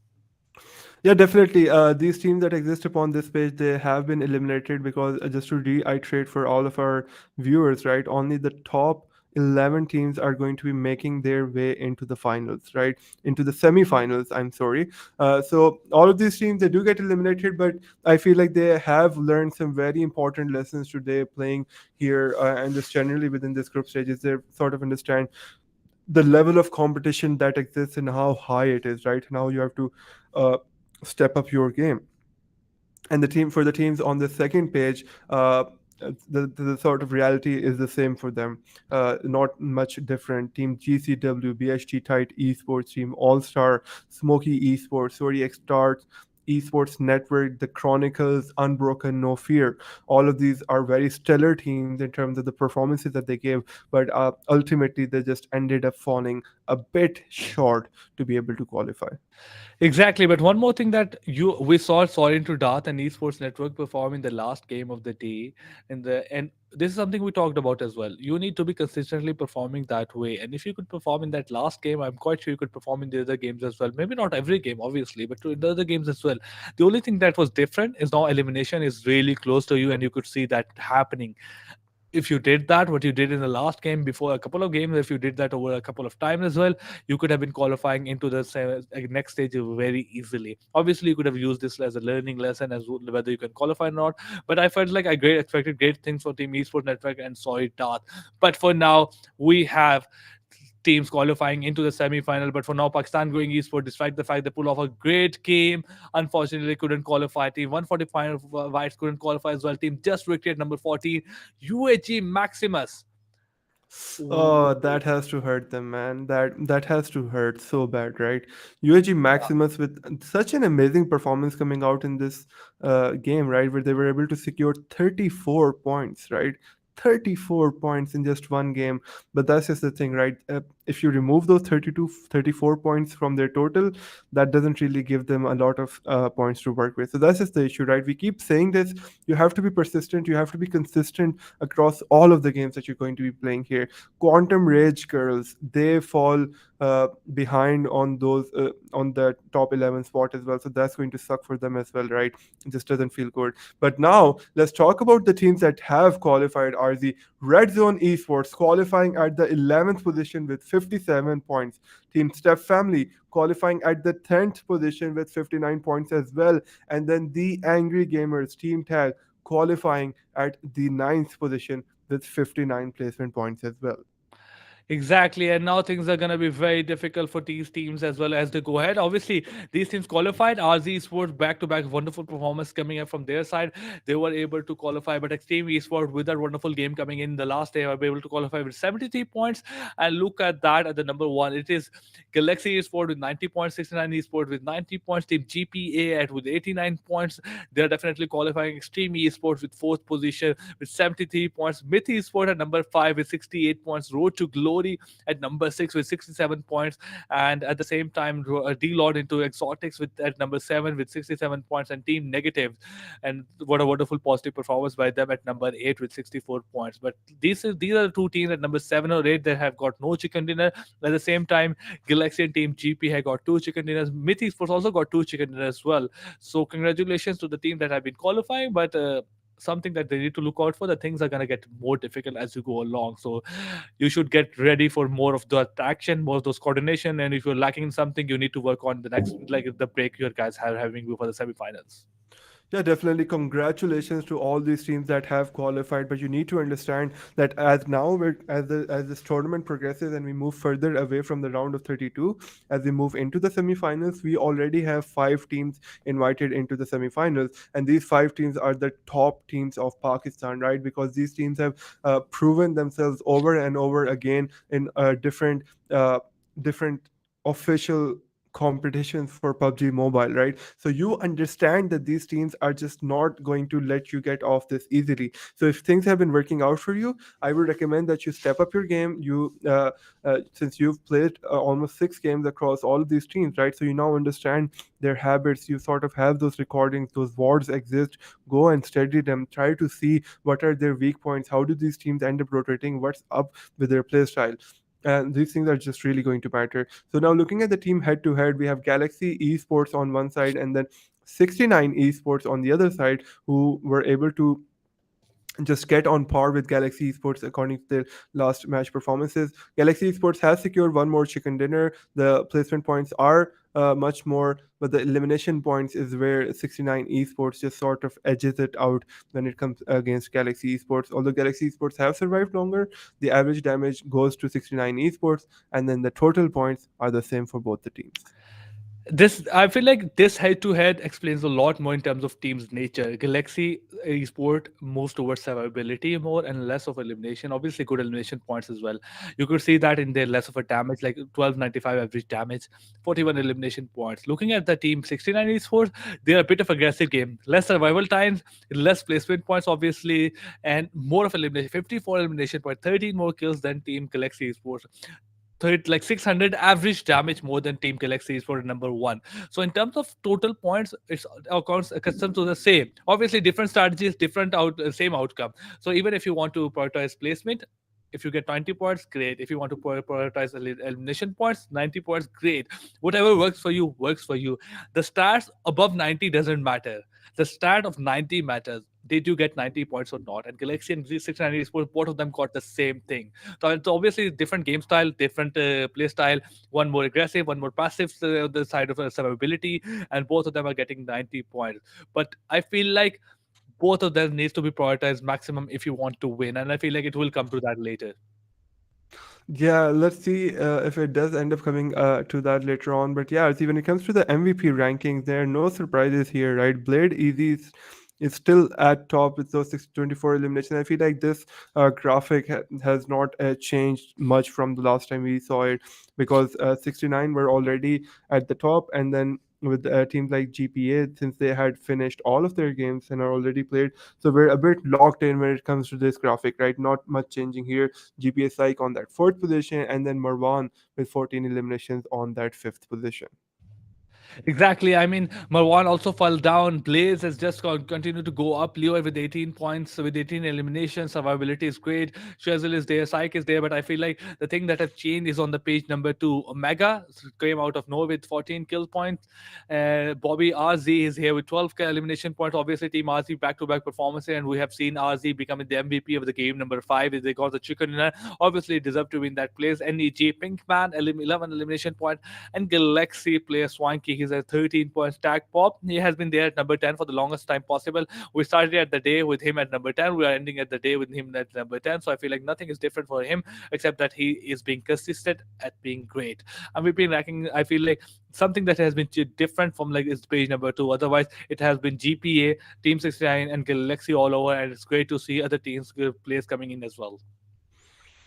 Yeah, it's definitely very nice to see that the other teams are sort of getting an opportunity to be able to shine, and their individual players, because of their individual performances, are sort of getting their presence known within the entire community or within the scene, right? But it's just very interesting to see how this is all going to change as we enter the semi-finals, as we move away from the round of 32, and sort of.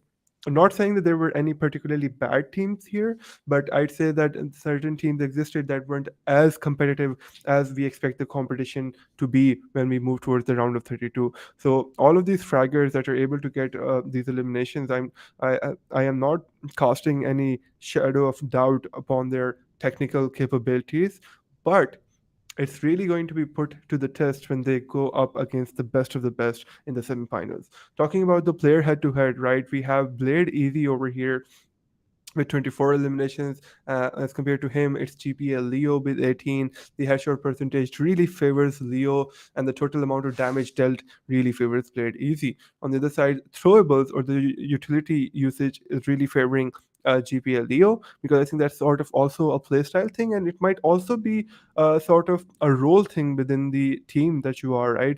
Sometimes you might be a person who's just trusted to go frag out with just your gun, right? You're not expected to throw lots of utility, and that might be the difference here. The total amount of assists is the same, and then when it comes to survival, because of GPA Leo's team surviving just much more, he has 20 minutes an average survival time, whereas Played Easy has 18 minutes and 32 seconds. But I feel like not a lot of these stats matter when Blade Easy has more eliminations, do they, Arthi? Exactly. I feel like he got more eliminations for the side of Blaze. There's just raw kills coming in. His wonderful spray. The damage has been like 1k more damage. But I think this is something that we have seen in the last game as well. But today's match, just look at that. All 6 games done. We got Myth in the game number 1 with 11 elimination. They got the winner chicken dinner at Erangel on the map of Miramar. We got GPA Army with 13 kills. Then it is map of Sanhok, the third match number 3. We got Road to Glory with 5 eliminations. That's the least amount of kill in the game. But I feel like the map of Sanhok is very difficult to get the kills. Then we have Erangel again, 69, pulled off a wonderful performance coming out of nowhere, securing those 19 kills at the match number 4. Then it was RZ back-to-back performances and converting that into a chicken dinner at match number 5 over the map of Miramar. And coming back to the last game of the day, it was Erangel, the old classic map, the default map, and we have 19 kills for them as well. So I feel like 2 teams had done a great job in terms of getting chicken with those like 19 kills. It is going to be 69 in Maximus. But other than that, it has been a very interesting day. Not a single team has been able to secure 2 chicken dinners in a single day. Yeah, so not a lot of teams were definitely able to secure those multiple chicken dinners within the single day, right? Because there was just a lot of competition here within today. But something very interesting was that on Erangel, the teams were able to secure 19 points through those eliminations, right? So that was just very interesting that the teams went fully aggressive, fully head on, and just tried to get as much points as they could through those eliminations. Unfortunately for Team UAG, their efforts were really nice and very commendable at the end of the day, but they were just a little too late, right? If they had those performances, or they had that sort of score coming out just a bit earlier, then maybe things would have been a bit different. Obviously, but one thing that we wanted to announce is like about the smartphone giveaway. So congratulations to Mir Ali. We're gonna say your character ID out loud as well. If you matches your character ID, you should message the official PUBG Mobile official Facebook page. So the name is Mir Ali. The character ID is 5173773546. I will repeat that again. The character ID is 5173773546. And if you have win that, so congratulations to Mir Ali again. And you have won a smartphone as well. So send your contact details on PUBG Mobile official Facebook page to claim your mobile phone or smartphone as well. So congratulations to you guys as well. And keep participating, and we'll come up with those announcements shortly as well, and like how you're gonna win more of those smartphones, and it will when it will happen. But you know the way as well. This is detailed. This is the message is pinned on the YouTube team as well. You can find out exactly how to win those smartphones. Yeah, again, congratulations to Mir Ali for winning a smartphone of a giveaway, man. I always say this, right? There's nothing feels just particularly quite as good as getting something for free, right? There's just something about that. So you make sure you guys keep participating within these giveaways so that you get a chance to win another smartphone, right? So that's going to happen. But just generally talking about the format of this tournament, right? We were having the round of 32 group stages happening yesterday and today, and we're done with the round of 32. So now the top 11 teams that have qualified are now going to play semi-finals across a period of 3 days. And these 3 days are going to be, we're going to have a break tomorrow on the 15th, and then we're going to come back with the semi-finals on the 16th, 17th, and 18th. So guys, make sure that you come back and tune in to the PUBG Mobile National Championships for the semi-finals. Make sure that you come here and you see what's happening. But here, anyways, guys, it was your host, Mr. Rana Zubair Jawad, and with him it was I, Sayyid Azuz Ali. It's been a pleasure bringing to you guys the round of 32, but I think it's time that we say our final goodbyes.